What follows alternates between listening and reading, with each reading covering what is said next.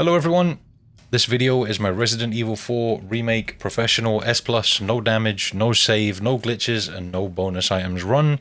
I've already posted a very condensed version of this run that I just took from the stream, but this is the full run with my usual style of commentary, which is very tutorial based, so if there's anything you're struggling with to try and get your S+, you may be able to find some good strategies to help you out here. For all of those people who came over to the stream to support me whilst trying to attempt this run, thank you very much for all of your support. I know it took a very long time to get done, and I'm forever thankful. And if you want to come through and check out these runs being put together live, come on over to twitch.tv/IFreeMz and drop your boy a follow. But if you're not into the whole Twitch thing and you just want to support me over here on YouTube, likes, comments, and subscriptions, all of that stuff's great too. Thank you all very much for tuning into the video. Let's get this going. Alright, let's get this thing going. So before we go any further, I want to say a massive thank you to everyone that's on the back of Leon's jacket right now. Those are my donators' name for my stream. Particularly I want to say thanks to Atel and David, or Atel Def and Real David Rush, for their massive contributions over on the stream. Incredibly generous people, but everybody on the jacket deserves a thank you. So if you're wondering what all that writing is on Leon's back, it's my donators that come over to my stream and are incredibly generous to me. So everyone on there, thank you very much. All of this stuff is really straightforward. I'm sure you've all done it a good few times now. I'm not sure what happened with the recording, but we've got some black bars on the top of the bottom of the screen. I'll do my best to minimize that so you don't see them as much, but I think the resolution was messed up in game or something, but there's nothing I can do about it. I'll do my best to minimize it. Coming down here after grabbing the key, and we're going to come around this corner, and if you come here and just release all the buttons and aim at this guy quickly and then move to the right, you can just run past him. If you're worried about doing that, you can just back off, wait for him to do his lunge, and then just run past him. When we come through here, we're going to run past this guy and grab the herb that's in this case, and up the stairs. If you crouch while you're going upstairs, you can move up them a little faster. It doesn't really matter, but it just saves a little bit of time if that bothers you. You can't do that on all stairs in the game, but some of them you can. So, on our way to village then, we're going to get a couple of pickups. There's a barrel, or two barrels actually, that we're going to smash. This one has some bullets in it, and the other one's got some gunpowder in it. So if you're using this as kind of a guide, you'll want to save all the gunpowder you find for specific crafts. Mainly I craft flashbangs throughout this run.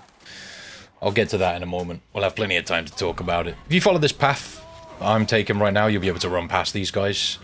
And if you want to get the loot that's in the little cabin here, you don't want to waste any time. You kind of want to come in, grab the herb. You want to make sure the camera's facing the door when you do this. Grab the flash grenade, and there's also some bullets, and you should be able to get out of the door if you're fast enough without the other two enemies catching up on you. If you do mess it up, you can always restart. It's only a couple of minutes to get back to this, a little bit of practice, and you'll get that down. So there's different strategies for village, but you want to move through this area quickly, and it's the same as the area before. Most of the enemies are just standing still before you get into the village, but this grandma isn't. So you need to get through that first section fast where we run past the first three enemies so that you can stab her in the back, and no one else will notice you if you do that. If you take too much time to get here, she'll probably be facing you, and you'll get spotted early, and you don't want to get spotted until you come around this corner. You want to shoot this guy 5 times if you can. Don't shoot him any more than that. Only use 5 bullets, and then jump through the window, grab this grenade, burst through the door, and chuck it on the lower right side of the door. Don't wait for it to explode, just back up and try and guard this window. And that way, you can get any enemies that are coming through. There'll be a specific noise you'll hear. There's that one in the distance. The enemy says something like Diablo or something. It kind of sounds like Diablo, but you'll hear that, and that means that you've killed enough enemies to spawn the next wave. As soon as you hear that, you want to jump out of the window and try and get over here into the shotgun house and grab the shotgun, smash this, get the grenade. Sometimes there'll be an enemy coming up the ladder quickly. You just want to shoot them off the ladder. Sometimes it takes a little bit longer, like it did for me here. You'll want to choose whether you grab the bullets or shoot first, depending on what the enemies are doing. And then you want to chuck a nade into the group of enemies that's hopefully clustering around the ladder out here. When you've killed 15 enemies, the church bell will ring. I could not hit that trap. Pretty sure I was shooting it dead on, but it just didn't go off, so I ended up just forgetting about it. And shooting it here instead. So, if Village is too technical for you, I know I've just ran through a bunch of stuff really quickly, and a lot of people struggle to get that done, and it is really hard. I was running this for a long time, so I kind of got used to it, but you can just try and survive for 4.5 minutes if you want to, but for the sake of no damage, I really like that strategy. It's not the most consistent in the world, but you kind of learn to adapt when you've practiced it a bunch. It does take some time. If you've got any questions about how to exactly do things, feel free to just leave it in the comments. I'll try to help as best I can. So, coming in here, getting the loot, grabbing the first aid spray. Time isn't really too much of a problem, so I'm happy to spend plenty of time looting, and you will see a lot of that throughout the run. Again, if you're following along with me to try and get an S+ or something, you might want to pick up all the loot I do, because there's specific points in this run where I'll buy certain things, and if you don't follow along with me, you probably won't have the money to get it all. And if you're looking for help with a certain boss fight or something like that, you might not have the same upgrades as me, so it might play out differently for you if you haven't got the same upgrades. So that's why you'll see me running around looting as much as I can, just getting pretty much everything. I follow the same path every time I run this. It took months to get this run done, and kind of what I was aiming for was obviously professional, S+, no damage, no save, no bonus items, and no glitches. But I also didn't want to use what they call pause buffering. If you've seen the speedrunners doing that, it's kind of like when you're taking shots, you pause it to line up your shot easier. And when you pause the game, the timer stops. And that's fine for speedruns. I get it for speedruns, because obviously people are trying to go as fast as they can, like every second counts. That sort of pause in the game to line up your shot essentially as fast as you can. Even though it looks like it takes longer, because the timer pauses, you save time doing it. I didn't want to do that in my run, because this is a challenge run. It's not really a speed run. Even though it is relatively quick, I guess. It's nowhere near as fast as a speed run, but I kind of wanted to not use the pause buffering. And I also didn't want to use the bolt thrower in this run, because I feel like it makes a lot of the bosses super easy. And even though I use rocket launchers in this run, I'd rather not use the bolt thrower. It's kind of just something I don't like to use, but the bolt thrower can make a couple of bosses really easy, specifically the Bella Sisters, Mendez, Gigante. So it's up to you if you want to use it, I just don't.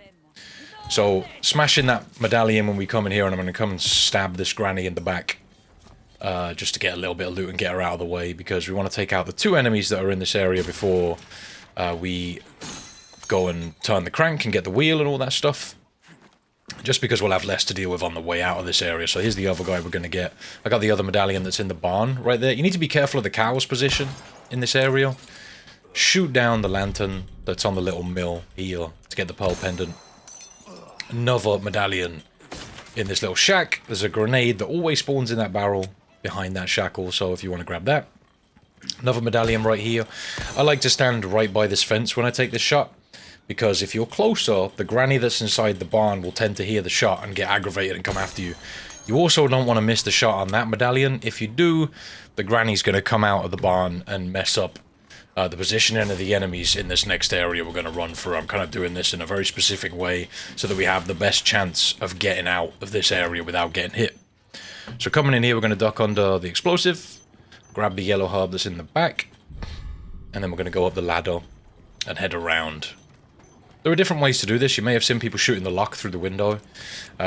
If you do that, though, it makes things a little bit more risky on the exit. If you do it this way, it's a lot safer on the exit. You'll find that if you're quick about it, you don't really get any enemies that'll bother you when you're trying to push the car to get out of here. And if you leave that bomb that I ducked under a minute ago, that'll also buy you some time on the way out. So coming in here, we've got the ruby, kitchen knife, cog, there's a barrel and a drawer, all that stuff. I like to try and open this cabinet to get whatever's inside, then go up the ladder. You might want to skip that, because sometimes the granny can hit you when you're trying to get up the ladder. You need to kind of be quick about your movement to get up the ladder there. Handgun ammo. I got lucky and got an RNG spinel there. Spinal, whatever. Come through here, slap the cog onto that, pull the lever, and then we can leave this area. So, if you've left the bomb intact, you can come down now and duck under the wire again, and then the brute will run into it. And again, that just buys you a little bit more time. If you've done this the same way as me, you should have plenty of time to get out without anyone hitting you. Sometimes an enemy will catch up to you, very rarely. But as providing you're quick on your exit, you should be fine to smash these 2 barrels, push the cart out of the way, and just leave. And doing this just saves a little bit of ammo. One thing that's really important is saving your shotgun ammo for when you really need it. This is also why you'll see me smash in a lot of barrels trying to get shotgun ammo. There's also areas where I'll put away the pistol to try and force the game to give me shotgun ammo. There was one just in the village. When we're done in village, I put away the pistol, and then everything I'm looting gives me a higher chance to get shotgun ammo, but then I need the pistol when we're smashing those medallions, so I grab it back out of the typewriter before we go and get those medallions done. There's also another area where I do that up ahead. You don't always get shotgun ammo, but the way this game works is it'll give you ammo for the weapons you have. So if you don't have the pistol on you, you've got much less chance of finding pistol ammo and more chance of finding shotgun ammo. Because we have Leon's standard Attache case, you can still find pistol ammo because of that, but it's less of a chance. So deactivating the bomb there, grabbing the loot, smashing this trap. And when you come along here, this guy will either throw an axe at you or run at you. If he throws his axe, you can just sort of run next to him. And I like to get the other guy to throw his axe. And once that's done, shoot the guy that originally threw his axe. You can run over here and then lure the guy into the trap. And then come this way, shoot the padlock off, and you're away. Sometimes you've got to be quick there because of a dynamite guy. But most of the time he doesn't throw it. But if you're quick about it, you can get through there without the dynamite hitting you. So again, you saw me put the pistol away. We're going to try and get some shotgun ammo out of these cabinets. If you see a little case icon next to where I get handgun ammo, that means that the case has caused us to find that item. So essentially the case has turned that ammo into whatever case you've got on's thing. So some of you might be using the gunpowder case that you can get through the DLC. I'm not going to use that for the majority of this run. I'm going to keep the standard case until chapter 4, and then I get the black case. Because it gives us a lot of large resources, and that's really handy when it comes to making flash grenades, which are a massive part of this run. You really want to minimize the amount of stuff that you're crafting. Making sure that you're only really crafting flash grenades. If you spend a bunch of gunpowder on crafting ammo, you'll find that in areas you won't have enough gunpowder to make flash grenades. Alright, skipping these cutscenes, chapter 2 then. We've got a hub right there in that, I guess, what is it, crate? Yeah, crate. Grab this knife off this guy. When you come up here, you'll be able to stab this guy in the back every time. Like, he'll always be facing away for you, so just run at him and stab him in the back. There we go. And when you come into this next area, there's a guy that spots you. And what I like to do is, if you just run to his left side, I always try and get a sneaky stab on the rat here. Just, if you miss it, don't worry. If you run to the left side of this guy, he'll always miss his axe swing. If he doesn't swing straight away, just wait and run past him again. Just always run past on the left side. And because he's swinging on his right, he should miss Leon. We're going to open up those 2 burn or furnaces, smash the barrel, get that one trap that's in front of the door. There's also a rat there that we need to get. Come through here, crouch up, and stab this guy to get rid of him. And the 3rd rat is just over here. Make sure you get all of these rats. One thing I also want to mention is if you are following along for a guide with me, you want to get all of the merchant requests that I do, just so that we can get the exclusive upgrade and also the sets of gunpowder that the merchant has. We won't need to bother with that until chapter 10, but it's a good idea to make sure that you get those. Okay, so coming through here then, getting all your stuff back. That's why we got rid of that trap just before we came through. And skip this little cutscene with the merchant. We're going to run around here and get this money. Make sure you grab your pistol back. You need this rifle ammo as well. Make sure you grab that rifle ammo. And I need to make space here for my pistol. It's 6 slots, so I've just got to move some stuff around so that I can get my pistol back in. You don't lose time in the typewriter, so feel free to take your time in there. You should get the Destroy the Blue Medallions and the Pest Control merchant requests. Right here I'm selling the Mixed Herb and the First Aid Sprays, 1 kitchen knife and 2 green herbs, and also all but 1 of my small resources. Make sure you save 1 small resource. And then I'm going to buy the rifle and the scope, because you get the scope free if you buy it at this point. And I'm going to quickly sort out my quick select buttons for the rifle. I want to upgrade the rifle once here on the power along with the pistol, so the pistol power and the rifle power upgrade once. When you're shooting this granny, don't run too close to her. If you do, you'll affect the position of the enemies in Dynamite Valley, which is this next area we're going to go into. Yeah, you kind of want to stand literally just where that fence starts on the left, and these guys will always be in the same position if you do that. I'm going to snipe the guy in the blue shirt on top of that building, and the granny, and then I'm going to pistol this barrel, and that will lure enemies over to it. And what I'm going to try and do here is shoot these guys with the dynamite. So shoot that guy, shotgun this guy, make sure he's dead, so you might need to shoot him twice. I like to aim for the head if he's on the floor, just to get rid of him. And then we're going to pistol this guy's dynamite as well. Sometimes those shots can be tricky, but do your best to hit them. We're going to loot the barrels I just smashed. Watch out for the granny up top, she can sometimes throw an axe down here. I'm going to look over and snipe the guy with the dynamite that's across the way. Grab the hex emblem, and then come back this way. Sometimes the axe guy will jump down. Look out for him. You might need to shotgun him as you're coming back. Reloading the rifle here. I shouldn't need it again. I'm going to try to avoid this dude. If you need to, shotgun him. And we want the granny and the axe guy to jump down here, but the axe guy didn't jump down for me, so I had to shoot the barrel and parry him here. If you're lucky, that guy will jump down with the granny, but yeah, not so lucky on this attempt. So chucking a grenade here can help get rid of some of the enemies that are following you up. You should have a couple by this point. And then we can turn the valve. Be ready to shotgun anyone who's getting too close on the way out. That's why just after I throw that grenade, I select the shotgun again before I turn the valve.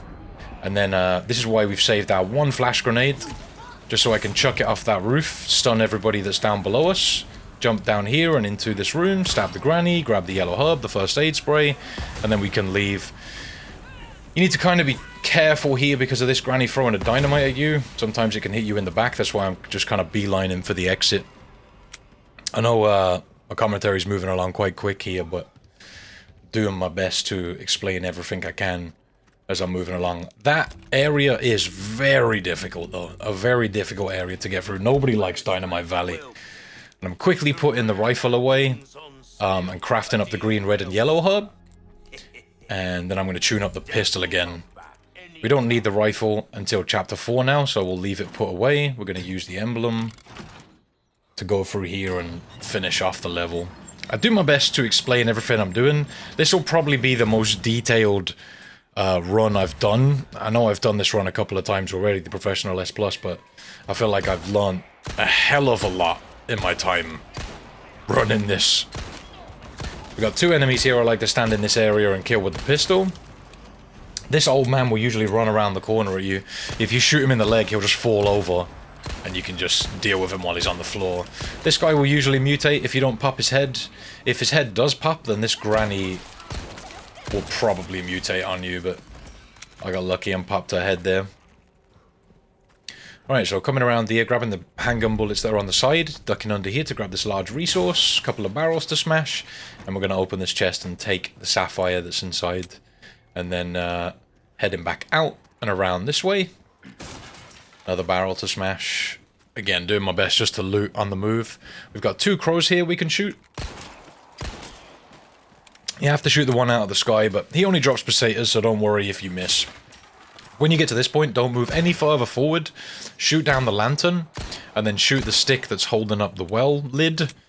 Grab the sapphire that you get, and if you shot down that lantern like I just did that's on top of the well, you'll be able to get the pearl pendant right here. And the chainsaw guy won't have heard you if you stopped where I told you to, if you don't move any further forward before you shoot those. And he'll just be looking off into the distance here. You can just run past him, duck under the bomb.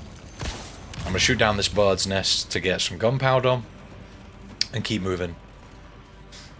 Let's Let's get these barrels. Okay, watch out for the traps in this area. And if you want to try and cheese out some more shotgun ammo, you can put the pistol away here. It's up to you if you do, though. Put it in storage. You don't need to use it in this house. Open up this cabinet, and hopefully you'll get shotgun shells. Luckily, we did. And we're going to open up this locker now. Make sure you grab the pesetas that are on the cabinet next to this, because it's 1,000 pesetas, which is really nice. Grab the crystal marble out of that locked cabinet. And if you sort of come along this way and stand here by this key, this guy will lunge at you and he'll miss. He actually lunged really late for me there. Usually he does it a lot earlier, but coming upstairs, grabbing the red herb, and we can get the pistol back out now and we're good to go.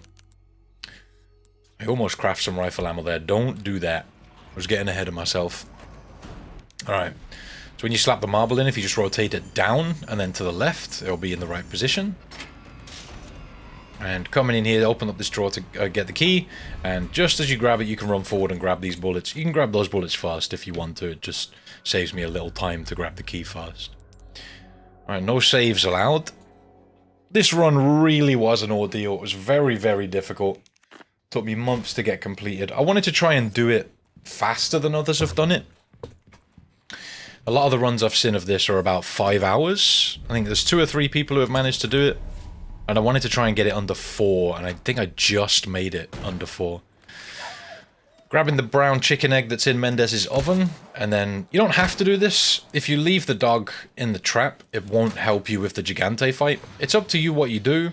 If you shoot the trap, he still won't help you, but you'll free the dog, and I just don't have it in me to leave the dog trapped. It's just not a nice thing to do. If you walk over and interact with him, he'll help you in the Gigante fight, which does make it a little bit easier in some with some strategies. But for the one I use, I actually don't want the dog's help. The fight with the strategy I use is really quick, and the dog will just make it longer and a little more awkward for me to finish off. So I just like to free him so he can go and do his dog things, but I don't want him to help us in the Gigante fight. So coming along here, make sure you walk through this door slowly after you open it with the locked padlock to disarm the bomb. Run past that lady on the left. Jump through here with your shotgun ready, and you can just shoot this guy, push him back. As soon as he's down, run past him. You don't have to kill him. Just get him out of the way. I think we can get our first snake here. I'm going to leave the other pickups in this area, except for that one box and this lantern.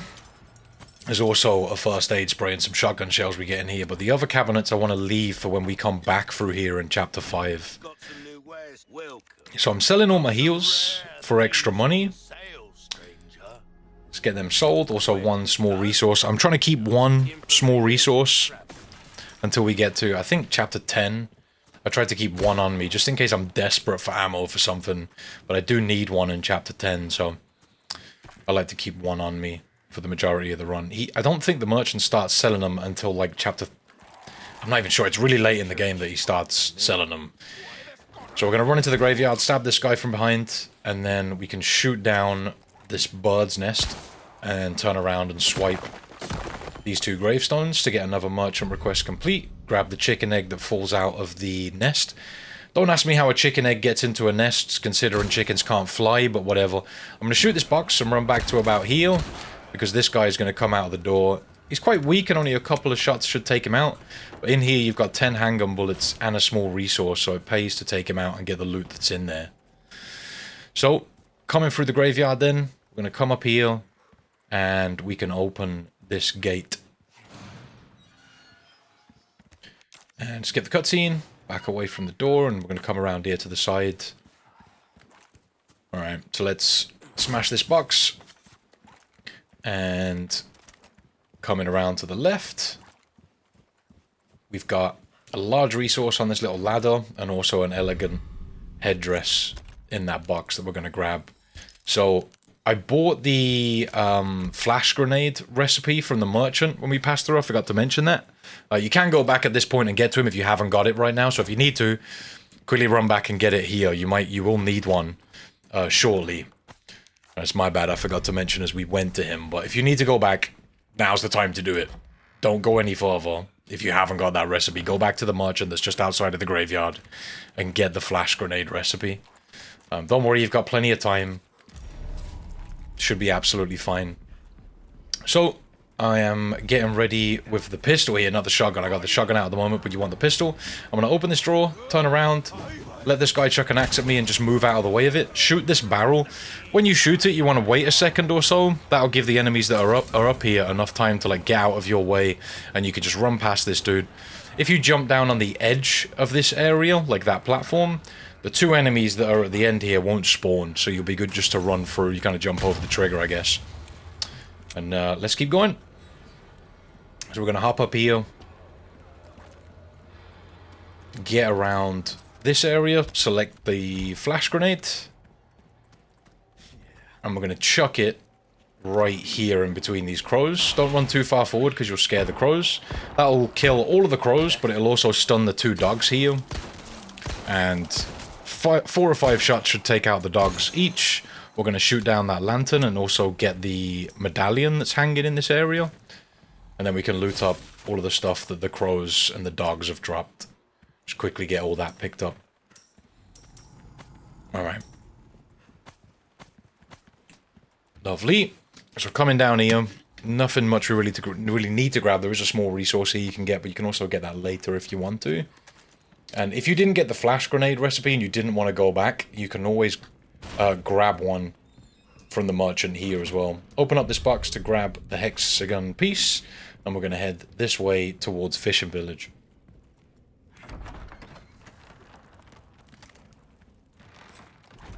Alright, so hopping down this ladder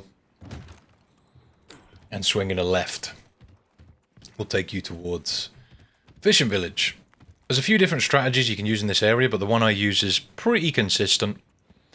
I actually changed my strategy here a couple of times because there's so many variants in this game, and I think that's why certain people don't like doing this run, no damage, and it's just because it's so RNG and so much different stuff can happen. I really wanted to get it done because I feel like I've never really done a no damage, no save Resident Evil run. And if you can do this one, man, you can do any of them, so I'll probably come back around and do the others in the future. So hiding in the corner there, I could see the brute through the fence. When he turns around, we're going to run up on him and stab him in the back. And he drops a velvet blue that we can pick up. We're going to duck down to the left by this tree. And we're going to wait for this granny to come down a bit towards the bottom near the water, and then we can sort of creep around, get behind her and take her out. Remain in stealth for a moment. So you'll see me sort of running and crouching like this, and that sort of stops the enemies from hearing you, but you can move a little bit faster. If you want to stay crouched, that also works. I just like to do that, run a few steps and crouch, run a few steps and crouch, and it just keeps Leon in sort of hidden from these enemies. This guy was actually in a really weird position here. He's never usually there, but again, that's RNG just rearing its ugly head for you. We're going to come around here and disarm this trap, and then jump down. When you get down here, we're going to shoot this guy, try and take him out, pull out the pistol, shoot the padlock off, run inside, grab the chicken egg that's on the table, and then the boat fuel, reload the shotgun as you come in as well. And then we're going to aim at the door like this and shoot anyone that comes inside. There'll sometimes be 2 enemies there, maybe even 3. Just be ready with your shotgun on the door to take them out as they come in. So climbing up this ladder then, and you'll see this archer in the distance. I tried to turn my camera to see what he's doing. If he's aiming at you, you're going to kind of want to zigzag or serpentine to make sure he doesn't hit you. But if you can shoot him from quite close up, he'll get knocked back into the bomb that he's next to. Just take a mental note of whether you blow that bomb up or not. Chuck a flash over here, and I'm going to shoot this guy, and I'm going to chuck a grenade all the way at the back, and then shoot this guy. We just kind of need to take out any enemies that are in our way. Sometimes you get lucky with the grenade and kill more than I did here. I actually got pretty unlucky there. There was a bunch of stuff that happened in this run that just shouldn't really be happening. RNG was definitely against me in this run, but the strategies I use kind of help if RNG decides to be mean to me. It definitely helps. I can adapt pretty quickly, but that's kind of the nature of the strategies. I kind of make it so I have little backups in case stuff goes wrong. We're going to loot that little room there before we go to Del Lago, slap the boat fuel in, And yeah, onto Del Lago. So we're aiming to get the 1 cycle here, which means we only need to hit him with about 20 spears. So there's a strategy to this fight that many of you may not know. And what you want to try and do is throw spears, and in between throwing the spear, you want to release the aim button. And when Leon sits back down in the boat, you want to press it again. So, and throw the spear as quick as you can. That'll allow Leon to throw spears a lot quicker. And that'll allow you to kill Del Lago in the first cycle. When he ducks under the water there, you want to swing to the right and try and hit him in the mouth as he jumps out of the water. It does more damage if you hit him in the mouth. And there's a few instances where you get the chance to hit him in the mouth. When he goes under again here, he comes back up and you can hit him twice more as he pops up. But I actually missed one there, so there is room for error in this fight, as long as you're following along with the strategy. Right there, I like to try and throw a spear at that barrel that's in the water, because you get 1,000 pesetas for it. So again, I'm trying to hit him in the mouth as he comes out of the water, and just spamming spears, trying to hit him in the distance and stuff. Like I said, about 20 spears will get him killed. One more should do it. There we go. He's done for. If you don't miss and you actually hit him in the mouth, I think you can hit him in the mouth 3 times during that part of the fight. He'll die a lot sooner. I know a lot of people, though, that I've spoken to in the streams really struggle to get that strategy down. It's not an easy strategy to learn. Definitely took me some time. You may have seen the speedrunners doing it before 7 Hit Del Lago became a thing. And I think that's turned a lot of people away from speedrunning this game, to be honest, because it's just not a fun strategy. We can't do that in this run, though, because to do the 7 Hit Del Lago exploit, you need to take damage, and obviously we can't take damage, so... Right. So, we're up to chapter 4. This is notoriously one of the most boring chapters in the run. We've got a fight at the beginning of the chapter, and we've got Gigante at the end of the chapter. But I spend a good 10 minutes just looting, because there's so much loot to get in this chapter. And like I mentioned before, the loot is really vital to what we're doing throughout this run, like having the right things. Because obviously pickups are all RNG in this run, you kind of want to get as much loot as you can just to maximize the chance of you getting like decent ammo, decent gunpowder, grenades, everything. You need to really loot a lot to make sure you have enough to follow these strategies. There's much quicker ways to do things, but if you're the kind of person who watches people speedrun this game and hasn't just watched, say, world records on YouTube, if you've watched people's fails attempt, like I have, and I know many others have, you'll see how much RNG is in this game. So much can go wrong to end runs. It's insane. So getting this barrel as we spawn up on the pier here, or the dock. I'm going to open this, and we got a hand grenade. Again, that's so many of these item spawns are random.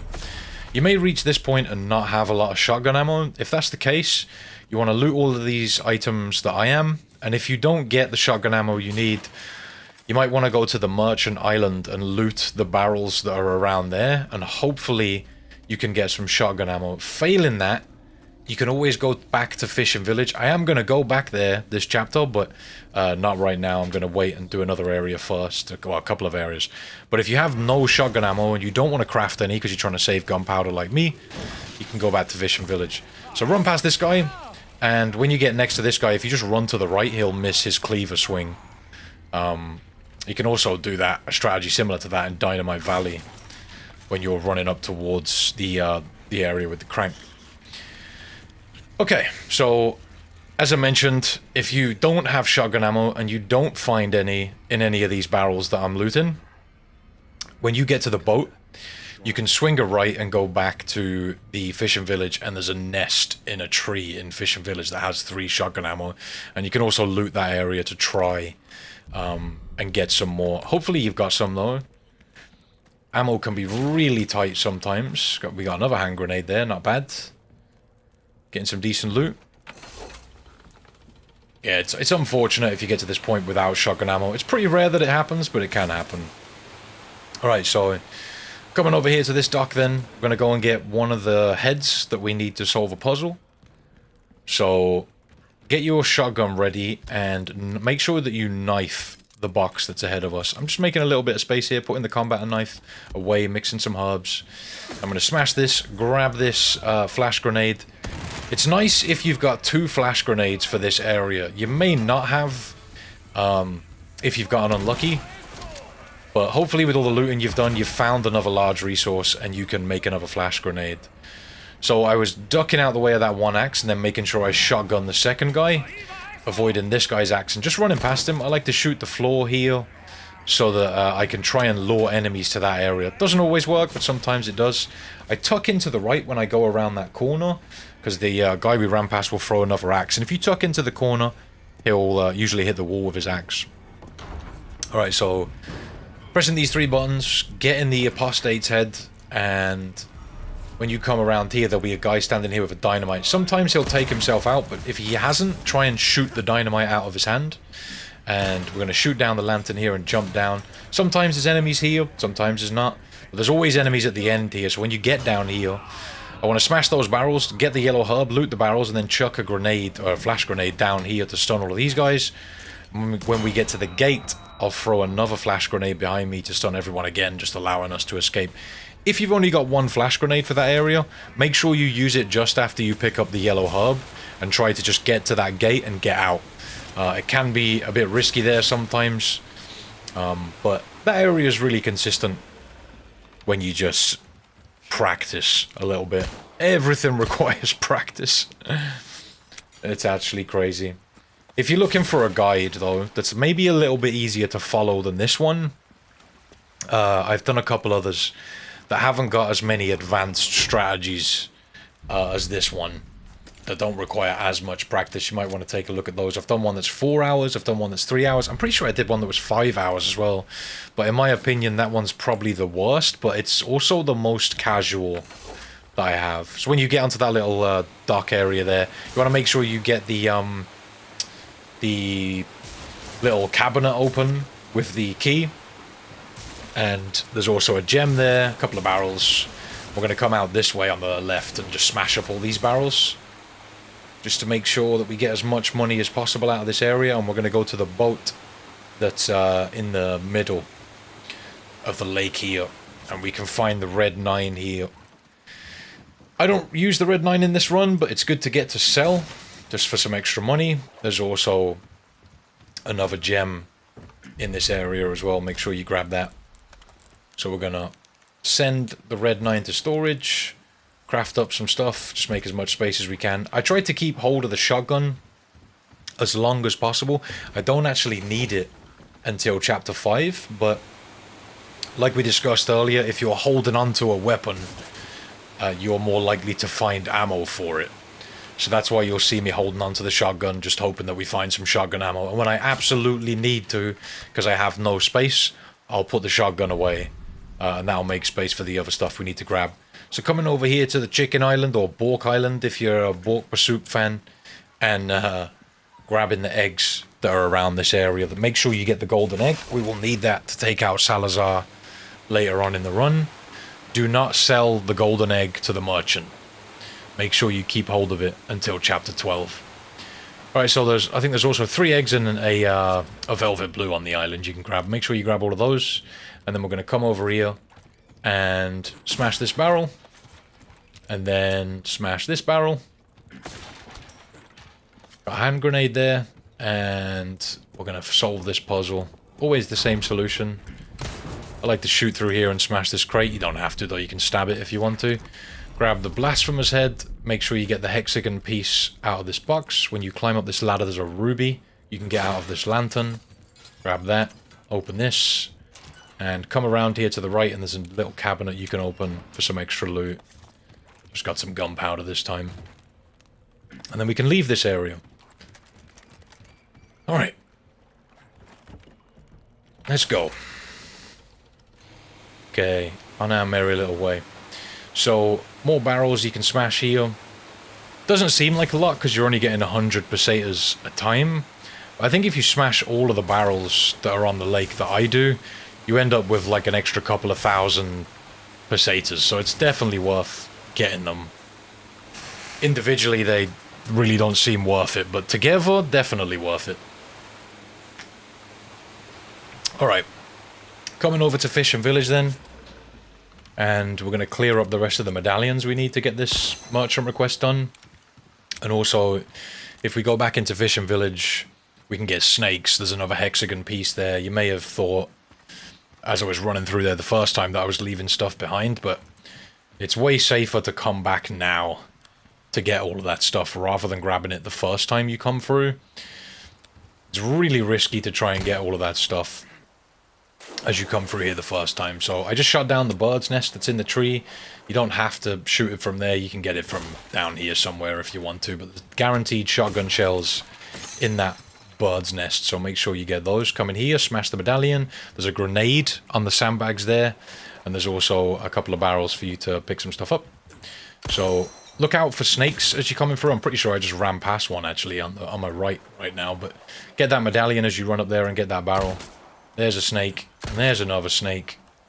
They take a little while to pop up out of the water after you've got them, but just make sure you get at least 3. We grabbed one earlier in the charge, but you just want to make sure you get at least 3. The more you can carry, the better, just because you get 1,000 a piece for the snakes. So if you've got 5 or 6 snakes, it's a decent amount to sell to the merchant just for extra money. Send in the shotgun away so that I can make space for more snakes and whatever else we can find around here. Shoot down that lantern and get the antique pipe. We're going to get this next snake. Alright. Barrel here on the left. Let's head around this way. Make sure you don't shoot the bomb here and damage yourself. It's already disarmed from chapter 4. Or chapter 3, sorry. And then come under the bridge in this area. Get the snake. Or any snakes you see. And we've got this hexagon piece to grab. And another medallion right here. There we go. So, another snake. Because we're spending a decent amount of time in Fish and Village, you will find plenty of snakes just crawling around, you know. So coming back into here where we got the boat fuel, we can open this crate, get whatever's in there, head back out, and come in here, open up this drawer to get a small key. And this one as well. And we're going to head back up top. This is really the only way out of Fish and Village, so on the right there's another crate for you to break. Smash that. And let's head this way. Make sure this bomb is defused. Don't run into it if you didn't manage to knock the guy into it before. Just keep an eye out for that. Smash this barrel, get whatever's inside. Come down. And when you're on your way out here, you may have killed a few enemies in chapter 3, so there might be some loot sitting around for you to grab now. It should still be here. I almost ran past that one. Yeah, alright, we're good. Yeah, there might be a couple of bags of pesetas sitting around. There we go. Okay. So, some more handgun bullets right there. And we can exit Fish and Village now. Another crate to smash. Lovely. And there's one more building just behind us to go and search. There's a yellow herb in here, a couple of barrels, and I think a knife as well in this drawer. And let's solve up this puzzle. So now that you've got the 3 hexagon pieces, slap them all in. You want to turn the piece on the right first. I actually had to rotate this all the way back around. But yeah, the piece on the right, rotate that twice. Rotate the piece on the left twice. And then the piece on the top once. So it's right twice, left twice, top once to get that solved. Solution is always the same, at least on this difficulty. Slapping the yellow herb into the red and the green mixed. So we need 8 slots in order to carry the lunker bass that's just across from us right now.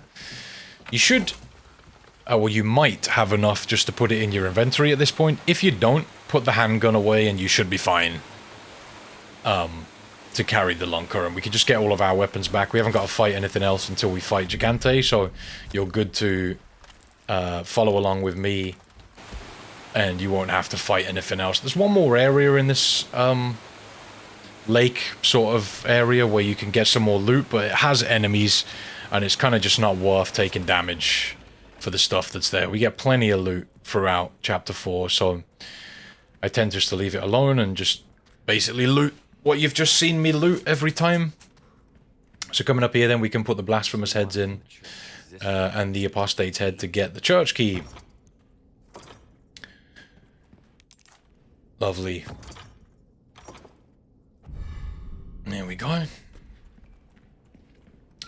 So, skip this little cutscene. Originally, I was going to include the cutscenes in this run, so it was sort of a movie type deal. But I felt that the video would end up being too long. It'd probably add like another hour or two onto the runtime. And it's long enough already. So we got a barrel right here to grab. And we're going to dock at the Merchant's Island. Come up this way. Get this barrel. And come around to the left here to grab another barrel. All of the loot. All of it. And open this. Get yourself a brass pocket watch. And then we're going to go and see the merchant. There's a few things we need to do here. Let's go and talk to him. First thing we're going to do is talk to the merchant and trade with him.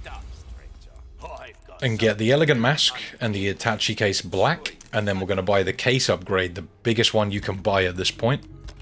And then we'll slap on the black case, get the pistol and the rifle at this point. Make sure you've got the scope as well.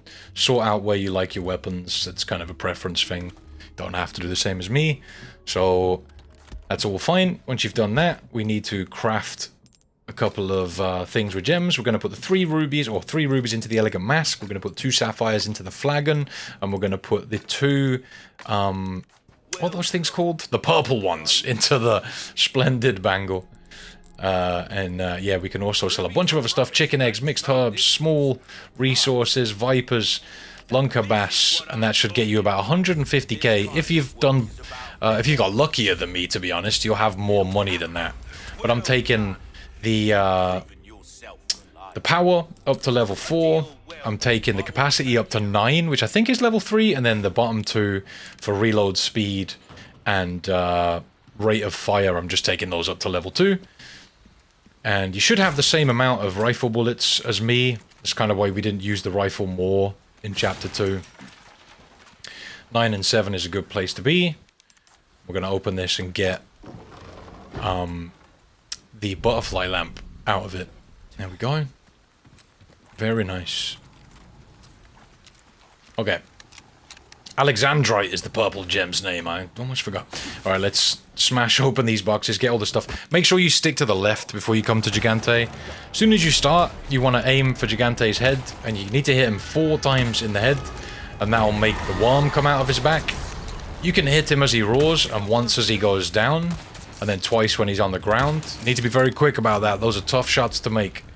Reload and walk away a little bit into this corner, select a grenade, and chuck it at his feet. And as you're throwing the grenade, you want to switch to the rifle and start unloading into his face again. And then that should make the back worm come out. Same again. Once as it pops, once as he's going down, twice when he's on the floor, and he should die.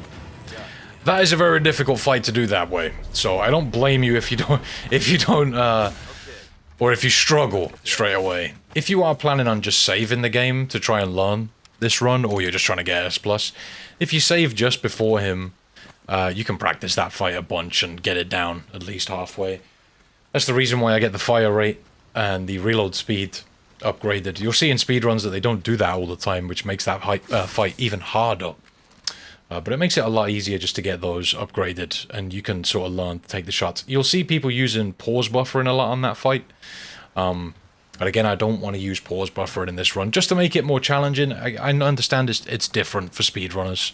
You know, they're trying to save every scrap of time they can, so it makes sense to do it, but I really wanted this run to be as challenging as possible, which is why I don't use pause buffering at all. Alright, hand grenade. I can see the comments coming already, like, I hate glitches, and I hate when I see people pause buffering. I understand. But, you know, it's just the nature of speedrunning. That's how speedruns go, man. And I know firsthand how difficult speedruns can be, and this game's speedrun is a different kind of beast. Alright, so when you come up here, you have this little cutscene play. If you aim during some of these cutscenes, the ones you can't skip, it'll just cancel out the cutscene. And that'll allow you to gain control of Leon quicker, and you can just shoot that dog in the face, and it doesn't have time to mutate. You can just run past it, but I like to shoot it just to be extra safe. Alright, going into the church then, finally. We're moving on to Chapter 5. So, come to the right, open up this cabinet to get some SMG ammo. We're not going to use the SMG in this run, but I'm just going to sell the ammo whenever we get it. So, blue dial. There's also a couple of barrels I got some rifle ammo out of there. And we've got some bolts on the pew here. And there's a small key on this table. Turn around, come over here and pull the switch. Turn around again. And you can put the blue dial in. We're going to move the blue dial first. And I like to line the triangular piece up with the right arm. And then I try to do like the pointy bit at the top of the insignia. And then you just need to turn the red one to the left and they'll all fit together. So, yeah, the easy way to do that insignia puzzle, I know some people struggle with it, but just sort of look at one piece of the color you're moving and try and line it up with a certain part of the insignia, and it actually becomes really easy. Alright, so coming up here then, smashing these barrels, and yeah, away we go, on to Chapter 5, mate. Usually I take a little break here during the stream, so this cutscene might play. All depends, though. A lot of people like the custom outfit we've got for Ashley. Definitely enhances the personality. My name's Leon. I'm hearing the president's orders and that went well.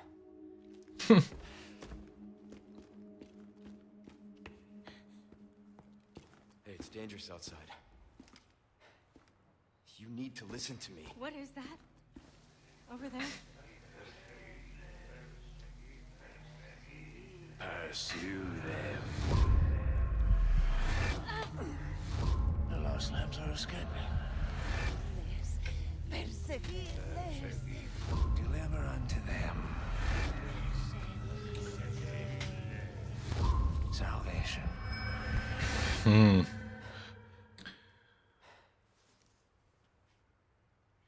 Okay. Alright. So you might notice that Leon's not wearing a shirt and he's got weird looking tattoos. Originally, when I started doing this run, I made it so that donators could choose a little tattoo for Leon. But that idea quickly went out the window, but I thought I would try and keep him shirtless with the jackets just to honor those people who had put some tattoos on him. He ended up looking really stupid, but that's just the way it is. So you might notice a couple of slight edits in between some chapters, just because I take little breaks during the stream, and that's what this is recorded from. I need to walk away for an hour or so every so often. Sorry, not an hour or so, like every hour or so, to stretch my legs or whatever, and this is usually the point that I do that.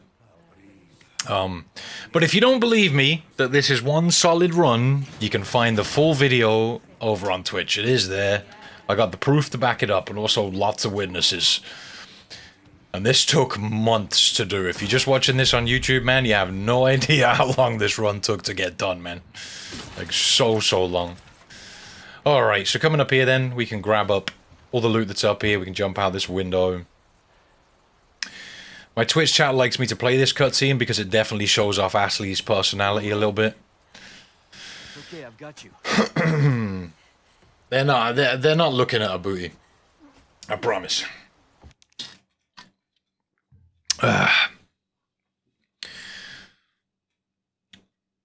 Okay, come on. Paused for too long. Move it along. Thanks. Okay. Moving on. If you're interested in this mod for Ashley, though, it's called Celestial Ashley over on Nexus, if you're looking for it. A few people have asked me about it, and I can never remember the name, but I actually went and looked it up on my mods list. The jacket is custom, though. So, if anyone's wondering how you mod the jacket, it's relatively complicated, but I basically have to make it myself. There's Ashley trying to start her OnlyFans a little bit. Yep. Trying to gain your interest. I really should have put my Twitch address on her ass. I feel like that would have been a smart play. So right here, we're waiting on the corner for another enemy to come through the gate. And, yeah, sometimes this guy will, like, quickly kiss the brick, give it a cheeky lick.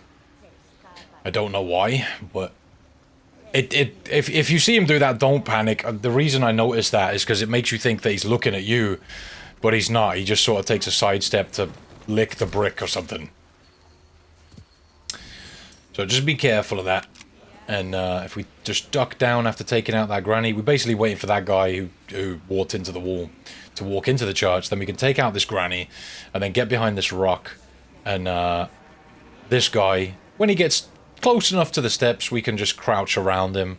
So this area actually isn't that difficult to get through without taking hits if you don't do it stealth like I am right now. But the problem is Ashley. If you have Ashley with you, she just changes everything. And if she gets grabbed, it can just turn everything into such a mess. So it's far easier just to do this area stealthily. And they just won't spot you.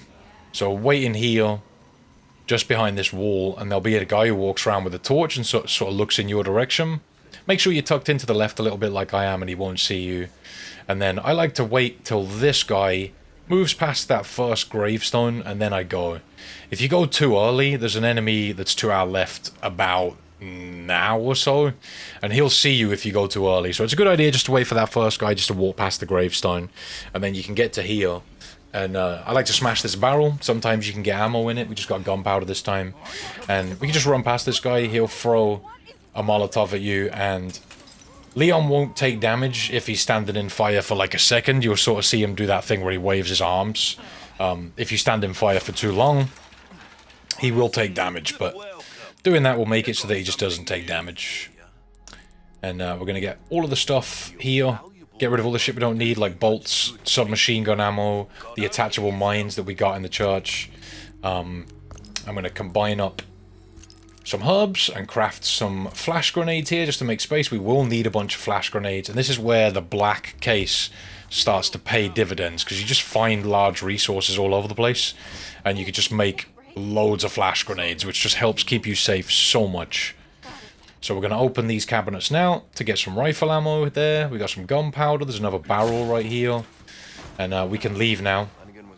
Coming around here to the right, when you get out of the door, you got a barrel to smash. We just got pesetas this time. When you drop down here, you might want to do that stealth run thing I talked about earlier, where you just crouch every couple of steps. Or you can just crouch up on that guy and stab him from behind. It's up to you. 4 barrels to smash down here, get all the loot out of those. And then we can leave this area, head up the ladder. It's just ahead of us. Okay, and you can see there's an enemy in the distance. She's got a Molotov. So just be careful not to stand around after you take her out, because she'll drop it, and you just need to get out of the fight quickly, so just move forward. I didn't get the loot she dropped there. I think it was some gunpowder. Yeah, I'm going to go back for it. There we go. Gunpowder is definitely extremely useful, so you want to make sure you get as much of that as possible. Jump over this fence and come around this way. You don't actually need to do the crouch stealth walk here, but I think at this point I didn't know that, so I was still doing it. I like to wait on this wall for a second for Ashley to catch up. And then when she's caught up, we can go shotgun this guy in the legs. Make sure you shoot him in the legs. Don't shoot him in the chest or head, because the odds are if you do, he'll turn into a Plagas. And you don't want that in this area, because they can just slow you right down. Come up this ladder. Ashley will climb up it and then kick it down so the enemies can't follow you. And then we're going to come down here, get a flash grenade ready, and we're going to chuck it over this roof. And that'll stun this guy that's next to us, and also another enemy that's a little bit further along, sort of on my left right now. And head for the door. If you get through this door and Ashley somehow gets grabbed, the enemies will just drop her. They'll just leave her alone and let you go, which is kind of nice. There are a few areas in the game where that happens, but she didn't get grabbed this time, so we're all good. Okay, so smashing this barrel, I got some rifle ammo. I'm just going to wait in this corner, quickly craft up a couple of flash grenades, and just wait for this one enemy to come over into view. So we'll be sitting here for a little while. Eventually you'll see him come over on the left side of the screen. He has a very set route. Very set pathing. There he is. And when he turns around, we're going to do the little crouch run thing we talked about to get up on him, stab him in the back. And then we're going to quickly move over to the right and get behind this building. And then when this guy on the left turns around, we can move up on him, stab him in the back as well. So if we get the flash grenades out again here, smash this barrel, we're going to chuck a flash grenade as far as we can If you throw it too close, it'll stun Ashley, and that just means she takes longer to start moving. So throw it as far as you can, and then she'll just stay with you, and you'll be able to get across the bridge to the cabin nice and easy. This is a difficult cabin strategy coming up. There are different ways to play it, but this is the way I play it. So I like to aim through this window, and we're going to shoot at these guys when their heads line up, which is right then. Aim to the left through this window. We can shoot those guys together as well. Try to get 4 kills with 2 bullets on those guys. Smash these barrels, grab the large resource, and we're going to aim through the window here and try and shoot that guy that's at the window, and also hit the barrel behind him. And then we'll shoot this guy as he's jumping through the window, chuck a grenade through the window, and then wait back up from the window a little bit and chuck a grenade right there. Don't throw that grenade from too close to the window, because Leon will underarm it. So putting the 1 boards we grabbed off the table on the window, and then shooting out the window to let these enemies in, and sniping them as they come through in the head. Hopefully they'll drop the boards we need. If that granny doesn't have her head explode, you'll want to chuck a flash and stab the next enemy that jumps into their cabin, and that will get you the boards. The way we've set that up and the way we run that strategy essentially gets the boards to spawn as fast as possible. I got a little bit unlucky here and these enemies were jumping in, but I managed to get the boards covered up on the windows, and I can stab this last guy because he was flashed. And the reason I'm stabbing him is because I don't want him to plague us. We're going to come upstairs and reload the rifle at the same time, and we need to stab or smash these boxes, chuck a flash down there, and then jump down. And you want to make sure you're back down here after grabbing all of that loot before this cutscene plays. And that way you can take out this guy. If you're lucky, you'll be able to stab him because he'll still be stunned from the flash. You can also stab that guy as he rolls through the chimney. And then we can get this guy. I like to snipe this guy a lot of the time, but I was a bit pressed for time, so I ended up shotgunning him. Put a couple more bullets in the shotgun. If you can avoid reloading the shotgun here, make sure you do that. You really don't want to be reloading the shotgun too much, because we're trying to save shotgun ammo at this point. Alright, so when this guy shows up, we're going to try and snipe him twice. If you can't, just snipe him once if you're a little bit pressed for time. I probably could have got him twice there. I think I just played it safe. We need to shoot the brute in the head 4 times. If you feel like you're getting approached by enemies, just chuck another flash down. If you don't have flashes, make sure you craft some during this fight. Get the emerald that the brute drops, and just keep yourself safe. I like to empty out the shotgun at this point, because we're going to sell it in the next chapter. So if you empty out the shotgun, it's fine, but just don't reload it. Make sure you save as many spare shells as you can. And the same goes for when you get into this next chapter. Don't reload the shotgun. Make sure you keep it empty, because we're about to sell it. There we go. That's a cabin dunzo. Alright. Moving on then to chapter 6 now. So we have to deal with 2 bosses in this chapter, which makes it kind of rough. But at this point, make sure you don't reload that shotgun. I know I already mentioned that, but it's kind of just habit to reload your weapons at this point. Just make sure whatever you've got left in the shotgun, you're just not putting more into it. We're going to sell the shotgun we have currently and get the riot gun, so we have to throw away whatever shells are left inside the shotgun at this point. Crafting up a couple of flash grenades. They are like our best friends throughout this run. That's why the black case is so useful though. Alright, so quickly craft up another flash, and I'm going to put the 3 yellow diamonds into the butterfly lamp. I'm going to sell that, and then sell the W870. I'm just looking to see if there's anything else I can sell. We're good. You should have around 140, 150k right now. Buy the riot gun, take the power up to level 4. And if you have enough money left, you'll want to get the reload speed just to level 2, but I don't have the money for it at the moment, so I'll get that sorted when we reach Mendez. For now, it'll have to stay where it is. So when you come through this door, we've looted up all that stuff. We're going to just walk here, make sure you're not running. And we're going to crouch behind this fence. And there's a granny just on the other side of this wooden structure, whatever it is. I called it a fence, but I don't know. And there's another guy you can see on the right through the cracks with a torch. When he turns around to walk back on his route, you want to move forward and take out the granny, and then sort of do the crouch, sprint, run that I've talked about a little bit. You can crouch all the way over to him if you're fast enough, but sometimes he'll turn around and spot you, so I like to do that. couple of steps and then crouch. Come up here and grab the yellow diamond. And we're going to run back down these steps. There's a large resource here we want to grab. And we're going to shotgun this granny to take her out. Make sure you get her killed. Chuck a flash really deep here. Make sure you throw it nice and far. And then try and run past these enemies. If anyone's in your way along the path I've just taken, you might want to shotgun them like I did. Sometimes the enemies can backstagger when you flash them. So you just want to be careful of that. Sometimes Ashley gets grabbed in the back. So it's a good idea just to chuck a flash and throw... well, to get those enemies off her, and Ashley will come back running to you.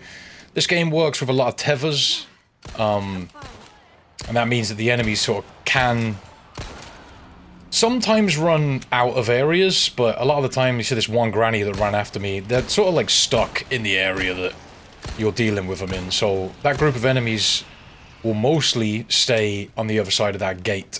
You can really abuse that in this run if you want to, like run into an area and kill a couple and run out and enemies won't chase you. I try not to use it as much as possible.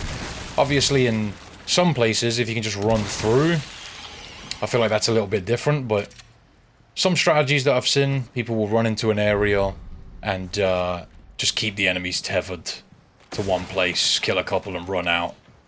I'll explain more about that when we got some time, but... Run into that room and shotgun that guy a couple of times to get rid of him. He always Plagus if you shoot him in the chest or the head. If you get lucky, he'll fall to the floor and you can knife him. But we can get a Chalice of Atonement and a couple of barrels in that area as well. And then we're going to come down here, grab these submachine gun bullets that are on this little sandbag thing here on the side. And we're going to start shooting at these enemies with the pistol. If they get too close, you can use the shotgun, but I kind of just want to try and take them out with the pistol here. Sometimes the enemies will do this weird Plagus thing with the neck snap. I kind of usually just say that they're mutating. You see them go to the floor and they start seizing up, and then they'll have another run at you. But if you stand where I did, most of the time you can just get them killed. If you need to back up, you can. We're going to loot all the stuff in this area. Make sure you don't forget the shotgun shells that are at the bottom of the stairs, just on the sandbag on the left that I grabbed a minute ago. It's a yellow herb here on your left as well.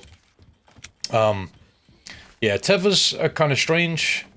Enemies are sort of stuck in one area, and if you run out of it, they can't follow you, they just run away. I guess the way the game's designed, they expect you to like fight the enemies as you run into an area and not attempt to sort of run past them. You really can abuse that in a lot of areas in this game, and I really tried to minimize actually using it. I feel like it's kind of different though if you run through an area and get away from the area that they're tethered to, like to progress, but if you run in and out, you can really abuse that. So, put Ashley in the locker up top, there's some rifle ammo on the side, get these crates, jump down here, and you can smash a couple more boxes to get this stuff. And we're going to grab this handle. Make sure you've got the rifle ready when you get into this fight. So, I want to snipe the Bella sister on the right twice. And then I'm going to wait on this door for this guy to come through and shotgun him. Reload the shotgun, whip out the pistol and shoot this padlock. And chuck a flash grenade over here. That'll stun all the enemies that are hanging around. Except for the guy with the axe over there. He usually doesn't get stunned, so be careful of him. Sometimes there's an enemy on the stairs or here by the ladder. Just be ready for them if they are. There wasn't for me, so I took a moment to reload the rifle there. Crafting up a couple of flashes, just in case we get into trouble in this fight. I'm going to shoot this guy, and he should plague us. Also, this guy in the doorway will run up when you approach it. And he should also plague us when you actually pop his head. So, shoot him again to get rid of him if you can. One really good strategy here is to try and collateral on enemies. That means hitting more than one enemy with one bullet. I was missing a lot here. It was kind of a bad fight, a bad Bella Sisters, but if you can't line two enemies up and hit them at the same time, just go ahead and hit who you can. I'm going to back up here and use a flash to keep myself safe. Always a good strategy. Reload the snipe in the time I've got. The snipe's your best friend when trying to deal with the Bella Sisters, because it gets them killed in about 4 shots to the head. Sometimes maybe 5, sometimes you get lucky and you get 3. Yeah. Really good place to fight these enemies, because if they do get too close and you're worried or you haven't got the ammo to take them all out, you can jump off the ledge that's to my left and run around back the way we came. You got to be careful with Ashley here, because sometimes she comes out of the locker early when there's still enemies alive, and I've definitely screwed over my runs before a couple of times when she's run up on me and I thought she was an enemy and I've just shot her. Kind of frustrating, but it does happen.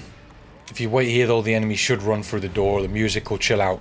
Most of the time, when Ashley comes out of the locker and comes towards you, it means everyone's dead. But I guess the AI can get a little confused sometimes, and it thinks maybe an enemy's too far away from you or something, and it makes Ashley act as if there's no enemies left.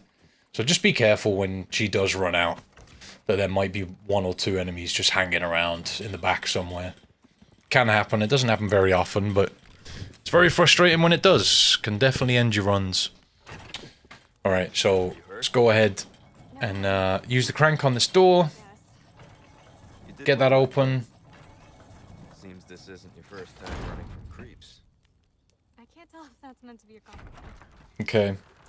So clearing out that area makes it a lot easier to escape. There is a way to do it without clearing out all the enemies, but it's very, very risky. I used to use that strategy, but it kept ending runs, so I found a better one, and that one works out really well for me. One thing you may have seen some people do is just use the bolt thrower to take out the Bella Sisters. And although that strategy is really easy, I kind of don't like to use the bolt thrower for this run. I just feel like it makes some of the fights feel really cheesy and not as entertaining to watch. I really wanted to make a run that was kind of fun to watch. And also a little bit easier to learn. Although there's definitely some difficult strategies. As soon as you gain control here, you want to just run back on yourself up here and use the pistol to take out these 3 enemies. They're really weak, so a couple of shots should get them killed. And then we're going to come around here and wait for this one guy on the right with the torch to line up with the barrel, shoot the barrel, and there should be one more granny running at you. When you've got her, whip out the shotgun to shoot these 2 dudes. You want to get them quick because the one guy will throw an axe at you, so you want to be ready to shoot him with the shotgun as you run up there. When you gain control here after the cutscene, if you tell Ashley to back off, you don't have to help her up this ledge. It doesn't really matter, but it just saves a little bit of time. Alright. Get these barrels. Sometimes you can get lucky with some extra bullets there. So right here, I'm gonna grab the combat knife out of storage and sell these items at the top.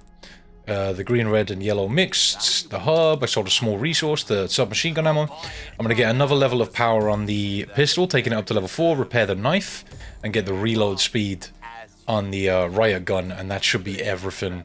I know I do those upgrades kind of quick. If you want to slow it down and take a better look, feel free, but when you run into the Mendez fight, make sure you've got a grenade equipped. And you want to throw it just to the right of his feet, and that'll stun him, giving you enough time to break these barrels and go up the ladder. If you don't want to break the barrels, that's fine. You can get them at the end of the fight, but I like to grab them straight away because they have good loot in them. Grab the items that are here. You should get a herb, a flashbang, a knife, and also smack open those 2 boxes with the pistol. Using the sniper to try and hit Mendez in the back of the eye twice, or the back eye, will do the majority of the damage you need to do to knock him down. Once you've done that, shoot him with the pistol a few times, and he should go down. Be careful of these attacks. They can be sort of frustrating to deal with. When he goes down, use the sniper to shoot him 4 or 5 times. It can vary depending on how much damage you've done to him. And that'll take you into the second phase of the fight. Grab the loot that we got out of this box earlier by smashing it. So this part of the fight is fairly easy. It looks more difficult than it is. You kind of just want to wait for him to throw and run left or right. You want to make sure you keep the pistol loaded in between his attacks, because if he throws the barrels, you need it to be able to shoot the barrels so that he doesn't hit you with them. So you can sort of see as he winds back his throw, the timing I'm using to sort of just run left and right to avoid him here. He also does the attack where he throws 2 at the same time. That's this one. Just stay in the same position as when he wound up the throw and he won't hit you. When he goes to come down, just run to the side. He'll miss his attack. And then try to just unload your shotgun into his face. Be ready to evade attacks. Also a good idea to make sure you've got the pistol loaded at this point. Because, yeah, that attack there is a horrible one. You have to actually have to duck under that, but I just ran away from it to keep my distance. Yeah, you need to be careful of what he's doing during that fight. He can definitely pull out different attacks. Even in the first phase, he can do different attacks. Definitely had Mendez end a lot of runs because he can be so random.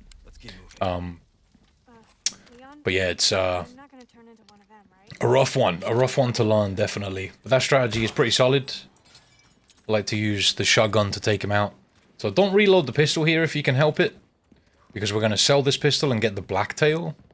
Although that's kind of preference. I like to use the blacktail just because it only takes up 4 slots in the inventory, which is nice. It's a much smaller pistol than the other one. And yeah, it's got good power, so I just like to get it for the rest of the run. Saving space in the inventory is kind of crucial for a lot of parts in this run, so it helps to have those extra too. If you are the kind of person that likes to use the laser sight, you can't use it with the blacktail. That's just something to note. But I don't really care about using the laser sight. Not really a problem. Alright, so we're going to loot these barrels. We're going to grab this chest to get the vintage compass. And then we're going to go and see the merchant to sell up the pistol and whatever treasures we've just picked up. We should have Mendez's eye, the vintage compass, and I'm going to sell another small resource. I always try to keep one small resource.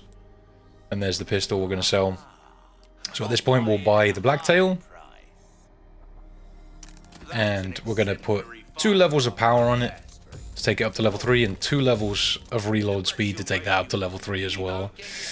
And then we're going to make sure that Ashley is set to the far away position, like to keep distance when we run through this next area, because we encounter one of those Plagueuses that's kind of like a big worm coming out of their head or whatever. And we're just going to run past him. There's a technique you can use just to run past him. Leon kind of gets stunned for a second, but if you aim right about here, or just as Leon gets stunned, you can just run past this guy. And if Ashley's set in that position, she won't get grabbed or hit by that enemy. And then when you get to here, you can tell her to come back to you. Make sure you set her back into the close position before you run through the trebuchets that we're about to do. So aiming will break the cutscene of that guy looking at you. We're going to smash that barrel to get some gunpowder that's always inside it. Be ready with the shotgun to take out this crossbow enemy. And then we're going to come up here and shoot down the rock bag that releases the cannon through this window. And when we come up here, we want to look up, stay in this position, and just try and shoot this barrel. And that'll take out one of the trebuchets, snipe this enemy, and snipe this enemy. And that'll clear the way up to the stairs that's over here. So get the shotgun ready for this next bit. And we're going to shoot this guy in the head to take him out. We're going to come back a step and use the sniper to take out this enemy that's coming up behind us. Get ready with the pistol. And when you get to the bridge, sort of this first notch on the bridge, we're going to turn around and shoot this barrel. Get the shotgun ready at this point and shoot this guy point blank to get rid of him. Same with this enemy, point blank shot to get rid of him. Make sure those enemies are gone. And then we're going to use the cannon to try and take out an enemy that runs up behind us. Sometimes he doesn't. I'm sort of shooting into the doorway to try and get his attention. Sometimes he's kind of slow. A lot of the time he's right on your heels though. So just look out down that path you just came up, because he will be coming for you one way or another. I think I might have hit him when I shot through the doorway though, so I managed to get rid of him there. I'm going to use the cannon to get those 2 blue medallions. These enemies will all just sort of stand here until you kill the first guy with the golden helmet on. So get rid of him, and then the other 2 will start approaching you. There's one more on the right you can see coming in now as well. You can get both of these guys with 1 shot. And then we also... Did we do the door yet? No, I don't think we did. Okay, let's do the door. And that'll give that enemy a little bit of time to get closer. So let's look to the left. And when she lines up, we'll get rid of her. This just saves a bit of ammo, you know, easy way to take care of enemies. So that's done with. Beautiful. And we can get this blue medallion that's here. There's also a large resource behind us right now. And then we're going to jump down here to clear up the rest of these blue medallions and a couple of loot spots as well. So there's one. Gotta be careful here that you don't shoot Ashley, because he can jump down and just line up with your shot. So just be careful and quick shooting that one medallion. Get this barrel here, and up this ladder there's another medallion down to our left, hanging off a tree. Just see it down there. When you get to the top of the ladder, just aim at it. Take it out.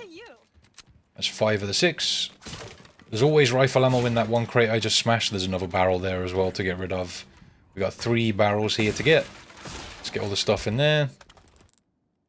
Let's mix up these herbs to make a little bit more space. I'm going to craft a couple more flash grenades here, I think.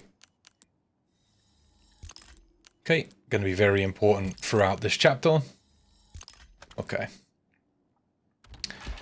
So, our last blue medallion's right there. We can also open up this chest to get the elegant bangle.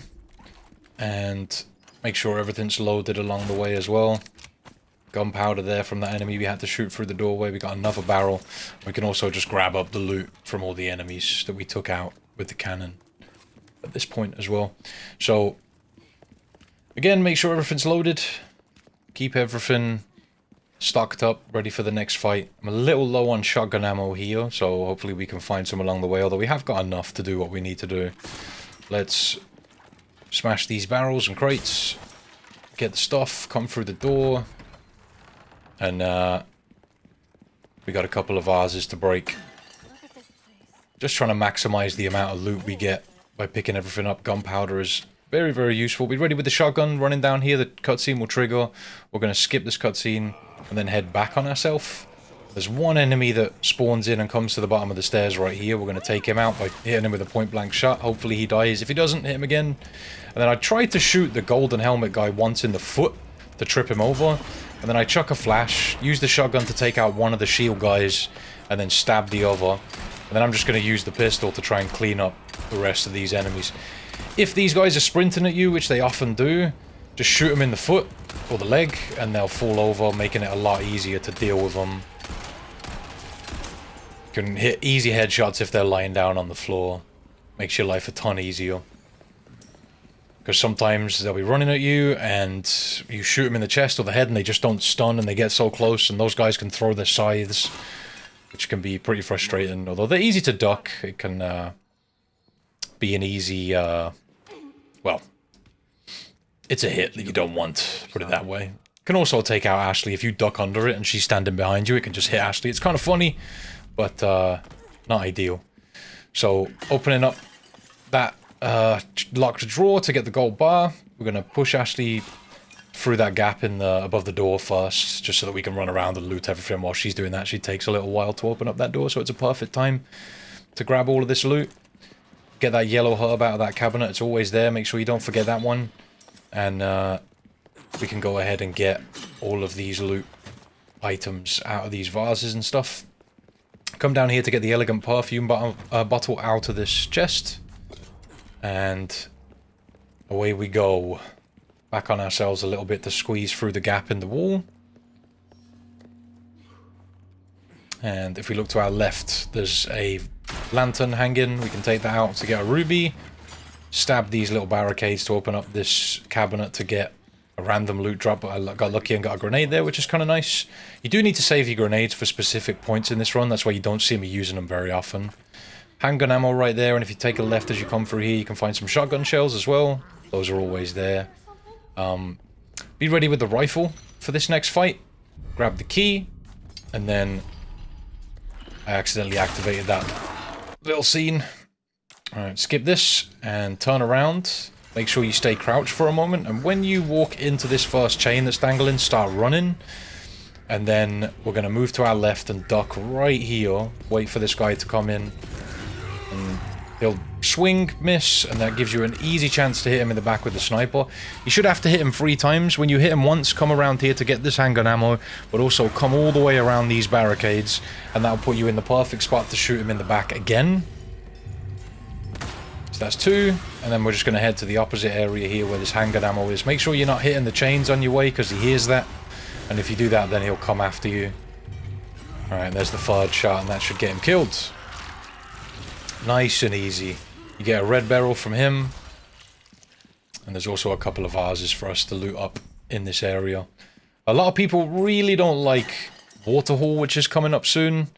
I'm going to be doing all the looting I can first, but it is a long area, definitely. There's a lot of enemies that we have to be very careful of in Waterhall, but the strategy I use is pretty consistent, to be honest. It works out well most of the time.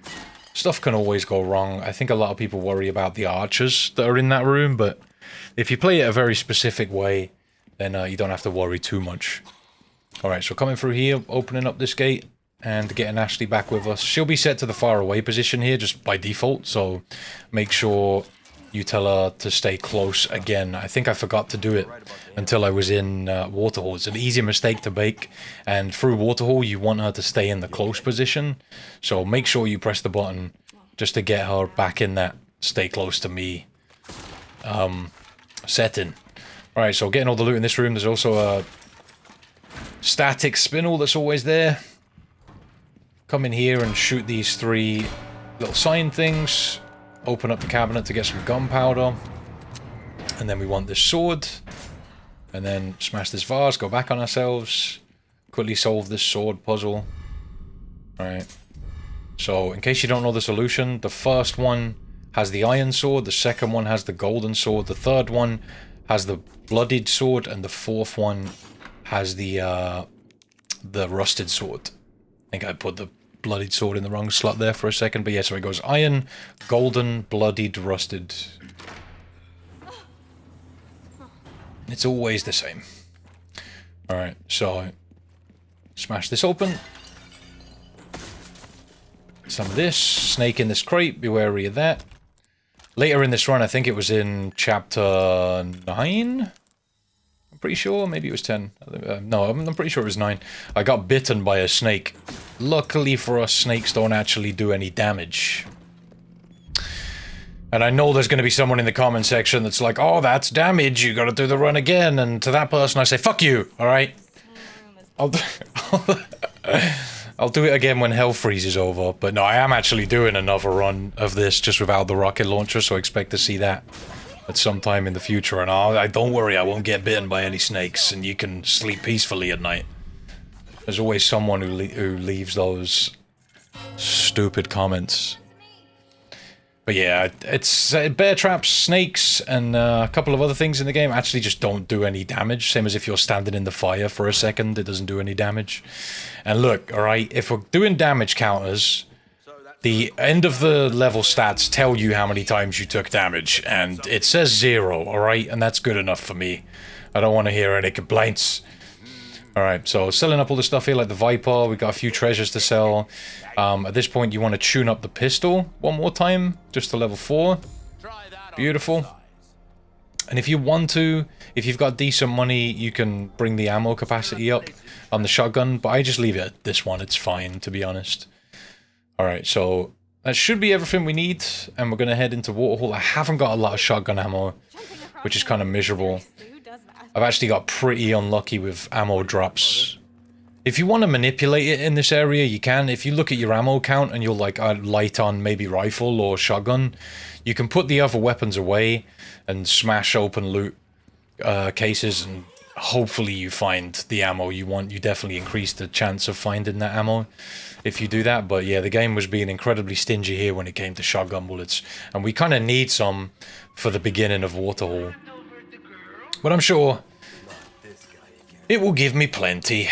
In fact, I know it does, because this is a pre-recorded run. Alright, so I'm looting up all these things again, just trying to maximize the chance of getting the loot we need. But again, the game was being very stingy at this point. So when you enter Waterhole, there's 2 archers directly opposite you up on these platforms at the top. And we're going to use the snipe to take them out. Get the one on the left first. Sometimes if you shoot the one on the right, the left one will like jolt around and it's kind of weird. Just go for the left one first and that won't happen.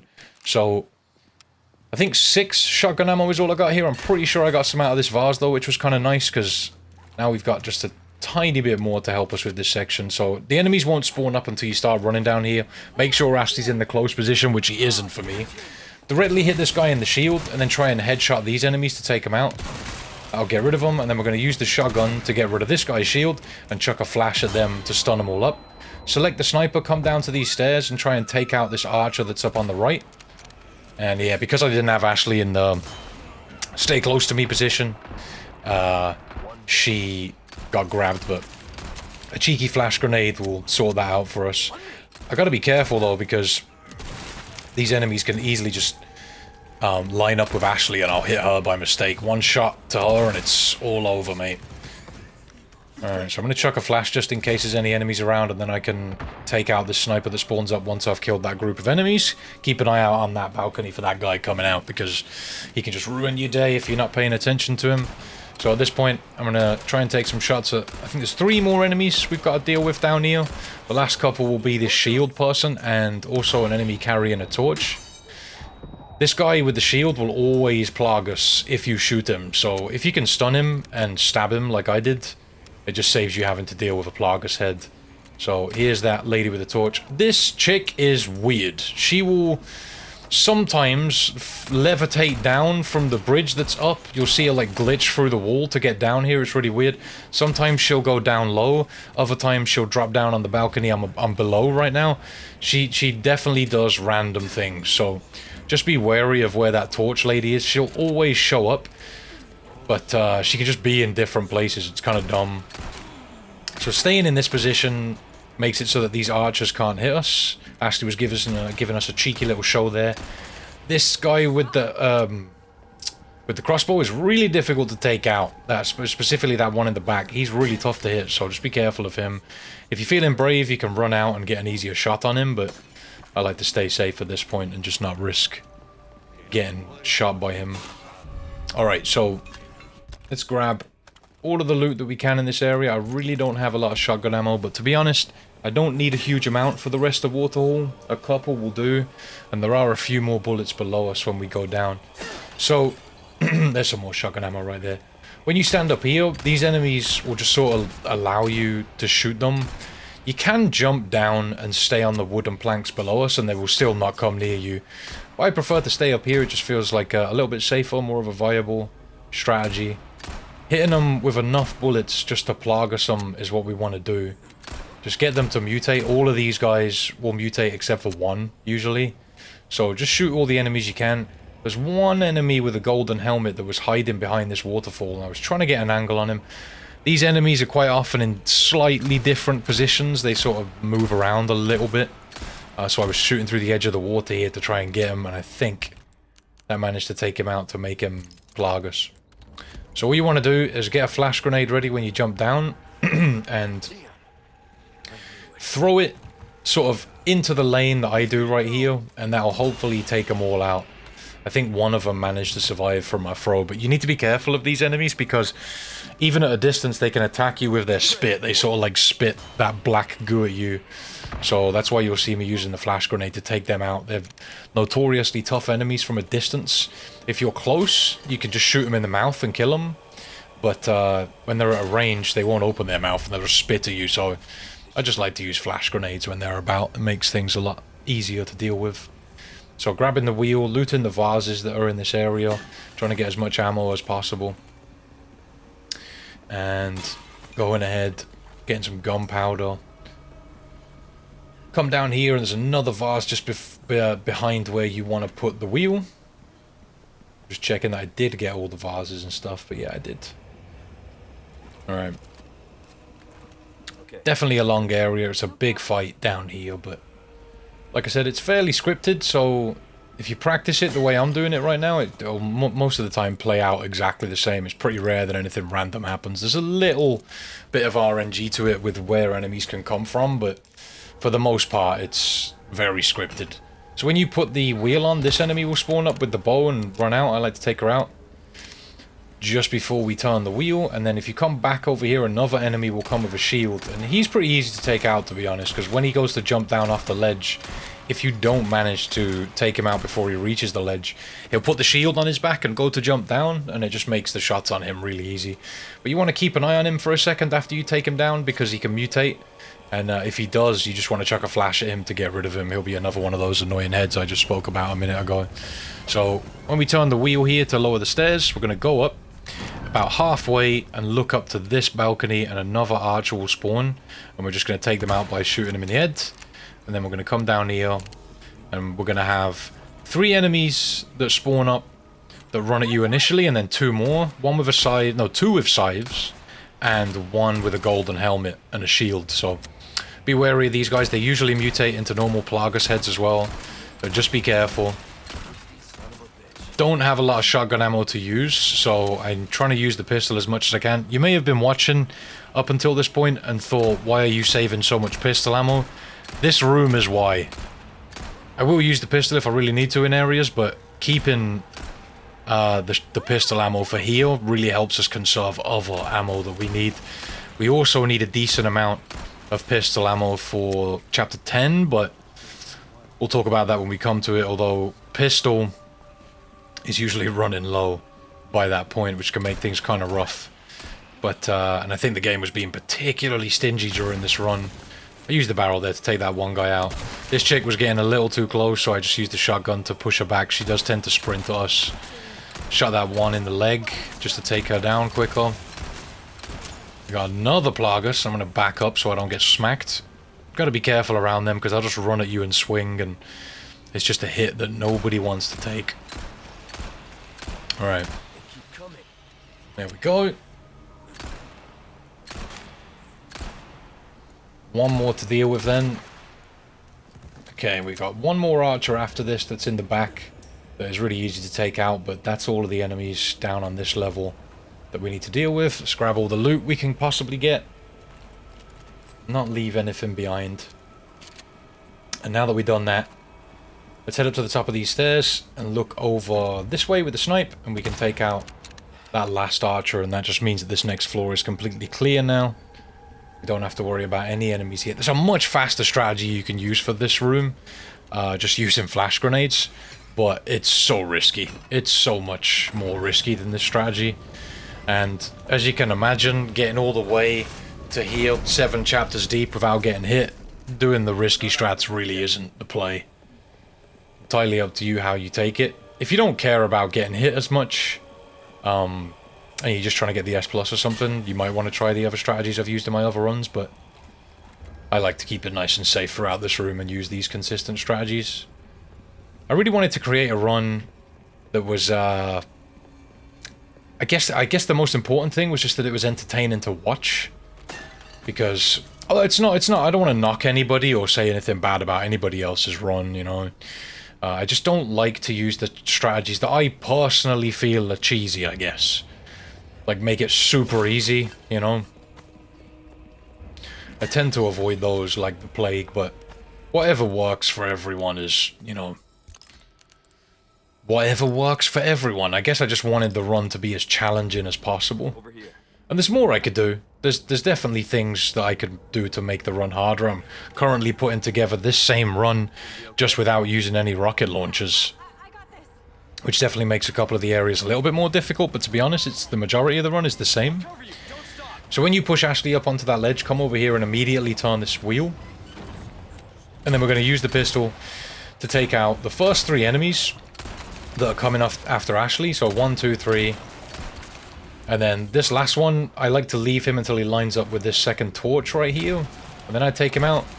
As soon as you take him out, whip out the snipe and get the enemy that spawns in this doorway. And then look to the other side. And there's 2 enemies that spawn over on this side. Take them out. And you want to aim to not kill any enemies on the bottom floor here. You only want to kill the enemies that are up top. I'm ready with the shotgun to get rid of this guy's shield. And I'm just going to shoot him again in the legs to put him down. And this enemy you'll see running across the top. I wait for her to be getting a little bit closer. And then I snipe her. And there's another enemy coming towards Ashley right now. We're going to chuck another flash at the enemies down low.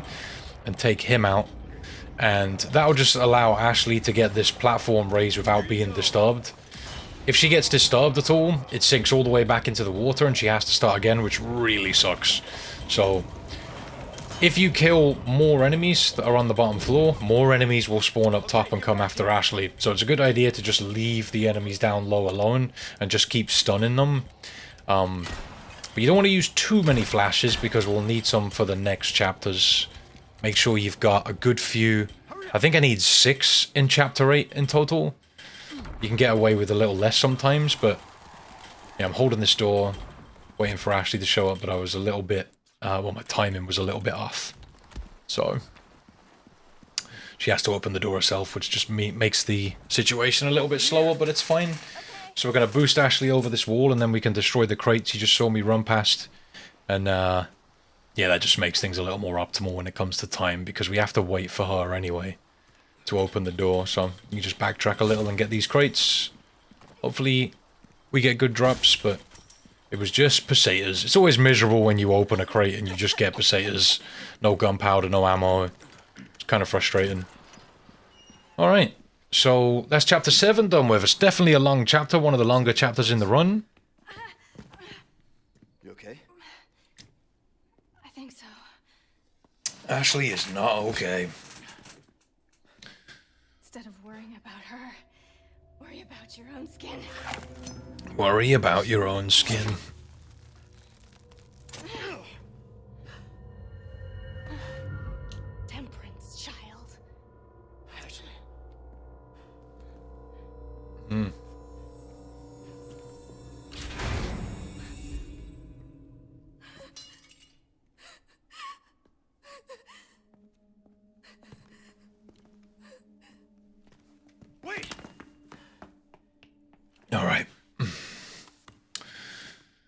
Doesn't even give him his knife back. She just chucks it on the floor. Rude. Okay, so moving on to chapter 8 then. This is one of the shorter chapters in the run. Lots of little skips in this chapter though. There's definitely some areas you can just run through and cut some areas out of with some sneaky little tricks. So we're going to shoot down this bird's nest to get the scratched emerald for the merchant. Help us towards our spinels. There's a rhinoceros beetle over there in the back. That's worth 10k if you sell it, so it's always a good idea to grab that. Smash open this vase, grab the stuff inside, grab the scratched emerald, and we'll head up this way. Check your inventory here. If you need gunpowder, you might want to go to the merchant and grab a stack from the trade menu, but yeah, I'm not gonna do that just now. I think I've got enough gunpowder, enough flashes to see me through. So when you jump down here, chuck a flash at this beam in front of you, run inside immediately and snipe this guy in the face. As soon as you hit him, switch to the pistol and shoot this barrel, and then immediately switch to the shotgun and run to the right. Take this guy's head off and chuck another flash in front of you, and then shoot the barrel that's up there that the red guy will run to, and that should take him out. You might need to practice that strategy a little bit, but it does work. And come up here, grab the lantern, come to the box with the mirror with pearls and rubies in it. Make sure you stand here and throw this flash. That'll make it so that the archers can't hit you while you're throwing it. And then you're just going to exit this room. That strat is very speedy, and you can stealth this room if you know how to, but I prefer not to. For the purposes of this run, makes it a lot faster to do it that way. To be fair, the stealth strategy does save some resources, so if that's something that you're worried about, you might want to go ahead and do that. I'm actually using it in my next run because my ammo and resource setup is a little more restrictive than it is in this one. So we're going to grab the 3 lithographic stones in this room, use the pistol to shoot this little cabinet open to get the velvet blue that's in there, and then we're going to solve this puzzle. So the solution to this puzzle, when you put them all in, if you have all of the stones, they'll go in this order. You move the one on the left to the right, you move the one that you grab from that down, and the one you grab from that to the left with 1 rotation, and the one you grab from that up with 1 rotation. It's a very straightforward puzzle when you know the solution, but don't worry, just get it, you know, get it done no matter how long it takes you kind of thing. It's sort of, I've done it so many times that it gets done really quick, and you may think, damn, that was fast, but when you've done it a ton of times, it becomes really easy, to be honest, and the solution's always the same. Alright, so I'll grab the small key over there and equip the shotgun straight after before you move this cabinet. Move that out of the way, and then we're going to run forward and shoot this guy when we get pretty close to him. That'll get the spider plagus off his back. Then we're going to run down these stairs, switch to the pistol, shoot. I think I was worried if this guy was chasing me. Oh, I visited the, oh, I did get some gunpowder from the merchant here, okay. You don't always need to do that, but I think oh yeah, I need 3 flashes for this area. So if you don't have 3 flashes before you take this area on, make sure that you get a stack of gunpowder from the merchant's trade menu. You might not need the 3, but it's a good idea just to have the resources, just in case you do. So when the bridge lowers, chuck a flash as far as you can, sort of into the doorway, and that'll stun all the enemies and also kill the spider plagas. Pull the switch up the ladder, and in this area there's a guy on the other side of the gate. Sometimes he jumps down. If he doesn't, pull the switch and chuck a flash grenade on the floor, and then you'll want to shoot through the gate at exactly that area to hit the ball and open up the gate. You can craft a flash grenade here if you really need it in order to stun these guys. Wait for this guy with the shield to come forward, chuck the flash, and then select normal grenades, stand about here, and you want to throw it in this angle in order to hit the bag and come through here. And then you want to immediately start running left as soon as you gain control of Leon after that cutscene. And when you come through this little archway, the broken archway, look out for the guy on the right, shotgun him, and then shotgun this guy's shield away. I like to quickly check that the guy we shot originally is dead. And then you can use the pistol to finish off the guy that you took the shield from. So when this guy throws his first set of boulders at you, I like to wait for these archers to be aiming at us before shooting them, because they sort of move their head around. Be careful of that second archer, because she'll just instantly shoot like she's already aiming at you, which is kind of annoying. Let her shoot that first arrow, and then she'll sort of go back into a normal position. Again, wait for her to aim, and then you can hit her. So, then we're going to go over this way. I think she is dead. I just wanted to check. You might want to check if these enemies you killed here dropped handgun ammo. If they did, you might want to grab it. Also, over that way, sort of behind the rock, is a set of 5 gunpowder if you want to grab it. I didn't grab it in this run, but if you want to, it is there. So we're going to duck here. When the boulders miss, jump down, get the shotgun ready, turn around, come back this way, and shoot this guy.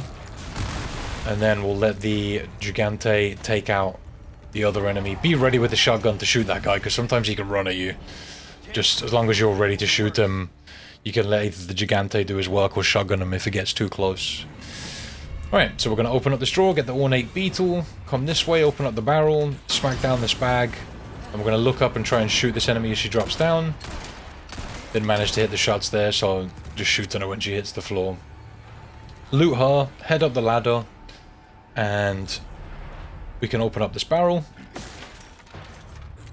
Get that bag shot. Come all the way up and stand behind the barricade here. Wait for the Gigante to throw his boulders, and then go and jump on the cannon and hit him with a shot. Beautiful. And then we're going to look down to the left and take out these enemies. Hopefully get them all with one shot. There we go. And take out the door as well. There is a barrel in the back left area of this platform if you want to get it. All right. Open for traffic. There we go. Never know what you're going to find. Yeah, so we need a decent amount of pistol ammo for chapter 10. And to be honest, we haven't got a lot at the moment. We also need some for the next chapter. Can make things a little risky if we don't have the pistol ammo, but you'll usually be able to get through with just the drops that the game gives you. It was just very tight for me during this run, specifically in chapter 10. Where are you? Alright then. Chapter 9, very long chapter. Kind of an annoying one, I'm not going to lie. There's a lot of stuff that can go wrong during this part of the game, and it's very difficult to get sorted. Let this cutscene play out. Usually if I'm letting a cutscene play out, it means I've like ran away for a quick break and just let the cutscene play. Stay back. I might hurt you again. I'm so scared. When that happened, I wasn't myself anymore. I was something else. She must have been terrifying. I know. You too? It's okay to be afraid, you know. But you can't run. You gotta keep moving forward. He's gonna tell her... We will beat I this. mean, sure. Is she gonna run backwards? I don't know if I can. You can. Poor choice of words. Just give me a heads up before you stab me next time, okay? Leon, thanks. God damn, the graphics on this game are stunning. They really are good. I haven't even got them cranked all the way up either. I play on a 4K monitor, but my resolution's just set to 1080p. And for this one, because I made a mistake with the resolution in the settings for this recording, the resolution was even less than that. It's crazy that it still looks so good. Alright, so let's grab the yellow herb. So right here, I'm going to use a technique to try and farm heavy grenades. We're going to put all the weapons we have into the storage typewriter. And then we're going to smash up a few loot cases in this area. And hopefully we get heavy grenades. We kind of need heavy nades for chapter 10. We need 3 of them. And if we get really unlucky and don't find any, we can craft them. But it's preferable to not have to do that. I also missed a crate here on the left. There's a crate just to the left of the stairs that I didn't get. And this is where I got bitten by the snake. Again, luckily, getting hit by a snake is just a hindrance. Doesn't cause damage, and I think I do show that at the end. Yeah, there we go. I was kind of annoyed by it myself, trust me, but it is what it is. It happens. The stupid thing about it is, I stabbed the snake. I went for the second stab to get rid of it. It just didn't seem to die. It was weird, but oh well, it happens. The game doesn't count it as damage, so I'm gonna run with that, okay? I don't want to hear anything about it. I know someone's gonna say something, but I don't want to hear it. Alright, so let's craft up this stuff. For sure, though, if the game said that I took damage from that in the chapter results, I would have redone the run. This wouldn't have been the run. Same as bear traps. Like, bear traps don't do any damage. They just look sort of like a hindrance. Okay, so now that we've done that, we're going to use the pistol to take out this first dog. A lot of people don't like the maze. They think it's like a scary area or difficult to get, would be difficult to do no damage. But to be honest, it really isn't unless you're getting hit by a snake. So we're going to take out the wolves just one by one. Their spawns are very set. We can avoid them really easily, to be honest. It's not difficult to deal with the wolves in the maze. So get the sniper ready when you come around here. We're going to smash open this crate and we're going to look through the fence. And you want to look through the third opening of the gate that they're headbutting. And when the one dog goes to headbutt the gate, take the shot and you'll hit both of them at the same time. Another dog will jump through the hedge here, take him out. Shoot this one through the fence, get rid of him. Another one will jump over the fence here on the right. Let's get rid of him. Easy. Yeah, no sweat. So this is a very, very scripted area. It always plays out the same way, unless you miss a shot or you mess up yourself. Yeah, so if you learn it, it's really straightforward.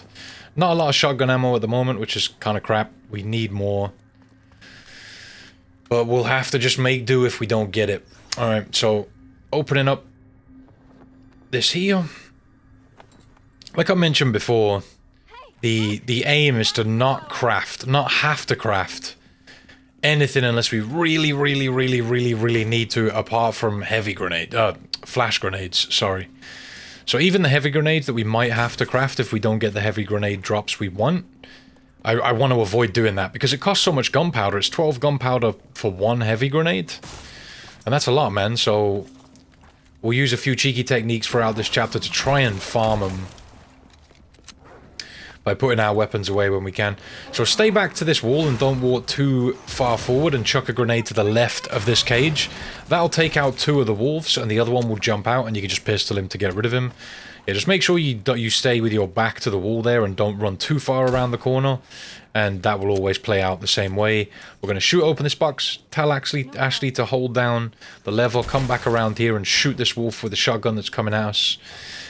We have 3 shotgun shells, which is exactly as many as we need to get these next few enemies that come at us. So let's go ahead and pull this next switch, mini cutscene. This is a very long chapter, in my opinion. And we just make it longer by trying to farm heavy grenades, but it's just the way it is. This is the first chapter where you can find heavy grenades. So I like to try and shoot these guys in the head. I'm looking at the little dot with the shotgun cursor. And that should take them out. If it doesn't, follow up with the pistol and get rid of these enemies. You need to take out those 3 enemies, and that'll make Ashley run back to Leon. If you don't take those guys out and they run around the corner, then Ashley will stay crouched down, scared around that corner. So you need to take them out, even if you need to chase them around the corner. Just be careful that you don't shoot Ashley if they're getting close to her. Alright, so let's hop down. And there are some dogs spawning up behind us, so we're going to quickly run up here, and the dogs can't chase you when you get up here, so just keep going. Open up this area into the Grand Hall, and we're going to shoot this medallion above this cabinet, and again, we're going to put away our weapons, all of them. We didn't get any heavy grenade drops, which is really unlucky. And start opening these cabinets. Hopefully, we find some heavy grenades. But the game has been extremely stingy. I remember this game being very, very stingy throughout this run. It just would not give me drops. Bear in mind, the chances of me finding heavy grenades right now, or whatever, is much higher than it would be if I had my weapons with me, and it still hasn't dropped me a single one, which is insane. Bet you could use it like a bulletproof vest. Alright, so looting up this room. Gonna get a small key. There's a hub in there. 5 gunpowder. So finally, we got a heavy grenade. These cabinets are usually really generous with ammo drops, so there's a good chance that you'll find heavy grenades in them. We've got 2 so far, we need 1 more. Again, I really want to avoid crafting those if I can. So I'm going to come back down here to where the merchant is, and I just want to get my weapons back. Because we're going to have to take on the knights. I have not got enough space to get my rifle out, so and we do need it, so I'm just going to sell some more stuff to the merchant. I've got 2 small resources in my inventory, and if you've got those, you might want to hold on to them if your ammo is low, like it is mine. That's why I kind of kept 2 here. I like to keep 1 for chapter 10 with the Novistadors, but yeah, it's up to you whether you want to use those or not. Gonna need a couple of flashes for this next fight, so I'm gonna make them here. I got 15 gunpowder. I've still got the 10 that I took from the merchant, and that's something I kind of want to hold on to, because it's a good idea to have that for the next chapter, because he has 2 stacks of gunpowder by the next chapter, and we're going to get both of those in order to have enough gunpowder to craft the heavy grenades if we need to. But it's also nice to have, if you don't craft the heavy grenades, just to have some extra gunpowder. So I got that blue medallion that was hanging on the chandelier in the Grand Hall. There's another one. Make sure you get these. There's 1 more we need to get in the Grand Hall as well. We're going to drop down, grab this flash grenade that's to our left. There's also some pistol ammo and a large resource if you want it. Grab the lion head, and then I like to run to the left to the second vase and just stand here. Wait for the knight to drop down and shoot it in the eye. Aim for the eyeball. One rifle shot and then a few pistol shots should make it Plagus, and then you can throw a flash at this guy to stun him up if you're worried. Hit him again with a rifle shot, pistol him up to stun him. And sometimes, if I need to, I'll use the shotgun here in order to take him out. But I don't have any ammo for the shotgun, which kind of sucks. Yeah, when these guys are Plagueist, 1 rifle shot should take him out. Again, wait for him to finish their animation of jumping down, hit him with a rifle shot and a few pistol bullets, and that'll make the head come out. I'm going to throw a flash past both of these guys here to make this one stumble forward, and that makes for an easy shot in his back. And then again, we're just going to expose the Plagueist again by pistoling him. Make sure you keep the pistol reloaded for the next knight fight that we're going to have. And then we're going to come over here, again, wait for this guy to drop down off a ledge, hit him in the eye. 3 pistol shots should make him crouch. We're going to kick him, immediately chuck a flash directly at our feet. That will stun all the knights that are around. And then I'm going to flash this, rifle this guy, and then pistol him to expose the Plaga, throw a flash to get rid of him. And then we'll go through the same process as we did a minute ago on this guy. Again, just use the pistol. I wasn't doing too well with pistol ammo either at this point. There we go. I got 1 bullet left. And there's another flash to get rid of him. So, at this point, if you haven't got heavy grenades, there's a reason I haven't smashed the vases, and that's so I can try and farm heavy grenades out of them. Or whatever. If you have the heavy grenades at this point, you can use the vases to farm whatever kind of ammo you would like. So, I was putting everything away. I needed the heavy grenade, and I was hoping I'd get one early so I could come back and use the vases to maybe get some shotgun ammo, because I need it for the next chapter. But again, the game's being stingy, and it keeps giving me large resources, which I don't really need. But it is what it is. There's not a fat lot we can do about it. There we go. There's our 3rd heavy nade. I think I left a vase there, actually. Okay. I might have done that purposely, though. I might be coming back for that with the shotgun, because we're so drastically low on shotgun ammo. I'd probably go and grab the shotgun and then come back in here to smash that vase. There's a few areas that I do this in, and sometimes it's faster than others because I get the drops I need early and I can figure it all out without having to double back all the time. So in this hallway you want to get the rat that's here, and you also want to get the cubic device. I'm leaving these vases as well. I'm guessing I want to go and grab my shotgun back and then come back and open those. Also at this point, we're going to shove the red beryl and a ruby into the extravagant clock and 2 sapphires into the elegant bangle. And then we're going to sell those along with the velvet blues to the merchant. And anything else you might be able to sell, I think we're good. And now we want to buy a rocket launcher. Make sure you buy a rocket launcher here if you're following along with me, because we're going to need one in the next chapter for Vertigo. But then we're also going to need one in the chapter after that. And you can only buy a rocket launcher once every 2 chapters. So we're going to buy one now and then in chapter 11 as well. Just make sure you buy one here. We're not going to use it until the next chapter, but you need to buy it now in order to buy the next one at the right time. So we're going to put that away, use the cubic device to open up this. There we go. We get another butterfly lamp out of that. Free treasure. Cool. And again, make sure you've got your shotgun back, or if you want rifle ammo, you can just take the rifle and hope that you find rifle ammo. It's up to you. I left the shotgun. Yeah, I was thinking I left it. I was talking about what I was planning to do, and there's so much to remember in this run. It's really difficult at times to remember everything because it's such a long run, man. It's like 4 hours. So just remembering everything I'm doing off the top of my head can get really confusing at times, but it is what it is. Especially when I have to improvise like this. Sometimes it's just like, okay, so I need this, and it gives me another heavy grenade. I told you this game was being a dick in this run. Like, I'm desperate for shotgun ammo, and the game just does not want to give it to me. Same with everything. Like, when I really wanted to get the heavy grenade drops, it just wouldn't give the heavy grenade drops to me. But it is what it is. What are you gonna do, eh? Alright, nothing else I need to sell to him. I think we're good on everything. Here, I was probably just a little bit confused as to, like, what should I do here? So I think at this point I need to get my weapons back. Or at least the pistol. But I might have taken everything with me because I'm low on rifle ammo as well. Yeah.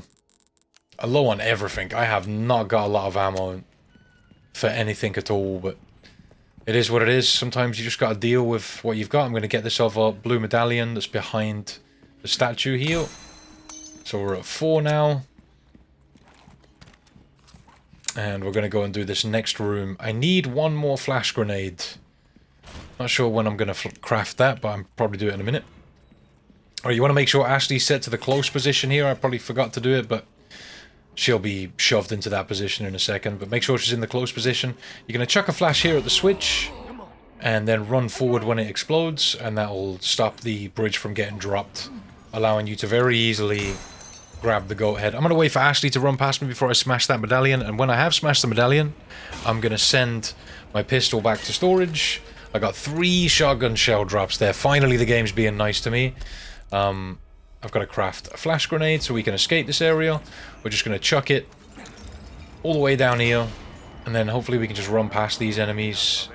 If you need to kick them, kick them. If Ashley's staying close to you, you should be good to escape. Yeah, she's got grabbed, so I'm going to have to make another flash grenade, which kind of sucks. Chuck it here. Hopefully stun up the enemy that's grabbed her. And once you get out here, they should leave Ashley alone. She'll be free just to run back to you. It's one of those areas where once you're free, they'll just sort of back off and they won't pursue you outside of this area. So here comes Ashley. Lovely. Are you alright? Yeah. Let's go and grab our pistol back. And I'm going to get all the weapons back here because we need pistol ammo, rifle ammo. Or did I go and get the... Or I guess maybe I was trying to farm shotgun ammo. I really wanted it. So hard to remember what I did, because these runs in these areas can play out so differently. It's definitely difficult to fully remember what happened in each run. But this is how I sort of manipulate the ammo I get and make sure I've got enough for different areas. If you're not making as many flash grenades, you can make ammo way more often, but I much prefer to use flash grenades. Alright, so let's go ahead and smash up these vases. I'm going to have to come back and get this medallion with the pistol. I could use a shotgun shell, but I kind of don't want to use one on it. You can also leave this medallion until the next chapter and come and get it if you want to. Make sure you also get the rat that's in this room. You should have 2 rats by the time you finish this chapter, and we get the next one in chapter... Is it chapter 10? I think it is. It's the next chapter. Okay. Sort out where we want all of our items. And they're all back in their place. I just need to go back and quickly get the next medallion. Actually just slamming the door into Leon's face there. Alright. So, yeah, just quickly get this medallion, and we're done. In this area now, that should be all the medallions as well. And we don't have to worry too much about getting spinels after this point. We just need all the stuff that I've got up until this point. Just makes it so that I can get the 2 gunpowder stacks that we want and an exclusive upgrade ticket on the next chapter. We don't actually need the exclusive upgrade until chapter 11, but we're getting there. Alright. The stairs. So I always watch this cutscene because people seem to like it. Specifically one of my viewers on Twitch called Lynn. She really likes this cutscene, so I always play it. Alright. It is a cool cutscene though. I wish the pistol sounded like this in the main game. It just doesn't sound anything like this. It sounds so nice.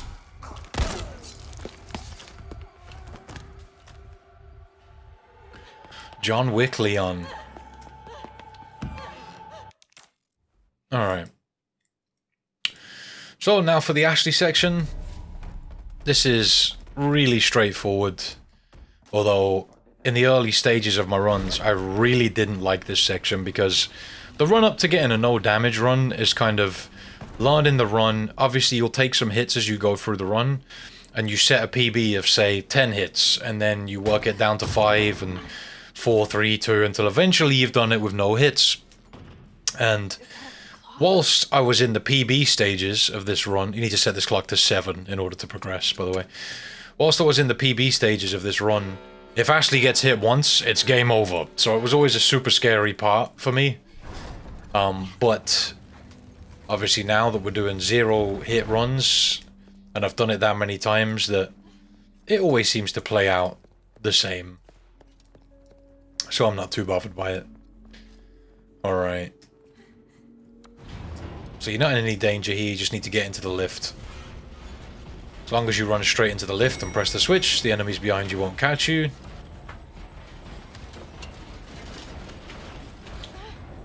I'm pretty sure they don't spawn until you press the first button as well.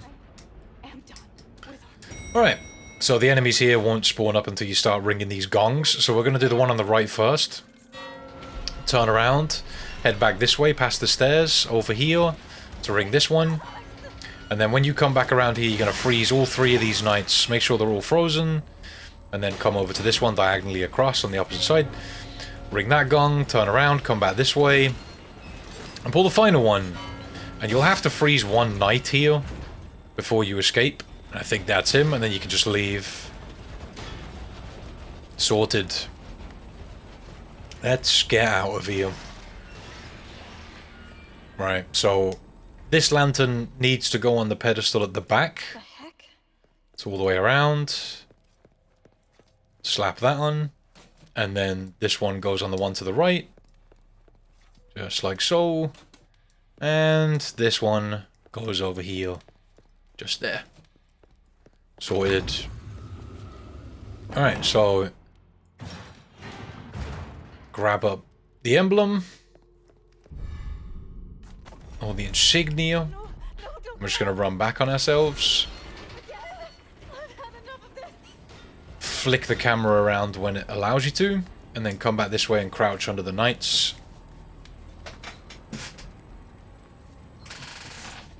So again, this is all a very scripted area if you just go the same route I do. Ashley hasn't got the lantern now, but it doesn't matter.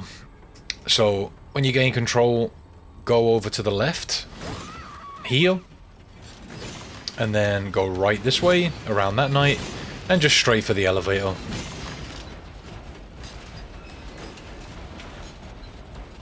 There we go.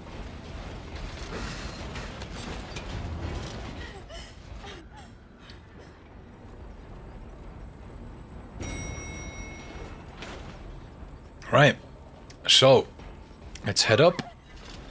When that knight raises his sword, come back down. And we're going to come back to this corner where this pillar is. Stand a little bit to the left of it. Wait for him to sort of start getting closer, then run around the pillar and leave. And he'll miss his swing. And that allows you to escape. Alright, so Heading up this way. I actually used to really struggle getting away from that last guy, but one of my viewers, AJ, found that strategy and we started using it. It works really well. I think he saw somebody else using it and it's been really useful. Alright, so we're just running past these guys, don't worry about them. Through the doorway. Up the stairs. Slap the insignia in just up here and on the right. And we're done with this chapter. I really don't like this chapter. Not because it's particularly difficult, but just because it's so long. It's a very long chapter. But at least it's done with now. It's good enough for me. 0 damage. See, I told you. The snake didn't do damage. 100% accuracy, though. Very nice. Alright. So, let's get moving on then. We are now heading to chapter 10. Getting deeper into that run. Alright, so Katsu Edo. Always good to look at. Alright, so turning around as soon as we gain control, skip this cutscene. Same as ever. And we're going to go ahead this way really quick to go and get the final rat that we didn't get in chapter 9. It's because we can't come this way until we reach this chapter, so just come here, duck underneath this thing, and the rat is right there. Okay, so heading back. And we're going to quickly go and see the merchant to get what we need from him. There's also some handgun ammo here that we're going to need. We've got to do the Novi room, which nobody likes. And we need a lot of pistol ammo for that, and the game was being extremely tight with it during this run. So we're going to sell him anything we need to, which is nothing in this case, and I'm going to get the exclusive for the combat knife, which makes it attack faster. We're not going to need to use that until the next chapter, but we'll just get it out of the way now, and we can get the one other set of gunpowder. If you didn't get the set of gunpowder in chapter 8 like I did, you can get both of them here. We're going to need some flashbangs. And again, like, I was really tight on resources throughout this run, which is unusual at this point. But these things happen with RNG. It's just how it goes. I feel like it's kind of good that I had a bad example during this run for anybody who's trying to follow it, because if you followed along with me and looted the same stuff as me, you might have a lot more stuff. When you get to here, you're going to want to get rid of these 2 Novis by shooting them in the head a couple of times. Get them dealt with. Having the pistol up to level 4 here on the power helps a lot. Like 2 headshots should kill the Novis, but 3 if you're unlucky, 4 if you shoot them in the body. Let's get rid of these 2 that pop up. Shooting them in the head just makes them fall down and gets rid of them really quick. And we're just going to head up here and through this door. We've got a barrel to smash. We've got a cabinet to open. We'll smash the glass, get the first aid spray. Another cabinet here to open for a random drop. And another barrel with a few items inside it. So grab all of those, head around this way, and open up these things. Okay, so we're going to snipe this first Novi here, and we're going to use flashbang. You leave it a couple of seconds to let these guys get closer, and that'll stun all 4 of them. And then we're just going to shoot them while they're on the ground. The flashbang does keep the Novi stunned for a long time, which is nice. Give you plenty of time. I'm trying to be really accurate here on the Novis just because I don't have the most amount of pistol ammo.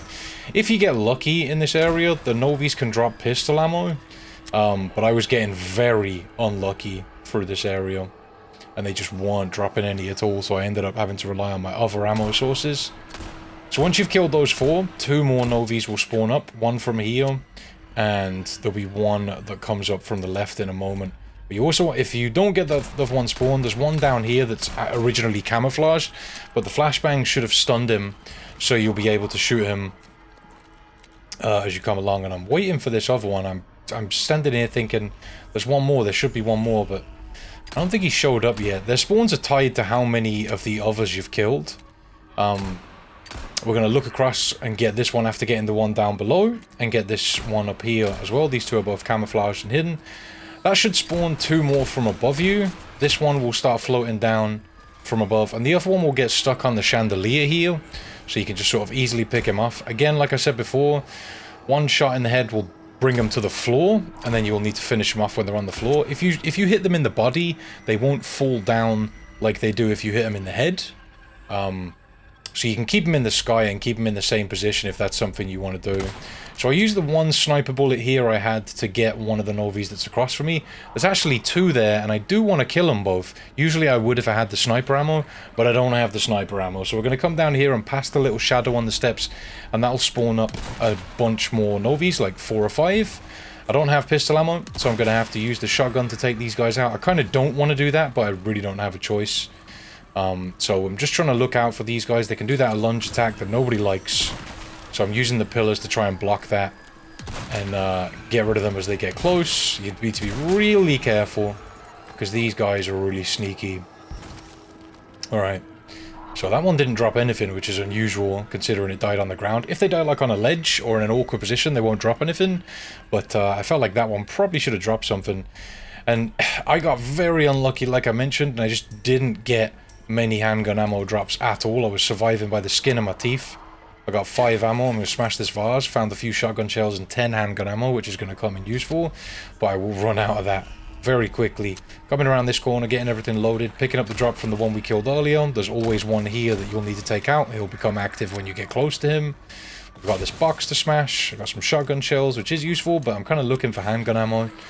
So you've got this guy around the corner that spawns up as you turn the corner. Be ready for him. You'll have one floating towards you as well, right there.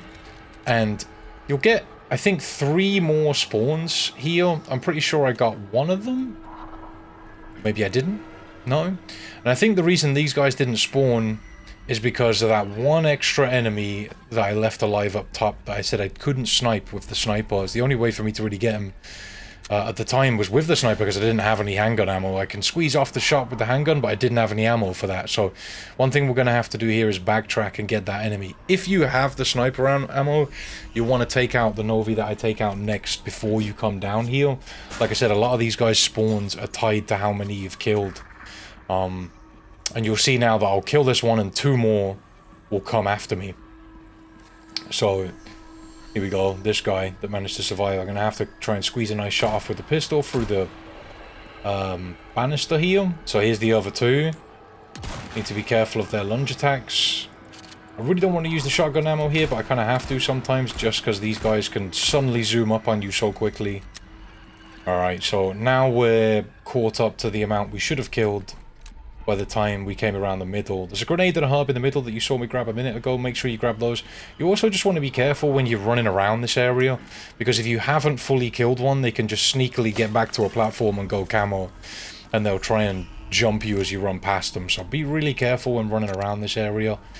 Because I've done this so many times, I kind of know what's where and how many you've killed and stuff. So I can keep track of that pretty well, but yeah, just be careful when you're running around here. So this guy's gonna come scuttling around when you turn this corner and come down to this sort of scaffolding area. There's also one on the roof above me right here. Yeah, if you look up a little bit earlier than I did, you can catch him camouflage, but when you reach there, he drops down, so just be ready for whichever strategy you want to use there. I got 4 handgun ammo, which is bad. We're gonna have this guy spawn on the right, and we're gonna have a guy spawn up here above the ladder as well. Do our best to get rid of both of them before we move forward. I think we managed to get rid of one, but the other one didn't actually die. So here he comes. I just saw him float up in the back. That should be him dead now. I've got another one right there. There's that extra spawn I was talking about. Because we missed that one earlier, the spawns can get a little bit mixed up. I'm always keeping track of how many I've killed in this area and where they should be spawning if they don't. I never just think, oh, the game's just being nice to me, because it'll more than likely just show up when you kill another one a little bit later. You really have to be careful on how many that you've killed. Alright, let's go up the ladder now. There'll be 2 more Novies in this area. One of them is camouflaged right here. And we're going to shoot him in the head and then shoot him again to kill him. And another one's going to float up when you shoot that one and move forward. Like I mentioned before, if you can control shooting these guys in the body, they won't fall down to the floor and they'll sort of stay in the air and just sort of wobble after you shoot them.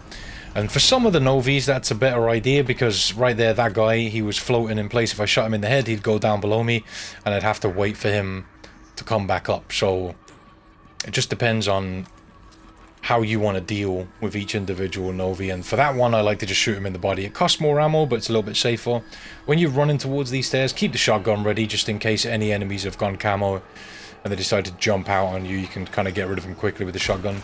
So 2 more Novis in this corridor. One of them is waiting as you turn the corner, and the other one scuttles in whilst you're fighting the other. And once you've killed those, if you've followed along with me and done everything correctly, you should have the music, the creepy Novi music, stop, and that means that you've cleared out all the Novis in the Novi hall. So yeah, it's a horrible room to deal with. A lot of people do not like this room whatsoever. It's very frustrating just because there are so many of them that spawn up, and if you're trying to get through it fast and you're just running past them, they just seem to keep coming, and it's very annoying. But dealing with it that way costs quite a bit of ammo, but it's nice and safe once you learn it.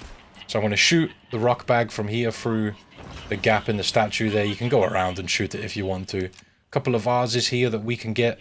So this next area with the double Garradors is where we need our heavy grenades that we were gathering earlier on chapter 9. So we're going to shoot down that rock bag, smash open these loot points, get the handgun ammo that's on the railing there, and come through this door. You'll have a cutscene when you move forward through these doors. Skip that, step to the right a little bit, and you want to shoot the Garrador on the left 3 or 4 times to get him unbound from the chains, and then shoot the bell through the banister there. Be careful of the enemy coming at you. They usually don't rush you. I like to come up to the right here and shotgun this one enemy in the face, and then you want to chuck 3 heavy grenades and 1 normal grenade in order to kill these 2. If you get unlucky, they both won't die, and that's what happened to me here. So I had to throw, I think, a couple more nades. I'm not sure how much I threw here. I think it was 2 normal nades and another heavy grenade. But if your placement is good on your grenades, you should be able to kill both of those guys with 3 heavy grenades and 1 normal grenade. I had bad placement on my grenade throws, which is unfortunate. If you don't have the grenades to throw, you can also shoot the Garrador in the back with the rifle if you've got the opportunity. But yeah, you want to kind of try and get the heavy grenades that you're throwing at their feet, and they'll sort of be crowded together because of the bell being shot. So try and throw the nades in between them as quick as you can, and hopefully you can kill them in the 3 heavy grenades. I got a little bit unlucky there, but it happens sometimes. You've just got to be ready for the backup strategy if that does happen, and I'm definitely prepared if that does happen. Happened to me plenty of times. I just had bad grenade placements though. Alright, so we're going to loot up this room. There's a bunch of stuff in here. You usually find some extra heavy grenades in this room, which is nice. You'll find some bolts, a couple of knives, and there's also just a bunch of other random loot points. If you're lucky, you'll get some nice shotgun ammo out of this room, but doesn't always happen. Bear in mind that you are going to need a few shotgun ammo for the next section that we're going to go through. So if you haven't got any, you might need to craft some here, but hopefully you'll find some in this room. Usually you do, and by this point you should have a few left. It's frustrating because I kind of needed to use the shotgun in the Novi room a little bit, probably more than I usually would because I didn't have a lot of handgun ammo. But luckily we got a few shotgun drops, so I managed to save a few for the next area we're about to go through. Alright, managing your resources throughout this run is so difficult just because it's so long. If you're willing to take more time to get through areas, you can use less flashes and you craft more ammo, but because I really wanted to get this run under 4 hours, the amount of flashbangs I was creating was very high. Alright, so coming down here, then we're going to grab this green up and squeeze through this space. Keep moving forward.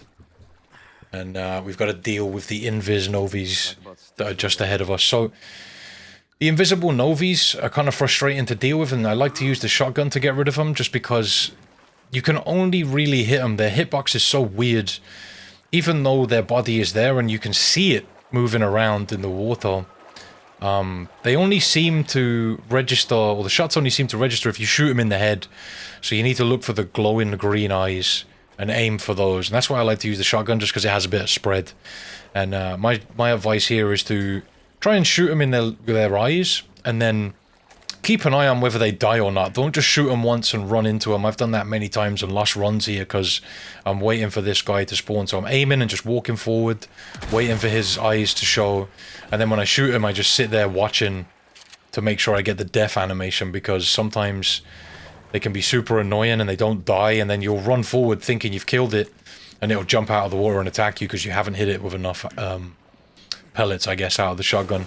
It's dumb because this shotgun's really upgraded and the Novies are actually quite weak, but like I said, I think their hitbox is just in the head. So we've got another one here we got to look out for, heading right when we jump down and then to the left around this corner, and I'm just slowly moving forward whilst aiming. That one didn't die. It's a perfect example. Some of my pellets probably hit the rock there, so I'm just waiting to see that death animation. I will not move forward until I see that death animation. Turning to the left around this corner, there'll be another one here. Again, I'm aiming for the face, trying to make sure that I see that death animation and then moving forward. Now, I don't like to run around in this area. I just walk and I'm ready, aiming my shotgun for this guy to come at me. That was a pretty good shot, but he still didn't die. You can see how tanky these guys are, even though, like, the shotgun should really be killing them from this distance, but it's something to do with their hitbox being weird, I guess, because I think you can only hit them in the head. The registry is kind of bad, and so if pellets hit their body, it just doesn't seem to do any damage. So before you come through here, make sure you grab the elegant crown that's on the body, just at the end of that corridor, and then smash through the wall. Come in here, grab the yellow herb, and up this ladder. You'll have a little cutscene now with Leon struggling. And we're going to head down this way. Keep going. And if you're low on ammo, what you can do here is not smash these boxes right away. One of these always has a red herb, which is that one. But we need the pistol to shoot down this lantern that's here. And if you come here and shoot that lantern down first, you can put all your weapons away except for the shotgun and go back and smash the other boxes, and maybe you'll get lucky and get a shotgun ammo drop. Just to try and force it out of the game. So at this point, we don't need the pistol or the rifle. We only need the shotgun.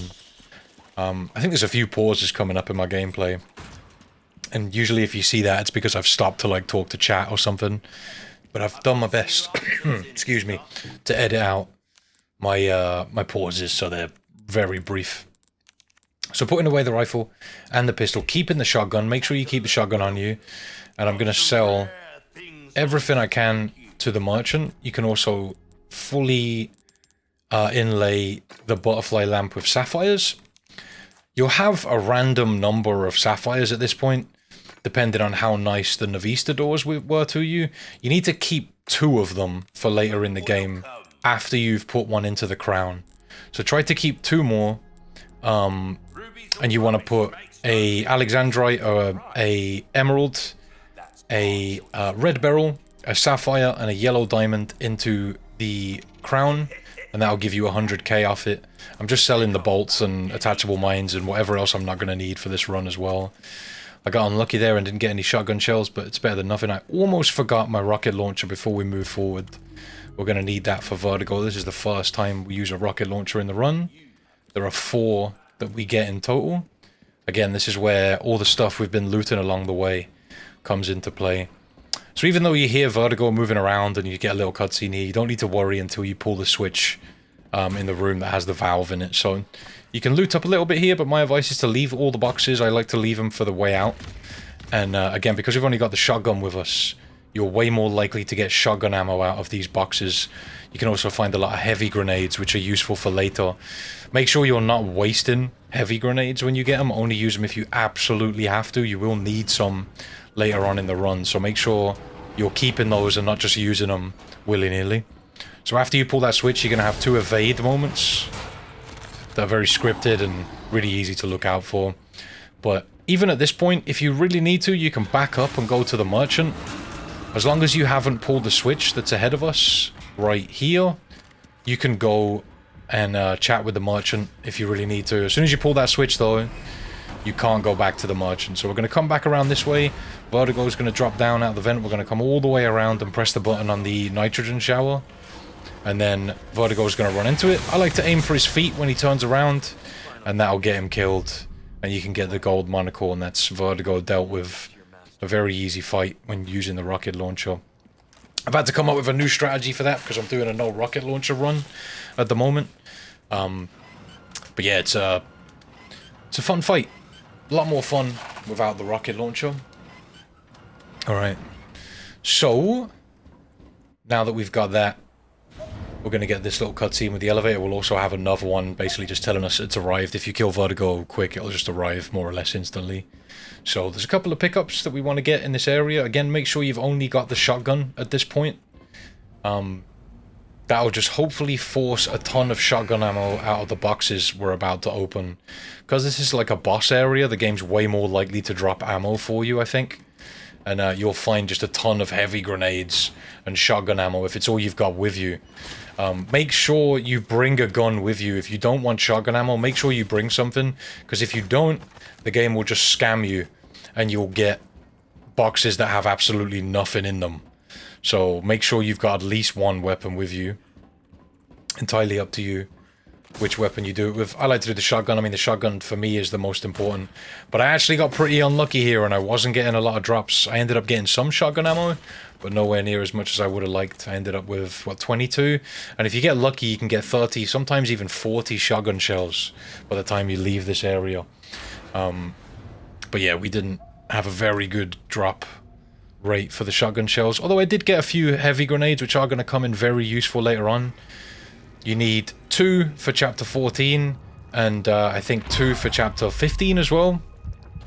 Actually, I think you need 4 for chapter 15, so we need another 6. There's 1 static heavy grenade drop, and you should find a couple more along the way.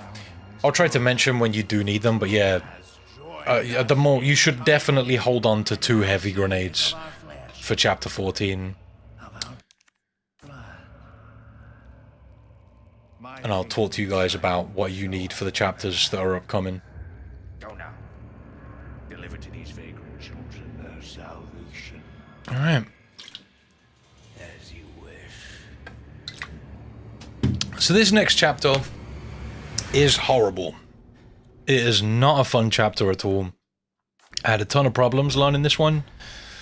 The easiest part of it is probably the minecart, and the minecart's still annoying. I really don't like any section of the game where I feel like I don't have control over movement, really, and I'm just sort of stuck in an area. And the minecart's a perfect example of that. Just because, yeah, I can't control where it goes, really. I just sort of have to hit my shots, and in other parts of the game, you know, if you're in trouble about to be hit, you can move out of the way, and in the minecart, you just can't. So, but it's probably the least annoying part of this chapter. There's, you know, the whole area with the guys with dynamite and chainsaws, then you've got double gigantes. Even though, to be fair, the gigantes with the rocket launcher really isn't that tough. We're going to buy another rocket launcher in a moment, but don't buy it just yet. Providing you bought the first rocket launcher in chapter 9, you can get another one here in chapter 11. I'm going to sell up a couple of herbs just to make some space. I don't need them, obviously, because this is no damage, but I like to hold on to them for when we get yellow herbs. A couple of large resources so I can make some more flashes. I need a ton of flashes for this chapter. Even if I don't use a lot of them in this chapter, I will end up using them later in the run. So it doesn't matter if I've got too many.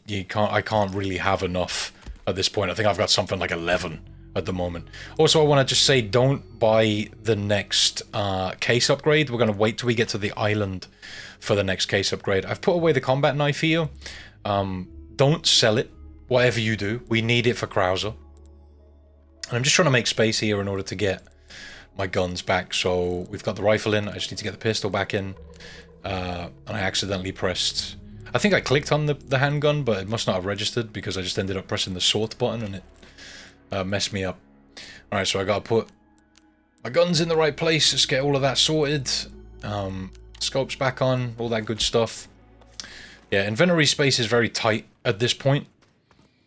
But in the next couple of chapters, I am going to upgrade the casing. I think in chapter 13 is when I upgrade it.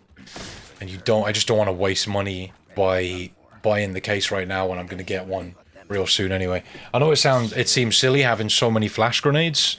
But we do end up using a lot of them. And also, lots of stuff can happen in this next area, which is why I like to have more than I need. So, yeah, it's definitely useful to have more rather than less and just wait to craft them. It's a good idea just to get them crafted now. Alright, so hopping over this railing and coming straight in, get the pistol ready. We're going to try and shoot this guy's dynamite out of his hand right here. And then we're going to get our shotgun out to shoot this guy in the legs, knock him down. Try and hit him in the legs, because he plagas us if you hit him in the head. You just want to knock him down and run past him. Come up the stairs, and when you reach this sort of wooden platform outside the door, chuck a grenade inside. That'll stun the Bella sister that's in here. And then pull the switch, throw another flash at the floor to keep her stunned, and anyone else that's running into the room will also get stunned. Get ready with the shotgun. When you come down here, smash this crate, loot it, get all the stuff, make space for it. And then we're going to open up this door and shoot any enemy that's close by when you come through here. Come up the stairs. Keep an eye on your back as you're running up here. You want to keep an eye on the dynamite guy that's on the stairs right now. You can see him coming down. Keep an eye on him. I got lucky and he clustered everybody, which is really nice. He also stunned the chainsaw guy. You've got that barrel right there. You can use to stun the enemies. If you need to throw a flashbang down the stairs to stun the chainsaw people coming up, do that. Come across here when the bridge lowers and shoot both of those guys in the legs with one shot and they'll get knocked back. Shoot the enemy that's close by when you turn the corner as well. Grab the dynamite, turn back to throw a flash to just stun everybody up and kill any plaguses that have happened along the way. And then we can exit. I got a little bit too much more loot there, so I crafted a couple more flashes to slap that large resource into my inventory. And we can leave. Yeah, a lot can go wrong in that area, which is why I like to have extra flashes. If anyone gets too close, I can just either push them back with the shotgun or chuck flashes at them to keep them where they are, and then I'm kind of just waiting for the bridge to come down, and in that area a lot can happen. You need to keep an eye on the chainsaw people and the enemies that are throwing either dynamites or molotovs at you. It's a very scary area. That first enemy that we take out with the dynamite is crucial. If you don't get rid of him, a lot of the time he'll be waiting for you outside that door that you have to unlock. And Luis can shoot the dynamite out of his hand in front of you, like in your face, and just kill you instantly. So you need to be very careful to get, or make sure you get rid of him first. So I'm going to install the shotgun here and then buy our rocket launcher. The rocket launcher takes up the same space as the shotgun, so by just putting the shotgun away, we can fit the rocket launcher nicely into our inventory and move on to go and deal with double Gigantes. So you can kill both of the Gigantes with one rocket, but sometimes Luis gets in the way of the rocket. So it's a good idea just to aim it at the armored one and get rid of him, and then just use a flash to get rid of the other Gigante. I'll show you the strategy in a minute. Every time I do this, somebody always says, oh, you can kill both with one rocket, you know, and it's funny that I've put so many hours into this game and people think that I don't know very basic things. But there's a reason behind the majority of the strategies that I'm doing in the run. I do know there's ways you can do stuff faster and whatever, but I'm trying to do stuff that's safe at this point. We're like 11 chapters deep. I really don't want to be taking hits unnecessarily or losing the run because Luis got horny and ran in front of a rocket. So as soon as you come in here, make sure you got the rocket ready, shoot the Gigante in the face, and then run to the side here where the switch is. Gigante, the other one, will turn around and look at you. When he's got a foot on the platform, chuck a flash. That'll stun him, pull the switch, and dunk him into the lava. Done. Nice and easy. Sorted. So yeah, I mean, you know, I could try and kill both of them with one rocket and save a single flash, but given how many we've got, we might as well just do it that way and make it a hell of a lot safer and more consistent over risking Luis running in front of my rocket if I try and get both of them with one rocket. So way more consistent strategy just to do it that way. And it costs one extra flash grenade. I'm more than happy to use it for that cause. So we're going to throw Luis over here after we've looted this room. Back up from the door a little bit. If you're too close, then Luis won't open the door for you. He'll just sort of stand there waiting for you to back up from it.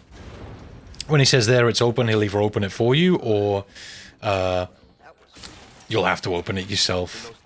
Alright, so smashing them barrels, coming up here. We got a green herb to grab. There we go. Head up here and we can get our shotgun back, hopefully. We picked up a few items, so it may be difficult to squeeze in. So, next to the first cart is a typewriter. That's where we can get our shotgun from. Let's go and grab that. Right, we need to make some space, and I have 10 gunpowder so I can make 2 flashes. I don't think that's going to make enough space for it though, so I'm probably going to have to discard a couple of items. Which sucks, but it is what it is. To be honest though, at this point, money isn't a huge problem. We should be good for money for the rest of the run. We've collected more than enough, and there's way more stuff we are going to collect, but throwing away a few cheap items like herbs or whatever isn't too much of a problem. I think I needed to make like 4 slots here. We are going to need our shotgun just to deal with one enemy. And I don't like to compromise having a weapon with me that I need over like keeping a herb. You know what I mean? So let's slap everything away. I think I need to make 1 more slot, which is kind of annoying. I think this 1 gunpowder, if I could get rid of that, I'd be good to go. I'm not sure what I did actually get rid of here. Yeah, it's that 1 gunpowder. And now I can fit the shotgun in. You can see how tight inventory space is. Like I mentioned earlier, this is why I take the blacktail. Those 2 extra slots can mean a lot later in the run. Because it is the smallest handgun. And it's a really good handgun. It's decent.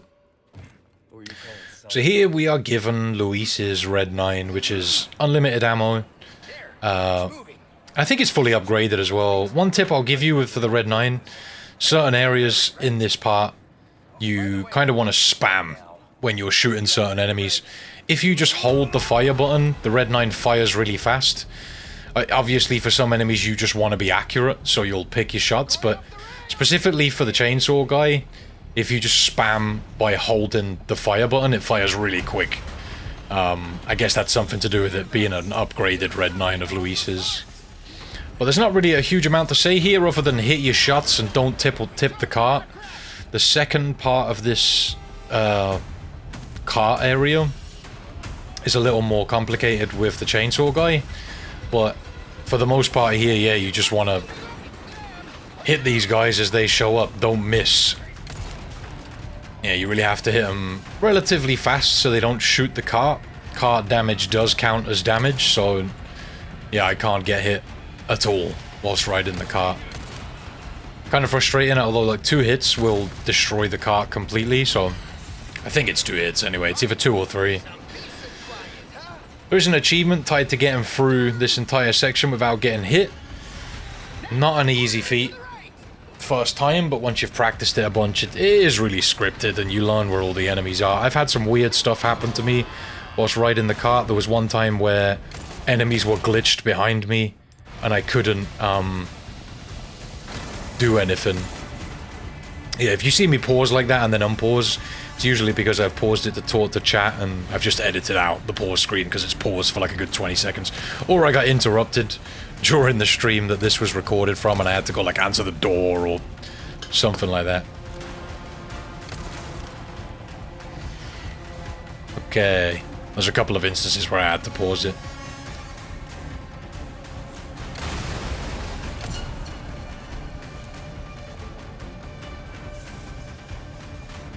Alright. Again, don't miss your shots. Don't let the car tip over. If you lean to the right, it looks like Leon's chilling. If you look to the left, it looks like Leon's sleeping. Having a good relax.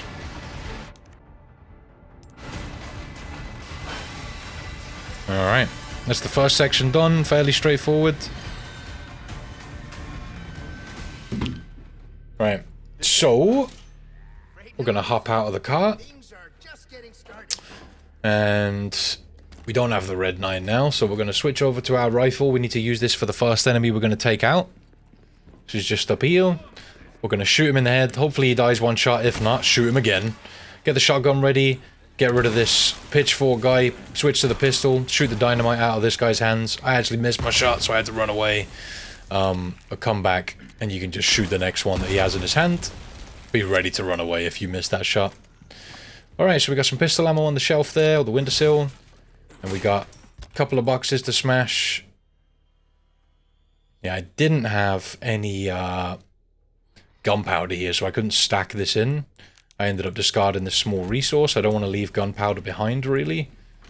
More important than having the small resource. We got a flagon, a red herb that I can combine with a green herb. And we're away. 1 more barrel to smash up here. Let's reload this rifle. Alright. One thing that's kind of annoying is if you're reloading the weapon and approaching an item or a barrel you want to smash, you'll see me use the knife a lot to smash barrels because it's a little bit quicker. But if you're mid-reload animation, you'll just be standing there waiting for Leon to ready up the knife. So one thing you can do is just press F or whatever button it is on controller. I assume X or A. to smash the barrel. Makes it a little bit quicker.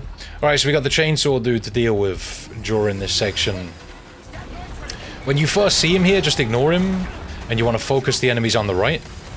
Take them out with as few shots as possible, and then empty the rest of your clip into the chainsaw guy's cart. Shoot him as much as you can, reload, and then you want to focus on these enemies. After you've reloaded, get rid of them, reload again. And then we're going to have an enemy on the tracks, I think. Dynamite guy, get rid of him. You only have to hit him with one bullet. If you miss his dynamite, don't worry. Alright. So, lean into the right here. Make sure your gun's fully loaded after smashing these boards. You might want to lean first. Around this corner. When you come outside here, you need to hit this shot on the barrels. It's a difficult shot. You need to lead it a little bit to the right. And you can hit it. If you don't hit those barrels, this section's going to play out a little different for you. So what you'll see happen to me is the chainsaw guy will come out, I'll shoot his cart a few times and it'll get destroyed. If you haven't blown up these barrels, then the chainsaw guy's cart will be nowhere near as damaged. And you'll want to not, if you haven't hit the barrels, you'll want to make sure you don't shoot the cart like I just did. And wait for the chainsaw guy to get level with you, like as if he's going to swing, and just shoot him continuously as fast as you can. When he separates from you, you'll want to turn and take out the enemies, and then when he gets close to you again, you want to do the same thing, just keep shooting him point blank, and he won't hit you with the chainsaw. Makes things a little bit more difficult because you've got to shoot these guys quicker, but that's your only option to stop the chainsaw guy from hitting you. And then he'll level out with you again here, and you'll have to hit him again a bunch of times. You should have to shoot him directly 3 times if you didn't shoot those barrels.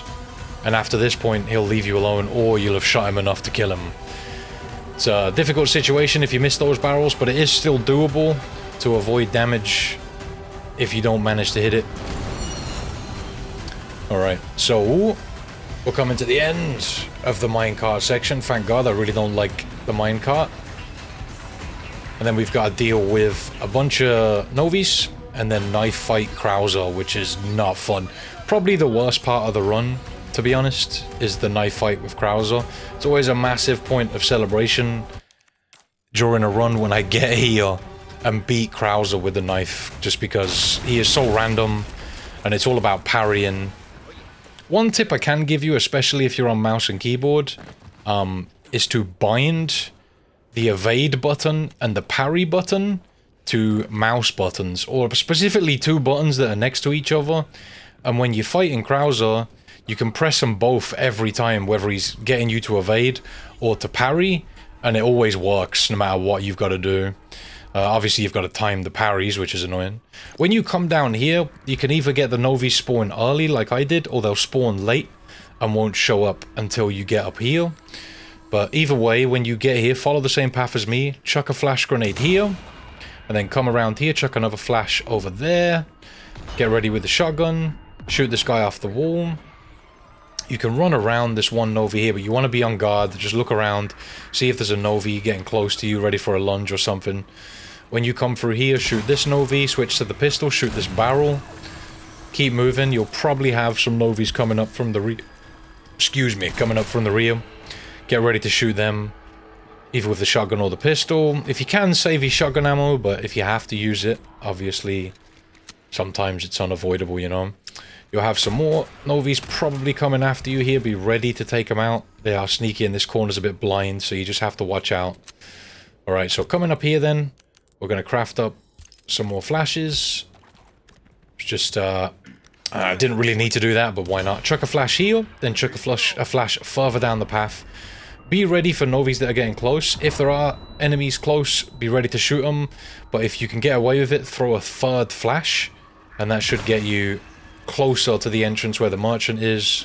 You saw me have to turn and shoot one Novi there. Once you're in here though, you're safe, they won't follow you in. And you want to grab the combat knife back out. We put the exclusive on it earlier specifically for this fight. Literally, the only reason we needed to put the exclusive ticket on is just for this fight with Krauser. It just makes things a little bit easier. Because I don't have a lot of sapphires, I'm putting rubies into the flagon. If you've got four or more sapphires, put sapphires into the flagon and sell the other gems and stuff you have. Not your loose gems, just the treasures. And we're gonna upgrade the power completely on the knife, and then the durability once. And we're also gonna repair the knife, just so it's fully repaired to fight Krauser, obviously. Alright, so make sure you equip the knife at this point. Okay. So, coming out here, look out for Novies. They shouldn't be on you, but just be careful, you know. Like, it's a good idea just to look around, just in case one is close for whatever reason. And we're going to come into the elevator. So, yeah, the best advice I can give you for this fight, like I said, is to bind the evade button and the parry button to... I put them on mouse buttons that are next to each other, and then press them both every time you try and parry or evade. That's the best thing to do. It always works for me. So, the best advice I can give you for this fight is practice. Literally. And there's another piece of advice that may work for controller players is... try not to tap the parry button when you go to parry an attack. Hold it for a second or so. Sometimes he has flurries of attacks and you need to release and parry again. But instead of just tapping it, try to hold the button when you go for a parry. You still have to time it somewhat correctly, but I feel like the parries in this are quite lenient. Right here, you need to mash fast enough so that you don't take damage before you break free. If you don't do it fast enough, you'll take damage while you're in that grapple. Yeah, again, the best advice I can give anyone who's trying to no damage this fight is just practice. It's a horrible fight, and it just requires a bunch of practice to get right. Like I said, holding the button for a second when you need to parry does seem to help a bit, but you've just got to get the timings of everything down. The reason we got the exclusive for the knife here is so that we can just attack him a little bit faster in between different attacks. Also, when he goes for his evades, it can be awkward sometimes, and if you've got the exclusive so that you can attack faster with the knife, Leon will pull back the knife quicker, allowing you to get the evade off faster than you would if you didn't have it. But yeah, this fight sucks.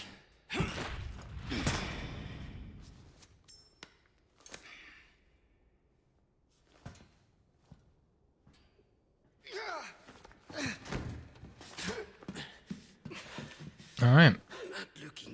Rip Luis. And such a loss to the ladies of the world. Don't talk. Take this. The key to my laboratory. Go there and remove those damn parasites. Help Ashley.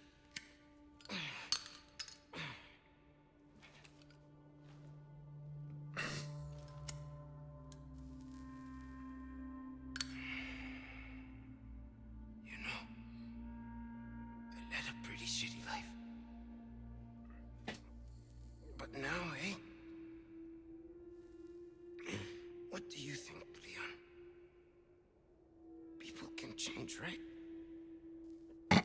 The sack, dude.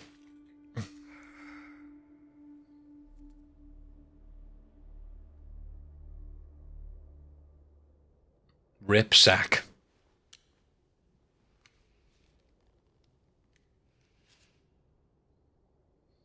Alright. So, I'm glad that chapter's out the way. Or I was at the time. A very horrible chapter to deal with. Right. Definitely a break moment when we beat that chapter. Alright, so grabbing all the stuff. Couple of herbs here we can grab, and a knife as well. And we're going to head up the elevator to chapter 12. We got the clock tower and Salazar to deal with. But we're going to go and get the second golden egg so we could just use the eggs on Salazar. Pretty much eliminates that entire boss fight. Alright. I guarantee when I get my rocket launcher run done, or no rocket launcher run done, the next thing people are going to want me to do is a run without the golden eggs or something like that. I guess I'll just have to figure it out. But anyway, let's go. Open this up. And we're going to head. We need to go fast when we come out of the elevator here along this path. Don't shoot the one Novi that's on your left in this area over by where the ornate beta was. Don't shoot that guy. Leave him alone. But if you don't go fast enough here, then the enemies we're about to take out will all mess up on their position, and it just throws this next strategy completely out of whack. So make sure when you get to the top of that elevator, you gun it straight here, and you need to throw these flashes. One here, and then another one over there.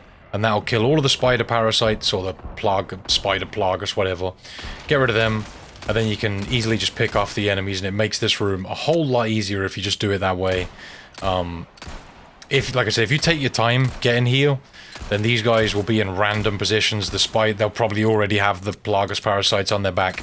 They'll be in your face when you come in, they'll run at you. And it just makes the room a mess. So that's why I just gun it here straight away. I don't bother seeing the merchant or doing anything else. I just come straight up here to get rid of these guys. Alright, so let's grab all the loot, head in here, and we're going to go ahead and crack open these vases.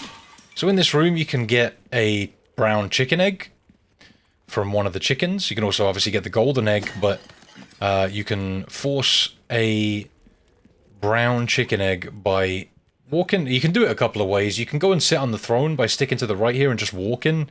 The brown chicken will just lay an egg for you if you do that and don't spook it. That's why you don't want to run. But if you do spook it for whatever reason, if you just walk up to it and aim at the chicken, eventually it will just lay an egg. And then you can chuck it at the Salazar painting for a few extra spinels.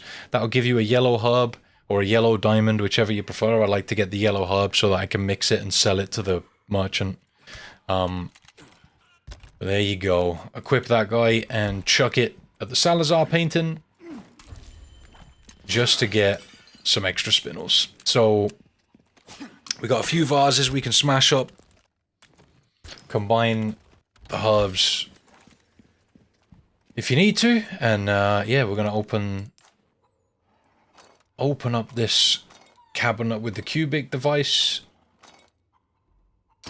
There we go. Get the other golden egg to take out Salazar, and there's one more vase I think here that I didn't get. It's behind me right now, but never mind. If you want to get that, feel free. You're not really restricted by time anymore. These enemies should all be gone now, and you'll be good to run back through this room. And there's two Novis that we need to deal with on the way back that are camouflage now. They sneakily try and hide and screw you over on your way back, but they always spawn in the same place, so you can just quickly get rid of them and go back towards the merchant, and then you're safe. So coming back to Novi's room, there's one Novi just on this corner here. Shoot him in the head. You shoot him in the chest, they kind of have a piece attached to, I think it's like that, I don't know, it's like an antenna kind of thing. I really don't know, whatever. But yeah, I'm not a biologist, but if you shoot him sort of in the chest, there's a piece that's attached to their head that sort of runs down their chest. So it counts as a headshot if you hit him there. It's pretty decent. Alright, so there we go. Let's get all of this stuff. Yep. Small key there. So now we can sell the combat knife to the merchant. We don't need it anymore. Submachine gun rounds as well. Mixed herb. And now I have some extra spinels. I can also get the yellow herb as well to sell two of them. I just sold one, but we can get an extra one to sell to him. Make a little bit more space. And I also got the last power upgrade on the rifle there to take it up to the max without getting the exclusive. I can get the yellow diamond here as well because I've got enough spinels, but that might differ for you. It depends on how many you found randomly just on loot drops and stuff. Right, so heading towards the clock tower then. I'm not sure if I went back here to get a small resource or not. I don't think I did, but I may have. Just in case I needed it for the way up the clock tower. We kind of need a bit of shotgun ammo and pistol ammo and stuff. Yeah, I'm not sure if I went back or not. Yeah, I did. at this point, the merchant's selling small resources, and I'm not sure when the first chapter is that he sells them. I think it might be this one. We'll see by how many he's got, I guess.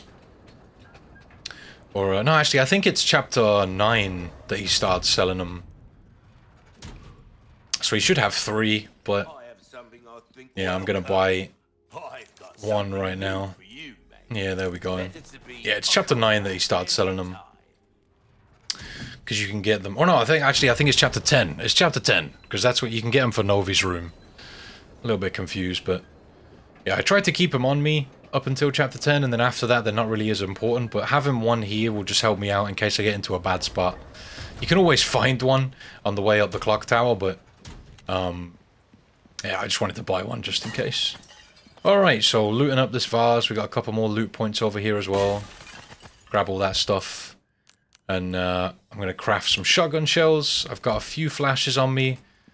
Yeah, I've got a decent amount of shotty shells at the moment. So, smash this barrel before the cutscene plays. And we're going to run straight to where that barrel was and just wait here with the shotgun out. And you want to kill these enemies as they run around the corner. Make sure you don't move too far away from this wooden barricade, just because there's an archer in the back that can hit you. And I like to just stay safe here, take out these enemies, and then we'll deal with the archer afterwards. So just by staying here, these enemies will all come around to the right. Just wait it out. There'll be 4 of them in total. And just use the shotgun to get rid of them. If you're feeling brave, you can use the pistol. But yeah, I like to be careful and just use the shotgun to make it easier. Chuck a flash over the barricade here, and you'll not only stun the archer, but you'll also stun an enemy that's above you. And you can take her out with a rifle shot, and then another chick will run down from above.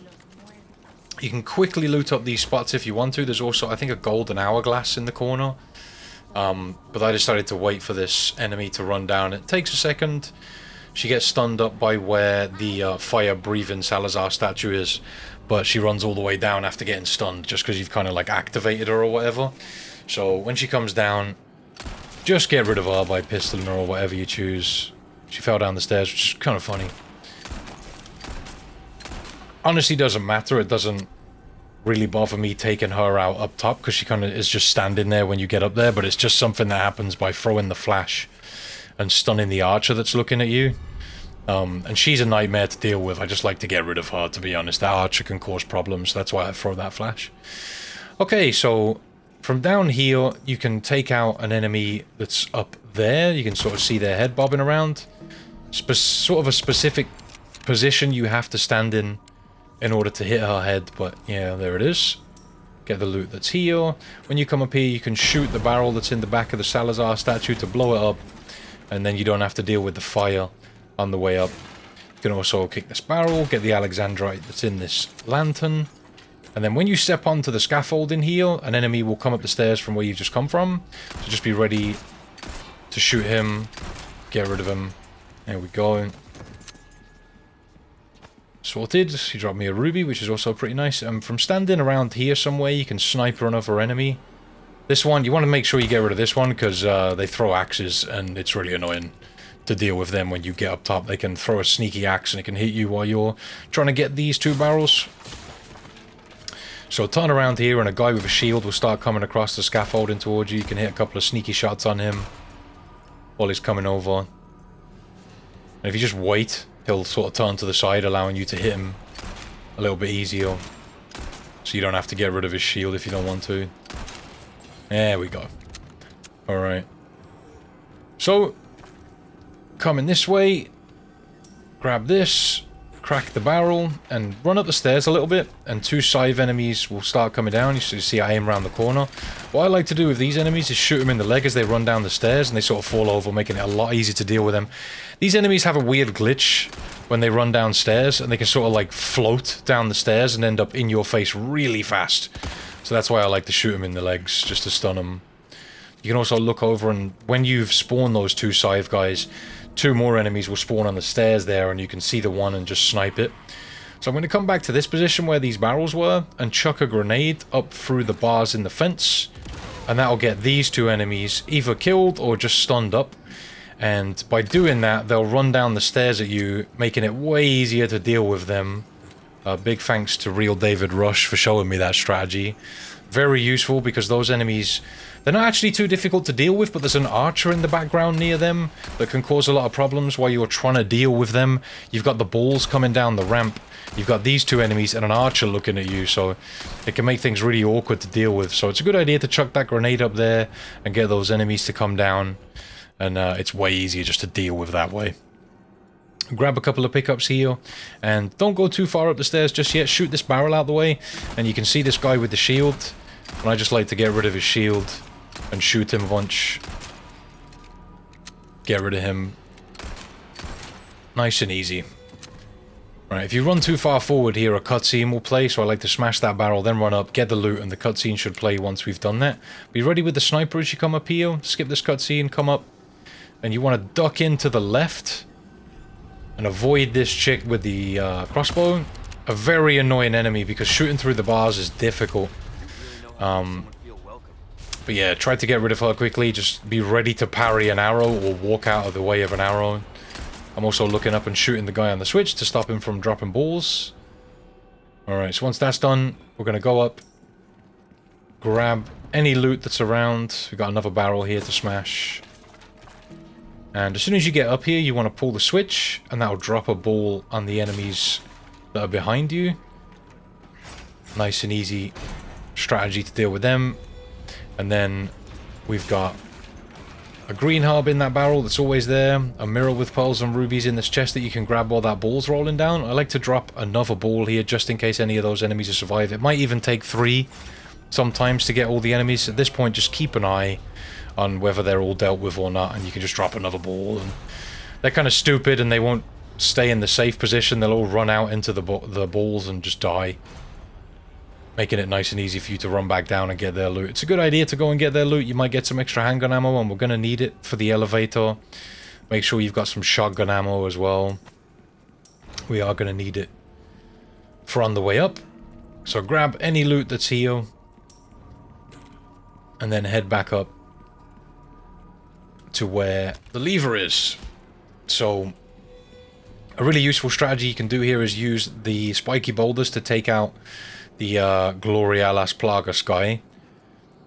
So we're going to jump down. I think he's called the Red Zealot or something, Red Zealot or Zealot, whatever. But yeah, those, you know what I'm on about, the annoying dickheads with the staffs. Open this chest, grab the clock, and smash this barrel, and then go back up the ladder. Make sure you don't pull the switch on the elevator just yet. Come up here, and we're going to pull this switch, and then quickly run for the elevator switch. So drop down, run over, pull the switch, and that'll get rid of the Zealot when he spawns in and runs up from the side here. Decent. Just means you don't have to deal with him. They are really annoying. So, in this area we're going to have to deal with this archer first, just by shooting the barrel. It's the only use for that barrel, to be honest. So make sure you get that barrel shot. And then we're going to have 3 more enemies spawn up that are going to run up from the side here. And we'll wait for them to group up next to this other barrel. Shoot it. Sorted.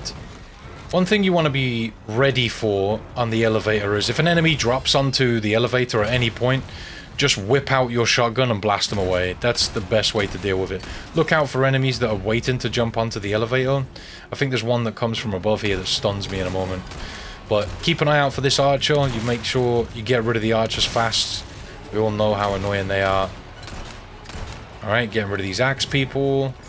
Then we're going to have another Zealot spawn up. You want to use the snipe to shoot him in the face. 2 shots to deal with him. 3 if you're unlucky.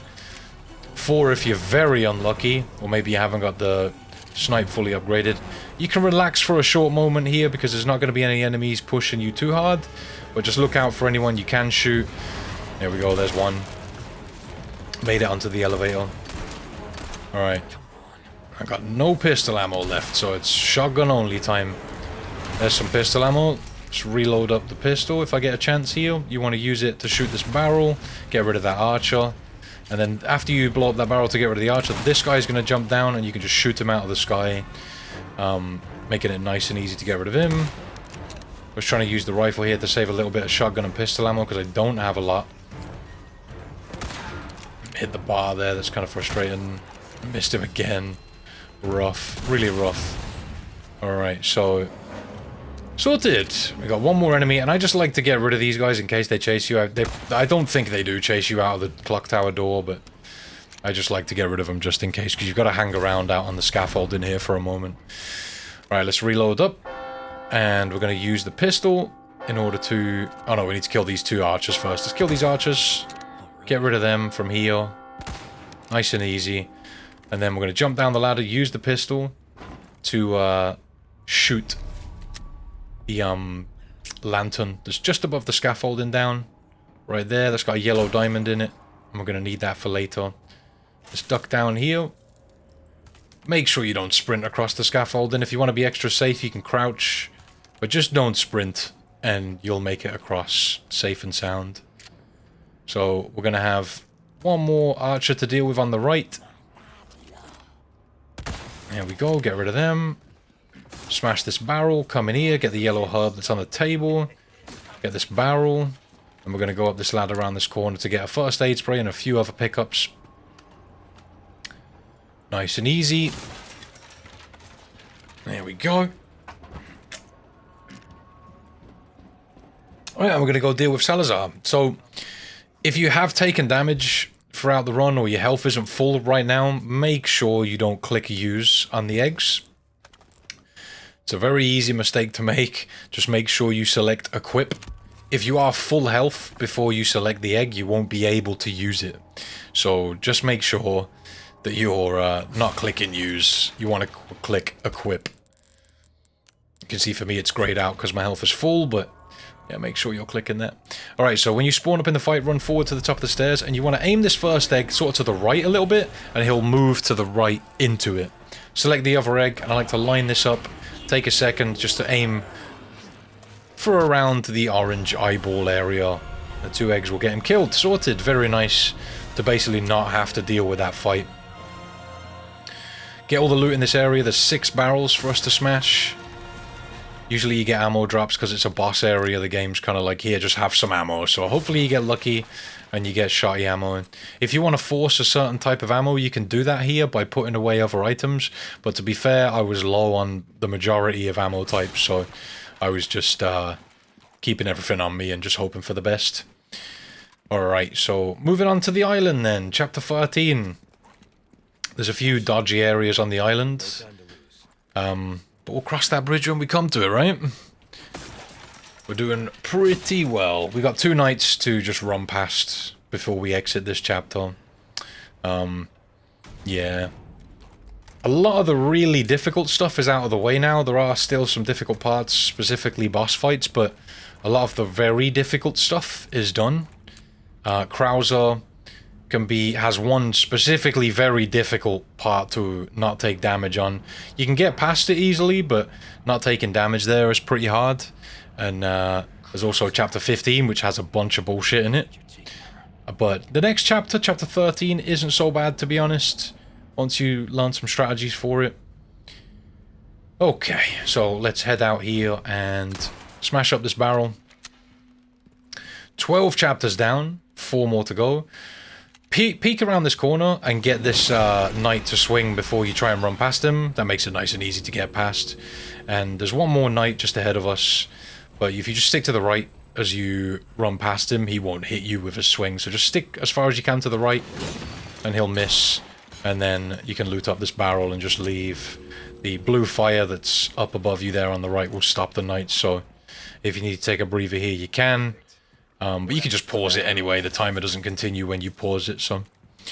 Alright, so onto the boat. And that's castle done with. We're onto the island, man. Lots of crap is out of the way. Castle has got so many horrible moments. But it's done with. Very nice. Okay. Lovely. Alright. Moving on then to the island. Okay, so not a huge amount to worry about in this chapter. I kind of take the first area really slowly, just to make it as safe as possible. There's a much faster strategy you can use here involving grenades and flashes, but I'd rather at this point just play it safe, but we want to make sure that we snipe this guy. He's the one with the gas mask on, and we need to shoot out this light as well from here. The enemies don't pay attention if you do this from here, so... You can also take out the other guy, but we only really need to take out that one. He's the guy that's standing by the turret when you go into the area, and he can just cause a bunch of problems. So it's a good idea to snipe him and just get him out of the way from that point. And then you can easily stealth through the rest of the area. Alright, so I'm going to sell the things we don't need to the merchant. Just to get some money. Nothing else I need to sell, I don't think. And at this point we want to buy the case upgrade for 64,000, the 9x13 one. And I don't think I need to do anything else here. If you want to, you can head to the left. Oh, I'm buying some resources here, I think. Yeah, you don't have to do this, but if you're worried about ammo, you can just buy them in case you're struggling. So down on the left, there's a couple of boxes you can smash to get some pickups if you want to. I don't get them, but if you want to go and get them, it's completely safe to do so. Couple more flashes for us. We got 5 at the moment, and I'm gonna move this turret out of the way. So because we shot that guy a minute ago up on that little platform, we need to wait for these guys to go about their business. They'll sort of be standing there looking around because they've heard your shots, but they don't become alert to Leon, and the brute that shows up in this area will only show up if you sound the alarm. So you can see I'm sort of peeking around the corner looking at this guy who's standing there looking around. Eventually he'll just go back to walking backwards and forwards, and that lets you know that they've sort of given up looking for you. So if you just wait for him to have his back turned, you can move forward. And we're going to crouch just in front of the window. I like to duck behind these cinder blocks so that we don't get spotted by anyone else. And then just wait here for the right moment to jump through and get the guy with the club. The guy with the electric pole thing is really annoying to deal with, but you just have to be patient. As long as you take it slow here, you'll be fine.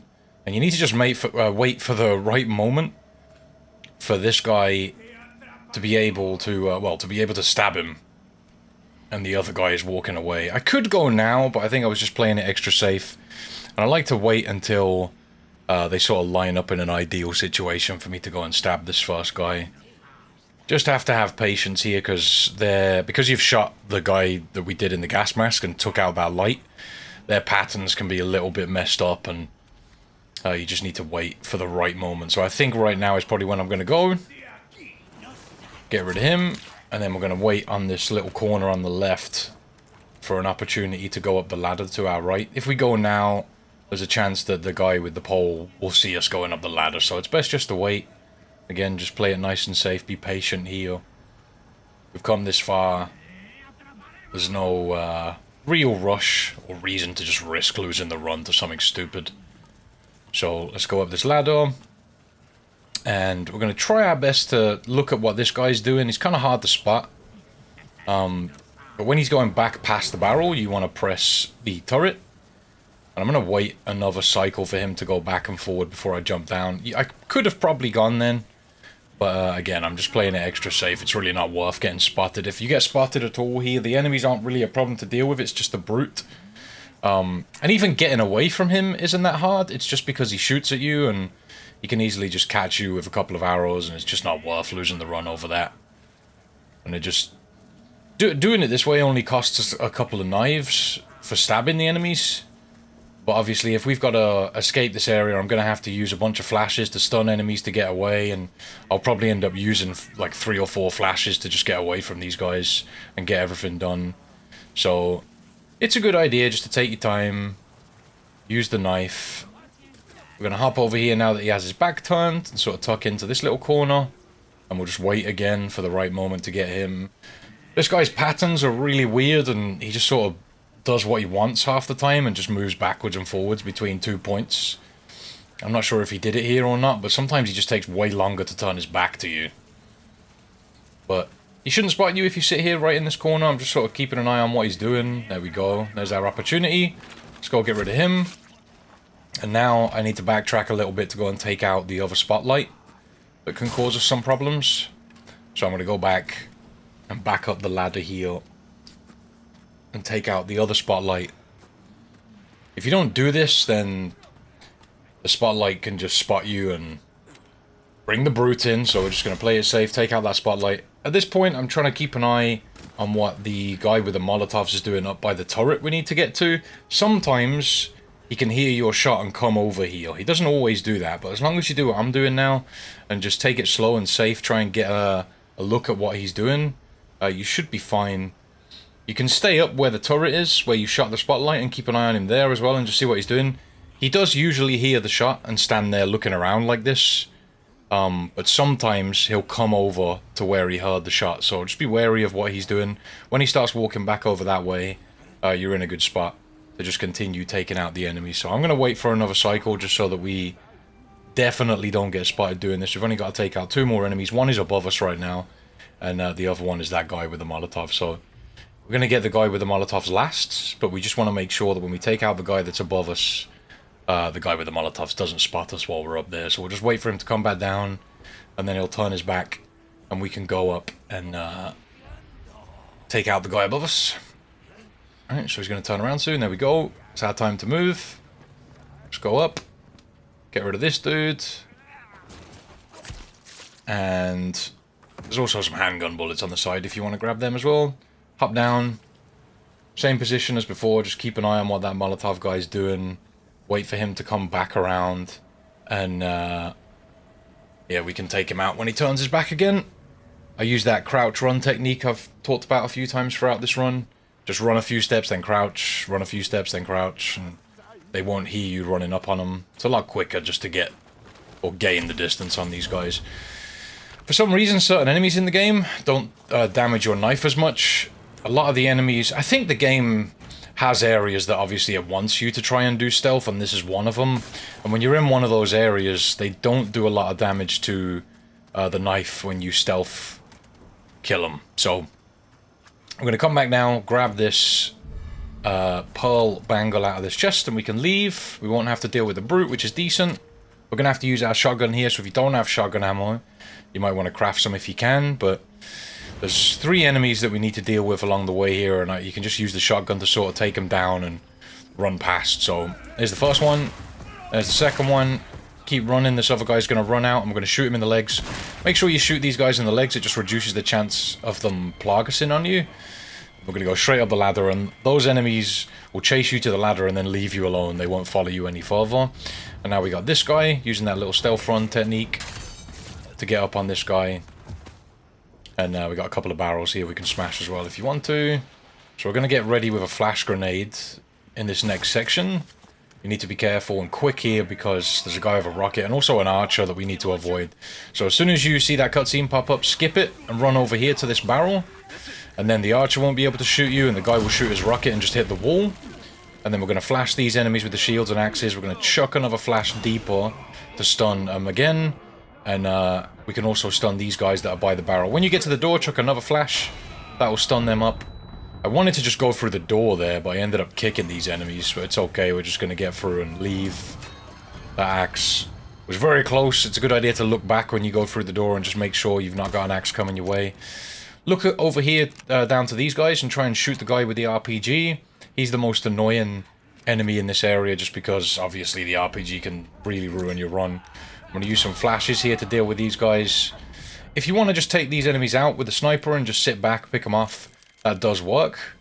I'm really just spamming flash grenades to get through this area without having to use ammo, because we kind of need ammo for the next couple of chapters, and you can never tell whether you're going to get good drops or not. But you want to come down here to get the elegant crown. I'm going to flash these guys again. Really, the main threat out of these enemies after the RPG guy is the guy with the crossbow.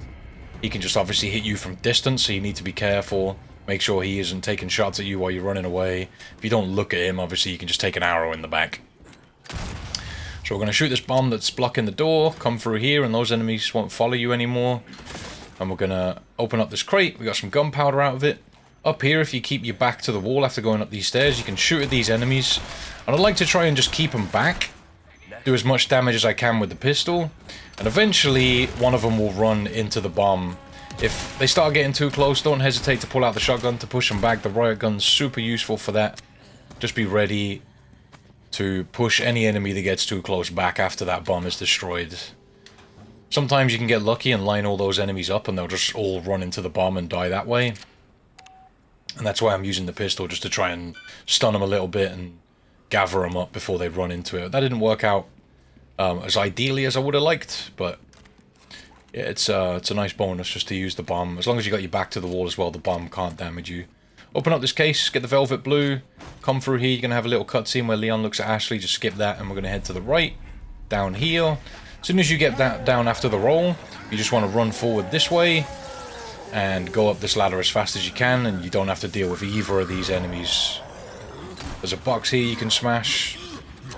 It is an RNG drop, so maybe you can get some bullets or some gunpowder, but it was just money for me, so I'm going to keep moving. You can just run through this area. I like to have the shotgun ready though, just in case anyone gets a little too close for comfort. I'm going to open this box, grab the stuff, and then just run past this guy like that. He will always do that animation whilst coming through the door, so you'll have plenty of time just to run past him. Open up this dumpster to get a hand grenade. And we're going to come through this door, stick to the left whilst running past this guy. He might stun you, but he won't do damage. So we're going to sell a few little treasures that we can at the moment. Looking at stuff just to see if there's anything else I want to sell, but I think we're alright for now. I think I might buy some large resources at this point, because I've used a lot to make a bunch of flashes. I'm not sure. Maybe I will, maybe I won't. I'm going to sell the elegant crown as well. Not sure if I went back and bought a couple here, just because there's a little area at the end of this chapter where you need some flashes.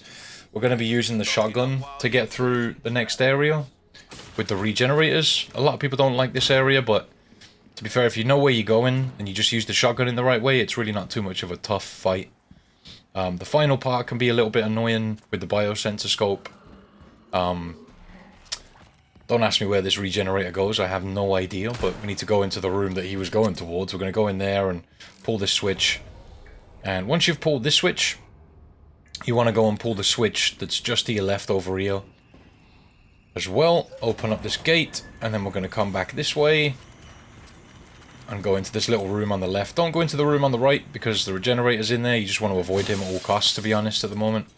Grab the first aid spray, gunpowder, and red beryl that's in those cabinets, and we're gonna solve this first puzzle. This is always the same solution, so you feel free to just copy me if you want to. Alright. There we go. I remember in my first couple of playthroughs, those puzzles took me so long to do. Be ready with the shotgun after you grab the keycard. We're going to come back out and there's going to be a regenerator outside the door. Just shoot him in the legs and run past him when he falls over. Don't worry about taking him out, just leave him alone, run past him, come this way, take a left, and pull this switch. And then we're going to go through the gate that we opened a minute ago. This will give power to the area where we need to use the keycard. This guy won't catch you as long as you're relatively quick. You don't have to be super quick, but, you know, just keep moving in the right direction and you'll be fine. And once you get into this room that you can open with the keycard, this regenerator can't follow you. So... yep, get in the freezer and you're safe. We're going to come in here and just open up this little, I don't know, valve freezer or something, and get whatever's inside. It's an RNG drop. We got shotgun shells, which is kind of nice. We're going to put the keycard in here, and another regenerator is going to spawn behind us. And we want to turn around and shoot him in the legs and just run past him. Okay, so keep running. When you come out here, the regenerator shouldn't be like anywhere too near, but he can be in this part of the corridor you see me crouching in, like just around here. I'm looking for him just to see if he's close. Be careful if he is and stay crouched. Hopefully he doesn't spot you. If he does, you're going to have to flash him and try and run past this guy. What I usually try to do with this regenerator is wait for him to crawl down the corridor, and then when he gets too close, I sort of bait him into a jump and just keep running to the left. But he stood up for me, so I had to shotgun him again. And because he's doing that, I'm just going to throw a flash, stun him up. That'll stun him for a brief moment, and that'll allow me just to run past. Be ready with the shotgun here, because this other regenerator might be lurking again. Get ready to shotgun him in the leg just so you can run past him. He can also be in this area, or down the stairs even. So just be ready to adapt to whatever he does. But as long as you shotgun him in the leg, you can just run past him and get to this keycard reader and just use the keycard to get through. Alright, so open up this crate. And we're going to come here, and although I don't like to abuse the tether in this area too much, you can if you really need to. I like to snipe both of these guys. I hit the first one with a helmet on with a pistol bullet first, just to take his helmet off. So This is probably the dumbest tether in the entire game, to be honest. If you stand around about where I am right now, these enemies will come up the stairs after you. But if you back up like a couple of steps, these enemies just won't come up the stairs. So you can see how that guy's sort of trying to figure out what he wants to do. He's turning around and stuff. And that's because I moved back just a little bit. In my opinion, the dumbest tether in the entire game. I don't know why they designed it that way. It seems kind of stupid to me. But it is what it is. I guess maybe they didn't want the enemies to be swarming you as you entered the room or something. And they wanted to keep the enemies down here, but... You know, there's not really a huge amount you can do. You'd be really foolish just to run down there into all of their faces to make it more fair, but... It's really easy to abuse that tether. I still try not to. I try to just stand in a position where they will come at me. So that the fight's fair, I guess, but... Yeah, feel free to abuse that one if you want to. Alright, so we're grabbing all the ammo in the cases here. There's a couple of rifle ammo pickups. And you can also grab some stuff out of these glass cabinets. Got a red hub here. I think there's some SMG ammo here. Over here is a green hub. A hand grenade in the middle of the room. More rifle ammo. And I think that's everything. So, coming back over to this room. Smashing open these two crates. Get whatever's inside. And we're going to get the biosensor scope. At this point, you should have a decent amount of rifle ammo. And even though we only need to kill one of the regenerators, the problem is the enemies that run into this area have dynamite. And also, if you Plagas any of the enemies, they can break the regenerators' tanks. So it's a good idea just to take out all 4 of the regenerators and not have to worry about them during the exit fight when you're getting the keycard sorted. I like to stand about here. Because if you're closer, it's easier to hit your shots, but if you miss one, you'll more than likely get grabbed by the regenerator's stretchy arm attack. So, if you stand about here when you're taking out these tanks, if you do miss a shot, you can just retreat into the room with the keycard and loop them around through the doorway and stuff. And it's the same on the other side. You can just use the window you can jump through and just loop them around and keep them busy so that you can really minimize the chance of taking a hit. The shots are a little bit harder to hit here, I know, but it works out a lot safer to do it this way, I feel. I think I got pretty lucky and didn't miss any shots, but there's been plenty of times when I have missed a shot and had to loop around to get a better angle on the regenerator rather than risking taking another shot. If you're using the Stingray, this might be a little bit easier, but it's real easy just to get brave and miss a couple of shots and get yourself hit. So I like to play this nice and safe, and I prefer to use this rifle over the Stingray. Alright, so that's all of the regenerators taken care of. I'm going to put the normal scope back on. I really don't like using the biosensor scope unless I really have to. So we're going to go back through here, sort out the keycard, slap it in. Crafting a couple more flashes here, although I have got more than enough to deal with this fight. I only really need a few. And there's a lot of different ways this fight can play out, but I like to use the snipe to try and take out a couple of enemies. If you want to flash them straight away and just sit there picking them off with a snipe, that also works. Yeah, I kind of do different things depending on what happens, but I guess that's what I'm going to do now. I just wanted to play it extra safe. You got to look out for the dudes with dynamite, because they're the big trouble in this area. I think I just got both of those enemies with one shot. Decent collat. And again, if you're worried, just use a flash. Obviously that takes out the Plagas heads, and we need to be careful about the dynamite guys, like I mentioned. Just going to use another one. He's managed to throw a dynamite at me, though. Just keeping my distance from that, making sure I don't get hit. I'm definitely panicking at this point, because being this deep into the run, it's always just like a big sweat point. God knows how I hit that shot right there, by the way. I look like I hit the wall, but... More enemies. Also, dudes with axes are very scary, because anything with a projectile is just a nightmare to deal with in this game.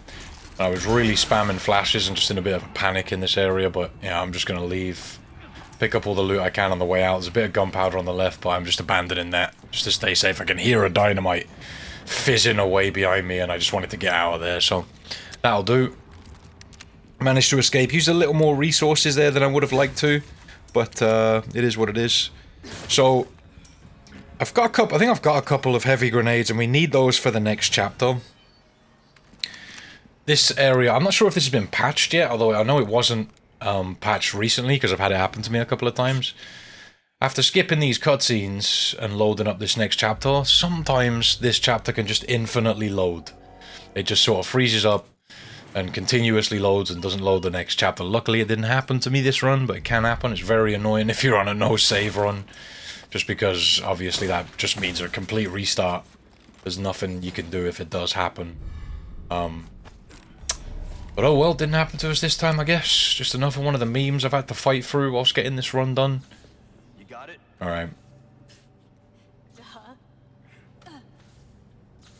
And there you go, Ashley. When you push her through that hole, you can come back here and loot up these items. If this is just pesetas, you can just leave it behind if you want to, but I decided to grab it. We've got plenty of money. Money really isn't too much of a problem from this point onwards. This chapter's got a few sweaty areas. You've got the Wrecking Ball, and you've got Krauser as well. There's also the Super Regenerator, which is no fun, but we're going to deal with it. So I think as well I had to use a few backup strats in this chapter. There were some things that were going wrong, and I managed to clutch it out luckily. Selling the things we don't need here. Heals, SMG ammo, a few treasures. And yeah, I've got the red barrel to put into this extravagant clock now, along with a ruby. Get the most out of it. Decent. Let's go ahead and grab whatever's in these pickup spots. So as you come through this door, you'll get a little cutscene first of all, skip that. And you can look up and shoot down this Alexandrite lantern.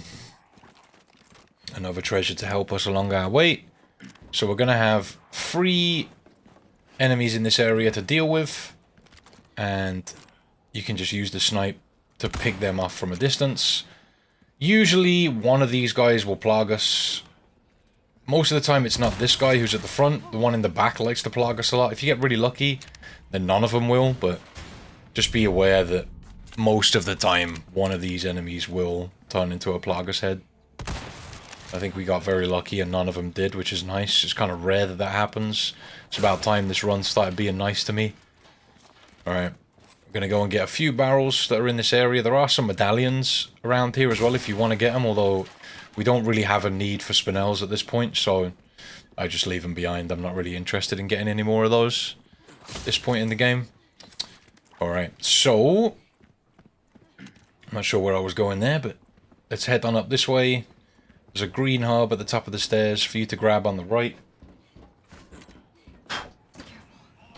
Alright, so I'm going to shoot this guy in the legs with a shotgun and just try and use the pistol a little bit to try and stun enemies, but I like to use the extra normal grenades I have here to deal with these guys, because there's a good group of them and they're kind of just frustrating. A couple of them will usually plague us also.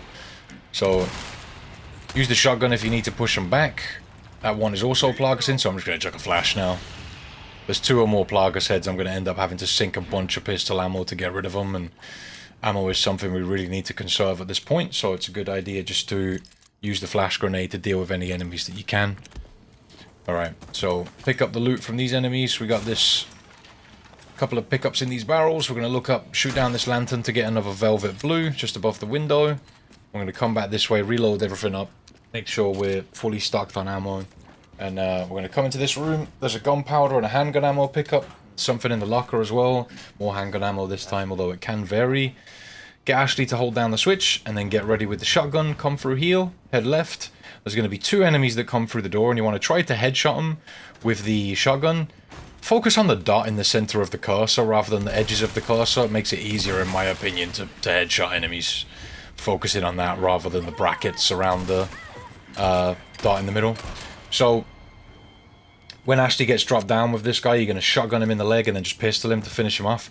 You need to be quick to get back to there, because even though there isn't an exit for that guy to escape from, if he gets into the corner with Ashley, it just does the "you are dead" thing, like Ashley got kidnapped, which is really annoying because there isn't actually an exit for him to escape through. The game just sort of makes that happen, so you need to be quick to get down there. So standing in the doorway here and sniping this guy will make his Plagueis head pop. This guy will always plague us. And then just use the pistol to get rid of him. From there, get a flash grenade ready when you come up these stairs. And when we get to the second set of stairs, we're going to throw a flash deep into the room. That'll stun all of these enemies. There's also a spider Plagueis here. It'll instantly kill that. and then you can kick this guy. If he's jamming the doorway, just kick him, and then once you're at this point, the enemies won't follow you any farther. We're going to duck under these pipes, get this barrel, come back this way, and there's an emerald in this corner. Emeralds are really scarce throughout this run. You do not find them often at all. I think I only get 3 in the entire run, and that's 1 from cabin, 1 after Mendez, and 1 right here. We need 2 for the elegant crowns, and we have 1 spare. But yeah, they're really rare. You get them a lot off the chainsaw guys, and we don't really kill any of those throughout this run, so we don't have a lot. So I'm going to put the biosensor scope back on for this area. Got the couple of ammo pickups that are here.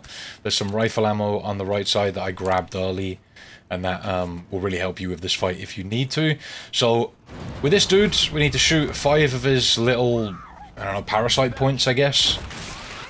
And if you miss, you just want to start running away instantly from this enemy. I missed this last shot and had to run away. He's very quick, but you just want to move and then chuck a flash when you've got an opportunity, and that'll allow you to get around and get another shot on him. If you don't stun him with a flash grenade, then that guy will just keep chasing you in circles, and it's very annoying. As soon as you've popped all his parasites, you want to run for these switches with Ashley, and it's the same as the door before. You want to press the activate button when the needle reaches the 10 on the top line, and that'll allow you to stop it at the right moment. So yeah, be careful with that guy. That was definitely a backup strategy. You have to be really careful when fighting him. If, like I said, if you miss a shot and he starts running at you and you try and run away, you might find yourself in a situation where he's just constantly chasing you and you haven't got a moment to turn around and shoot him. As soon as you try to, he'll just grab you, so you need to be really quick to sort of get away, chuck a flash, and then shoot the other parasite that you've missed. But ideally, you don't want to miss a shot. And if you do get him by the door, you can still run to the switch straight away. Don't deal with his second phase. Just run to the switch, pull it, and leave. It's not worth fighting him in his second phase. He's just a big annoyance, to be honest. And once you get through the door, he won't follow you any further, so you're in a good spot once you get to here. Let's grab all the loot that's in this area. So I think I put the normal scope back on the snipe, and we're going to have to deal with a few enemies that are trying to push Ashley at this point. So this is all about snipe accuracy, and I think I had to use a backup strategy here, because the last enemy I have to shoot sponged my shot, which is kind of annoying. But these tanky island enemies are just rough to deal with. So when you pull the switch, you want to stand in this area and just look through the bars and try and take out these guys. You can get a nice 2-for-1 on those guys. 1 at a time is also fine. So once you've killed these 4, reload the snipe. Don't move from here until you've reloaded. When you run past this pillar on the right, the regenerator will spawn, come back to the bars, and 1 more enemy will come running down. He sponged for me here, which is very frustrating. It does happen though. It's kind of difficult to deal with. So I'm going to turn around and shoot the regenerator in the legs, flash grenade this guy quickly, and then I'm going to try and snipe him by flashing him again. This is a really difficult strategy to pull off. You need to be careful. Don't let the regenerator get too close. So at this point, I knew I had to move because the regenerator was coming. I didn't have the time to snipe that guy. Ashley's been grabbed, which means that the bridge has been dropped. I can't cross it. So I'm going to flash him and then try and snipe him here. And that'll sort the situation out. I'm going to shoot this guy in the leg again with the shotgun. And I sort of just bait him around in circles here until Ashley's raised the bridge. This is a very sweaty backup strat that I had to use. And it was sort of improvised as well. I definitely wasn't prepared for this. If you're lucky, that last guy that sponged my first sniper shot will just die when you snipe him, and you'll just be able to come back this way, and then this will happen with that guy and you'll be able to leave. Luckily, I pulled that strategy out of my arse and we managed to get out. Grab the loot that you got from these guys. Don't go too far into that room because the super regenerator guy is there. And yeah, now we can leave. The solution will always be the same on this switch for you. I think I need to turn these the other way. It's this way. Yeah. There we go. Alright, so next up we've got to deal with a few spider plagas. So we can use the pistol to take these enemies out. You can use a flash grenade if you want, but to be honest, you don't really need to. You can just use the pistol. For some reason, these guys are really weak here. Everywhere else in the game, they're pretty tough, but here they're super weak, and 1 pistol bullet will just get rid of them. So use the pistol is my advice. If you want to use a flash to be safe, go ahead, but I find it nice and easy just to use the pistol, and it costs 3 handgun bullets to get rid of those enemies.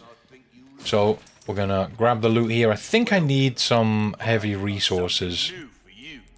So, I'm gonna sell him the biosensor scope because we don't need it anymore.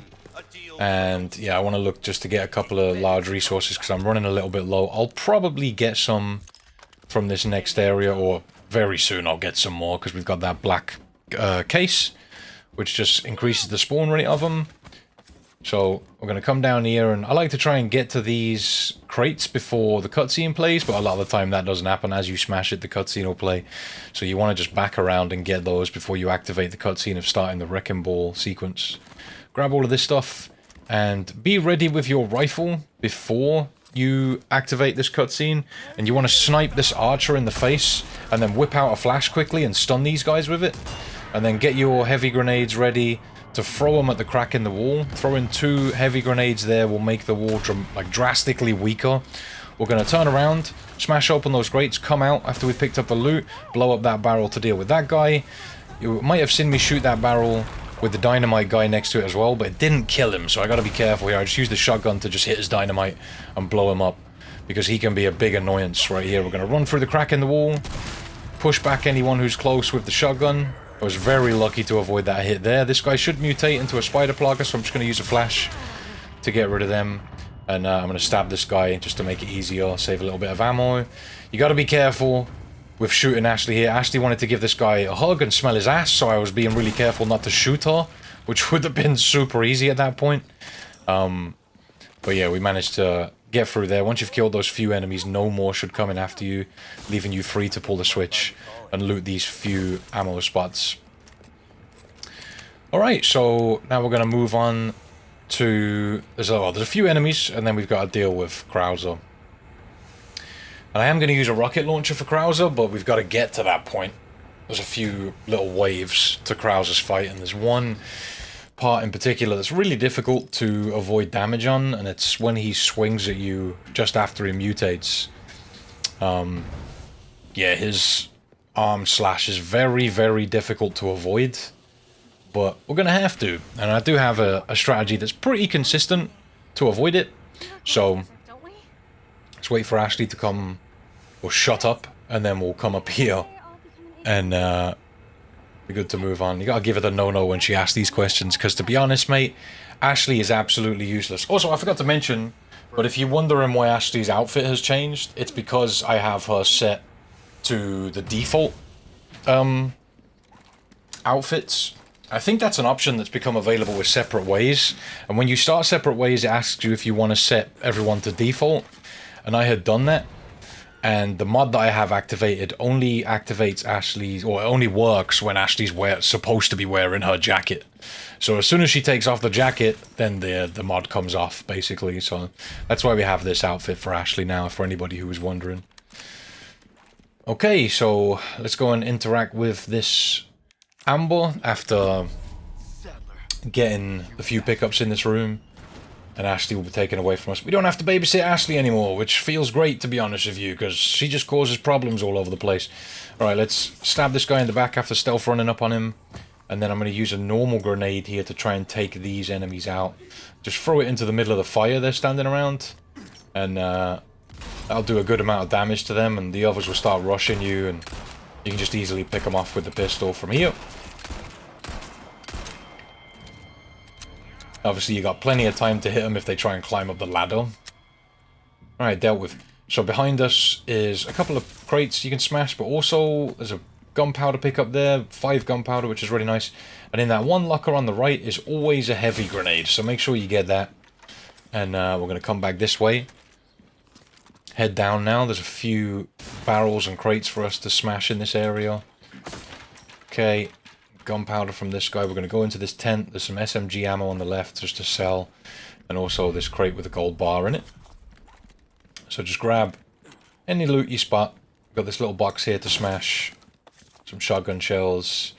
I'm not sure if I grabbed it here, but in this tent is a first aid spray, and there's also some gunpowder that I ran past. It's on the desk just next to where that first aid spray is. I didn't know about it for a while, until someone in my Twitch chat pointed it out. Alright, so grab up all this loot. I actually missed a pickup over there. There we go. Alright, so let's go ahead, smash this crate, and we need to go and talk to the merchant. We're going to sell some things. I can fill up this ornate necklace with a couple of alexandrites that we've picked up along the way. And usually I'd put sapphires in this, but I didn't have a lot of sapphires throughout this run due to us not getting a lot from the Novistadors in Chapter 10. So I'm just going to put rubies in it, sell that on, and then I'm going to get the Killer 7.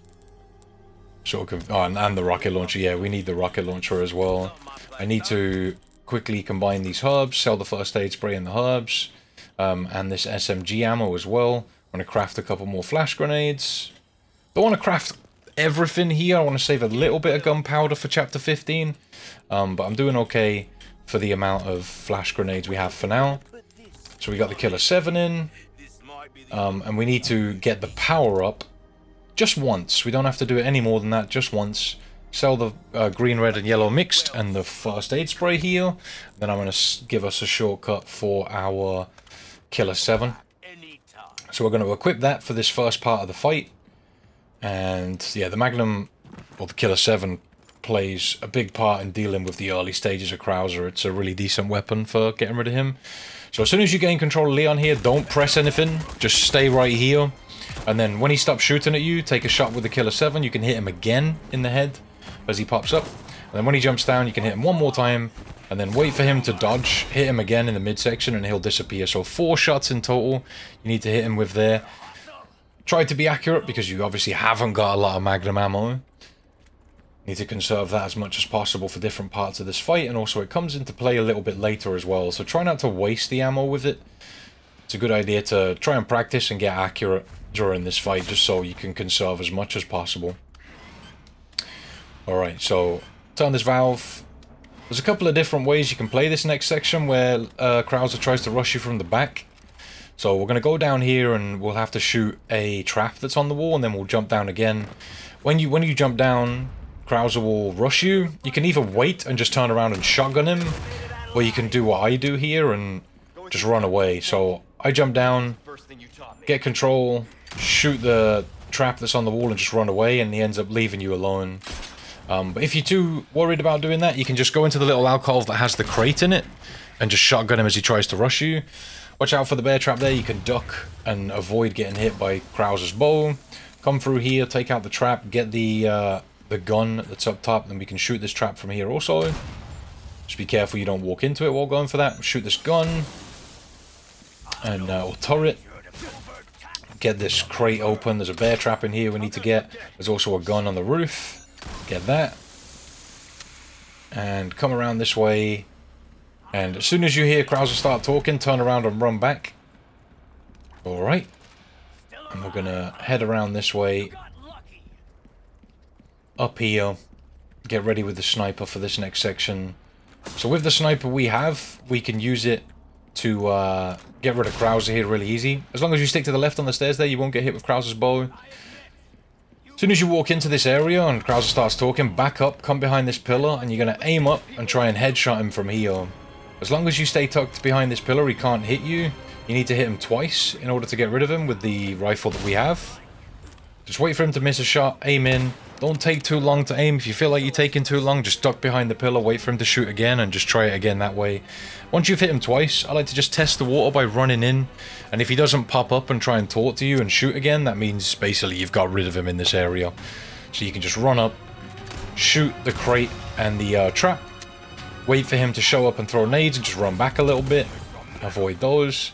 Get the Killer 7 ready. And keep moving forward. As soon as you get in here, you want to duck into the second pillar right here. And you can shoot around it with the Killer 7 by sort of corner peeking. Shoot him twice so he falls down. Kick him when he's sort of on the floor recovering. Shoot him once in the head. And then you'll have to evade him when he throws the flash grenade. And then when he's stunned, you can kick him. Shoot him with the sniper rifle while he's stunned again. Just be ready for his evades. There we go. He actually took a bunch of damage there. Usually that part of the fight is a lot quicker than that, but it is what it is. So get ready with the shotgun here. I would recommend using the shotgun to run through this area and nothing else. It seems like using any other weapon makes it more likely to get hit, but line yourself up with the corner of the wall, look directly up, and just run straight forward, and you'll avoid the hit from Krauser there. That's a very difficult attack to parry. I did have the pistol out that time, but I've tested it a little bit, and it feels like if you use anything but the shotgun, he's more likely to hit you. So I was actually doing something a little bit more risky there and managed to get away with it. I don't know why that is, but it just seems to be that way. Maybe it's got something to do with just the hitbox or his arms being further back or something. But it seems to be way more consistent if you've just got the shotgun out. So evading Krauser there, that's an easy evade. And before we go up here, we want to get ready with the rocket launcher. Make sure you've got it equipped and go up the ladder. As soon as you get this cutscene, you want to skip it. If you watch it, things can play out a little bit differently. So as soon as you see the cutscene, just skip the cutscene, run forward, hit the evade, and turn around and shoot the rocket launcher to the right of him a little bit. If you shoot it directly at him, it'll probably hit Leon as well. So you just want to shoot it to the right, kind of where I did. And sometimes Krauser can turn around and his arm will hit the rocket while it's in midair, which is very frustrating. I've had that happen a couple of times in ruin runs. But it isn't very often that it does happen. It's just one of those things that can happen. It's annoying to take damage to your own rocket, but doing that fight without the rocket is very difficult. The only other way, really, to do it easily without the rocket is to have a fully upgraded broken butterfly, power-wise, at least. So yeah, celebrations all round getting through there, because I've got a couple of times I've got all the way here to the end of chapter 14 and taken my first hit there to my own rocket. So very frustrating to have that happen, but it is what it is. Very happy when we get through that section. So yeah, we're moving on to chapter 15 then. Not much left of the game at all. I don't know why I'm hanging on this screen for so long. Come on, there we go. Right, I was probably just answering a question in chat or something like that over on Twitch. Come on over to my Twitch, by the way, twitch.tv/IFreeMz. You like these kind of runs? Do you like them? Then come to my Twitch, mate. We do them all the time. That's what we're all about. If you're into Resident Evil 4 at the moment, I've been running this game for months over on Twitch. And I'm also grinding real hard to get partnership over on Twitch. And we're so close. I'm like less than 10 viewers average from getting my partnership. We need an average of 75, and I've got like 68 or something at the moment. So it'd mean a lot if some of you guys could come over and help me out. We're getting so close to getting it done. So I'm going to sell the fighting knife here and a few other bits and bobs. We got the rhinoceros beetle from the Krauser fight. To be honest though, money really isn't a problem at this point. We are fine. Doing just fine for money. We just need one more rocket launcher for Sadler. So as long as you've got 160k in the bank, you should be good. Chucking a flash there and sniping the RPG guy stuns everyone. As long as you throw it sort of below where the turret is, yeah, you'll stun everybody, and then you can snipe the RPG guy, run forward. You want to do it fast like this because you want to reach the turret before Mike starts talking to you. Just be careful as you turn that corner before the turret, because there can be an enemy up here sometimes. So yeah, getting on the turret and getting off it stops Mike from pulling you into a cutscene. And when he says what we got, you want to throw 2 heavy grenades down here. I only had 3 though, and I need to save 2 for a little bit later. So I threw 1 heavy grenade and 1 normal grenade, and then came over here to shoot these enemies as they come through with the turret. You should have 7 enemies run at you through this cave, and once you've dealt with them, hopefully you've killed enough with your grenades and those 7 enemies for Mike to piss off. If you haven't, then you're going to have to wait for Mike to take a couple more out, or take them out yourself. It's a good idea to stand around about here when you're down here. You can keep an eye on where all the enemies are coming from, and they can't surprise you with projectiles, which is nice. Just be ready to shoot enemies here because they are very annoying to deal with. I got some magnum ammo out of the barrel there, although that's random. Yeah, you'll see, if you look up, you can see Mike leaving, and that lets you know that he's going to come and trigger this cutscene. And then you can just leave. So coming down here, make sure you stop on this corner. Don't run around it, because there's a guy with an RPG that will just ruin your day. So just wait here. This turret will be shooting at you, and some other enemies as well.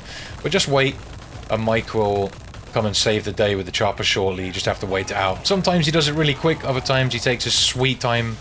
But Yeah, there he is. Alright, so we're going to run around this corner, shoot this barrel, and you want to get the sniper out here, and have a look at what this guy's doing. He sometimes dies to the barrel, sometimes doesn't. You might want to snipe him. And there's going to be 2 enemies at the bottom that have dynamite. I like to use the barrel that's there to take them out. Be careful of them, because they can sometimes survive and rush up on you. I lost a run to that. I actually had a really unlucky example where I'd got all the way to here without taking damage, and I was running away from an enemy that had survived from that barrel, and Mike stunned me with his gun, didn't hit the enemy at all, and I got hit. I was pretty triggered. So we're going to skip this cutscene, get ready with a heavy grenade, and we can just chuck it up here. And it might blow up from the one heavy grenade, but if it doesn't, throw a normal grenade and it'll blow up, saving you from having to go up and use the turret. Look straight up here and take out the rocket guy that spawns up after that, and a few other enemies you can take out as well if you want to. You don't have to, but it just thins out their numbers a little bit during this fight. So once you've done that, you want to be ready to get rid of this spider plagus, and also look out for this turret guy in the back. He does take a few seconds to start shooting at you, but just be careful of him because he can cause a lot of trouble. And we're going to hang out right here on these steps. Make sure you tuck in here, because there's going to be enemies with crossbows up top that can hit you. If you're tucked in all the way to the wall here, then they can't hit you with their crossbows. And you should only really have to defend yourself from a few enemies, and Mike will do the rest of the work. That is dependent on RNG though. Sometimes Mike makes you do a lot more work, but sometimes he puts in like a mad amount of effort and just really helps you out. I'm using the flash grenades here to get any Plagus heads, shotgun to push enemies back, although you don't want to kill off too much ammo here because you're going to need it for the next section. So make sure you've got some rifle ammo, some shotgun ammo. Bit of pistol doesn't hurt either. You're also going to need some flash grenades, so don't waste all of those. Be mindful of what you've got left. You're going to need at least 3 flash grenades for the end of this chapter. And we also need a couple for the next section, so just make sure you're being mindful of your ammo situation. Don't waste all of your flashes. Alright, so Mike again putting in that work. You might have to run away from these enemies. Again, be mindful of what they're doing. There's crossbow guys and axe guys that spawn there, and we all know how annoying they are. Mike will eventually show up and deal with that doorway, and I was worried here that he hadn't got rid of everyone, and he hadn't, so I backed up. I was kind of just panicky and just thought, yeah, I'm going to play this safe and come back this way, and I can keep a better eye on what everyone's doing. Keeping distance from the crossbow enemies gives you a lot more time to react to their arrows. You can see how long they take to travel in the air. If you're closer, obviously, they'll have less time in the air, and they'll just be way harder to parry or avoid because they move a little, not particularly slowly, but you can actually track them in the air. You can just move out of their way as they're shot if you've got some distance from the guy who's shooting it. Hit both of those enemies there with one shot, but one of them didn't die. You got to be careful dealing with these guys. But yeah, I just wanted to sit back here and hold them off. I got this wall to sort of take cover behind if they get too close. Whip out the shotgun if I need to. Alright. Done. Okay, grab up all the ammo and all the stuff you can. Right. So those enemies all gather up around that door initially, and you can just chuck a nade up there to deal with them, but I was running low on grenades, so I wanted to keep them. We need 2 more heavy grenades to get through the rest of the game, so you see I got those. It's not completely necessary, you can deal without them, but yeah, this is why I've been saving my heavy grenades all run. Alright. So, got a couple of guys to deal with here. As long as you don't pass through this doorway and you look up to shoot these enemies, they shouldn't shoot their turrets at you, making them pretty much free kills. Just be ready. Wait for this guy to line up with this barrel a little bit and I can do some extra damage to him, and I managed to take him out with that. So, when you pass through this doorway, more enemies will spawn. That's why I'm staying outside of it. So, missed my shot on that guy. Let's hit him again. Haven't got a lot of rifle ammo left, so I'm going to use 1 to hit this dude. I don't think that killed him. I'm gonna hit this guy as well. Yeah, these guys might either Plagus or Spider Plagus, so just be careful, be ready to deal with whatever is jumping down and coming at you. If you need to back up, do so. Just be very careful. Throwing a flash grenade here to deal with this spider.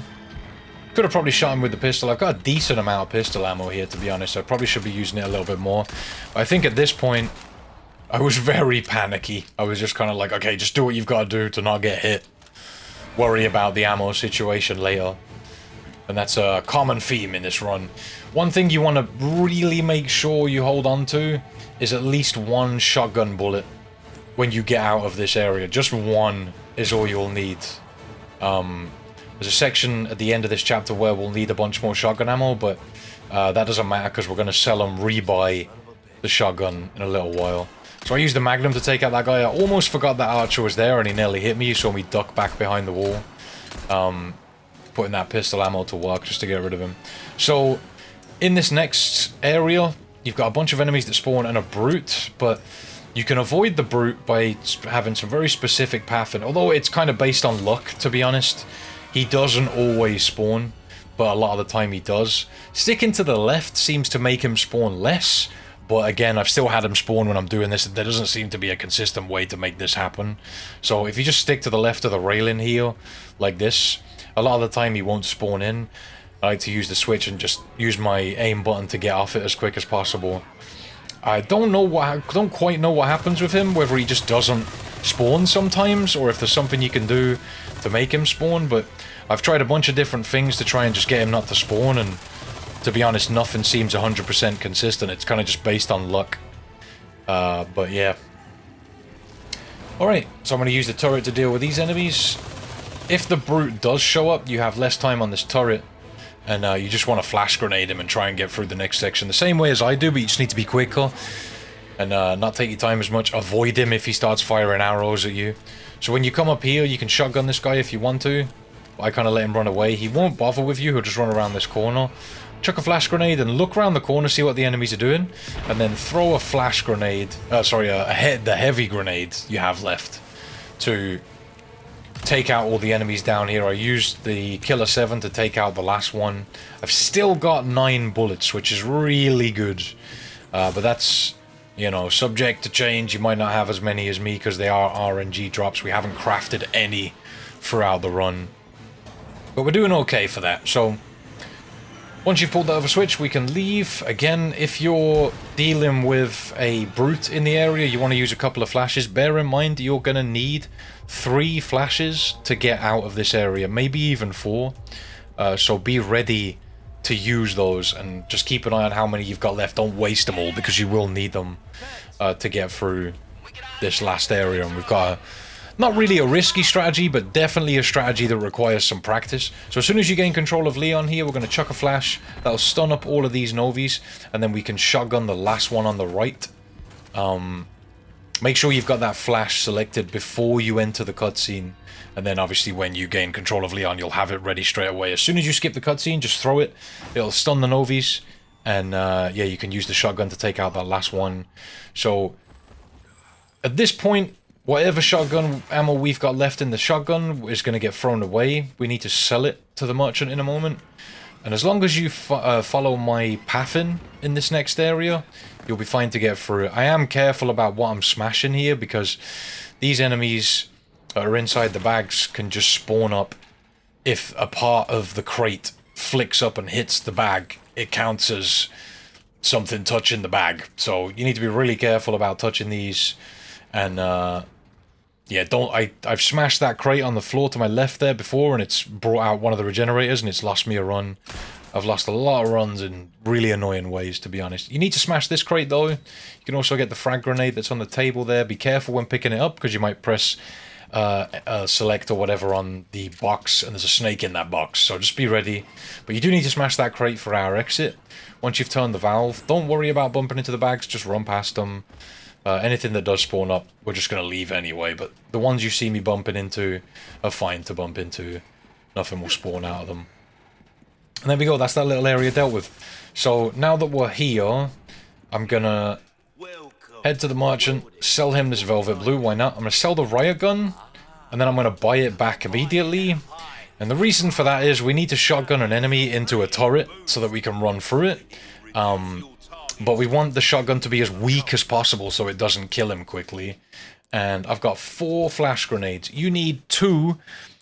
100% you need 2 to get out of here. But having 4 works out very nicely for this next section. But you can make it with 2. However, these are the last flash grenades you're going to need, so having 4 is ideal, but not necessary. 2 at the minimum is what you need. Alright, so I'm just sort of standing here as we run out here to get this guy to shoot at me and miss. It's easy to sidestep, and we can then try and snipe him to just take him out. He actually sponged that shot, which is very annoying. So we're going to move forward to this pillar with our pistol out, and we're going to wait for this guy to put his bow down, and then we're going to shoot at him. Just take him out with the pistol, stay back. Alright. Okay, so he's dealt with. We're going to get rid of this Novi that's over here. Make sure you don't walk too close to that Novi until you get rid of him. Alright, so once you've got the stuff that's there and got rid of that Novi, you can use the snipe to take out this archer. And a lot of the time he'll mutate. Sometimes he doesn't. You can see he's mutated for me. There's also a Novi on that wall right there you want to take out. There's another one in the back that you can see from here, just on the wall there. Okay, get rid of him. Right, so if you wait here, that guy that mutated will actually come down to you and might walk into a trap. It's up to you if you want to do that, though. I'm going to shoot this barrel and then use the pistol to take out this Novi. Once you've done that, we're going to walk up to this ladder, make sure that you're ready with a flash grenade, chuck it up, and that'll stun up the Novi that's up here. And this guy will fire his rocket that will hit a wall. We're going to quickly run around, take out this Novi, and then snipe this guy. You can snipe the guy first if you want. You should have enough time because the Novi stay stunned for a long time from the flash grenades. So we got this guy coming over. I'm going to shotgun him and then hit him with a magnum shot. Make sure you're saving 4 or 5 shotgun shells. Don't use the shotgun shells that you have at the moment. Okay, so we're going to flash the brute when he comes up. Stab him. You don't have to do the flash strap, but it just helps a little bit. Chuck a heavy grenade to hurt him, and then we can use the Deagle, or the Killer 7, to help deal with him. If he starts shooting at you, you can duck behind this sandbag to get away from it, and then I like to use the Killer 7 to do big damage to him and get rid of him. So that's all the enemies we need to take care of here. I actually went to throw a flash grenade at him, but I need those for the exit. The 2 I've used are optional, but they help out a lot. So the reason we sold and rebought the riot gun is so that we can get, first of all, our shotgun ammo back, but also we need it weaker. So when you come to here, when you hear the enemy spawn, throw a flash grenade through the window, and then throw a flash grenade at that pillar.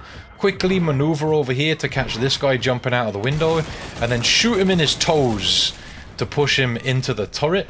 And when you've shot him 3 or 4 times, he'll end up in the lasers of the turret. When the turret starts shooting, you want to move to the left and run through the turret lasers, and they won't hit you because they're focusing on the enemy you've pushed into it. That's why we sell and rebuy the shotgun, to not only reduce the amount of damage that it does, but also give us our ammo back. Some of you have played the original Resident Evil 4 remake. Oh, sorry, the original Resident Evil 4 might remember that when you upgraded the ammo capacity, that it would also refill your ammo. So a lot of people used to go to the merchant with an empty clip, upgrade the ammo capacity, and then you'd get a full ammo clip. But that doesn't work in this one. The only thing you can do is sell the weapon and then buy it back, and it'll refill the ammo if it's empty, which isn't a bad deal. Just you lose all your upgrades when you do that. Okay, so pretty much now every hard part is done. Like, we've just got Sadler and the jet ski, and yeah, the jet ski's kind of scary at times. We're going to use a rocket for Sadler, so he's super easy. But yeah, when I was doing originally when I was doing my no save run before I started doing no damage, and I just did no saves, I lost a run on the jet ski, which was super depressing. Like, I just wrecked it into a wall by accident. And I'd got all that way, and it felt very, what's the word? Depressing, I guess. It was extremely depressing. But it is what it is. And it's funny, because back then doing that run it seems so difficult to do, just to get through the game without dying unprofessional. But doing that now would be so freaking easy for me, just because I've done no damage. Yeah, this run has been an ordeal, and I'm still doing that. I'm still doing another version of this run. The run I'm trying to complete at the moment is the same run, just without rocket launchers. Lots of fun. Lots of fun. I'm not sure what I'll do after that, but I'm really trying to grind this game to help me get my partnership over on Twitch, so again, I'd really appreciate it if you guys could come and help me out with that. Pretty much what you gotta do is come and hang out. It's completely free, doesn't cost money. Don't ask me what happened to Ashley's neck here. I guess that's like a mess up with the mod or something, but I don't know. But yeah, if you want to help me out, man, that would help a lot. I don't know if people think that Twitch is like something you have to pay for, but it's not. It's completely free. If you just want to come and watch, if you got some free time, you'll have a good time, I assure you. Come hang out with me in the community, man. You can meet some of the people. They're very, very, very decent guys. Alright. So, we just gotta do Sadler then, jet ski, and we're out of here, mate. Nice and easy. Let's go. Alright, so put Ashley up the ladder. You can shoot down this lantern to get a velvet blue. To be honest, money really doesn't matter at this point. As long as you've got 160k to get the rocket launcher, that's all you're gonna need. Never been better. Yeah. Good. Let's go. Sorted. Get this loot if you want to. Entirely up to you. You can just run past it if you want to. I probably should have left it because I was the aim for me time-wise for this run was to get it under 4 hours game time, and we ended up getting 3 hours and 58 minutes. So I just made it, and if I would have known that, I probably would have sped up a little bit here. To be honest, though, if I'd have gotten under just over 4 hours, I probably wouldn't have cared and just still been really happy with the run. Alright, watch out for these Novies. Grab up their loot. And we're going to go ahead and get this gold bar out of this case. Again, this stuff really doesn't matter too much. Really all you need here is the rocket launcher. If you want to sell stuff to get an upgraded weapon to shoot Sadler with, feel free. But yeah, it's completely optional at this point. I think I did go ahead and just sell things. I think if you start a new playthrough, you keep all this stuff, so it might be worth you doing things a little bit different compared to me. I think I was just selling stuff up. Just trying to maybe upgrade the Killer 7. I might have sold the Killer 7 and then upgraded it again. But yeah. There we go. Yeah, so I think I just got the power on the Killer 7 here. Still got like 250k. Which is insane. Only 2 weapons I have left are the Blacktail and the Killer 7. I was just like, whatever, just spend the money. Alright, so let's go. Really doesn't matter at this point. Equip the rocket launcher before the fight. You can do this 2 different ways. You can either just shoot him while he's up on the platform just by aiming at his center mass, or run over here and shoot him when he jumps down, like right there. It's up to you what you do. If you want to be safer, I'd say wait till he jumps down, but doesn't matter. Alright, so now we just have to evade the tentacles, hit him with the special launcher. So originally I thought that you couldn't do damage to Sadler here until you'd evaded these first 2 tentacles. But you can shoot him as early as you like, and if you do enough damage, you'll trigger the ADA rocket launcher throw early. But the amount of stuff it takes to actually get that cutscene to trigger is pretty high, so the odds are you might not have the ammo to do that much damage to him.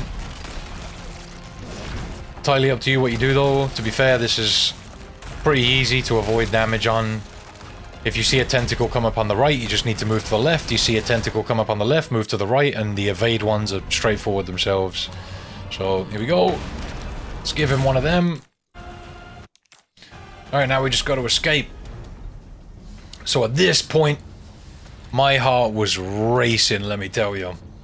I was scared stiff. There's one enemy that can grab you here, and Yeah, he grabbed me, but luckily for us, he doesn't do any damage. Even though I've done this like 100 times, I was so focused on getting to the jet ski that I just completely forgot about it. But luckily, this enemy doesn't do any damage. So, you can shotgun him if you want, or shoot him with one bullet will stop him, or you can just run to the side of the door and he'll miss. Entirely up to you. But yeah, he grabs Leon, and then Leon just kicks him back and he dies. He doesn't do damage. I guess it's just meant to be like a final jump scare. Okay, let's just say it was intentional. I meant to do that. I knew he didn't do damage. Legitimately, I had no idea that guy didn't do damage, and I just completely forgot about it. But it is what it is. You'll see the results screen. I don't take any damage. I'll say it again.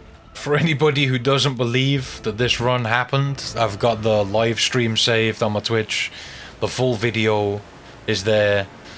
I've got tons of witnesses, and it took me months to do. It wasn't something I edited together or some bullshit. The edits you see are to cut out breaks and little pauses and whatever while I'm interrupted or talking to chat or whatever.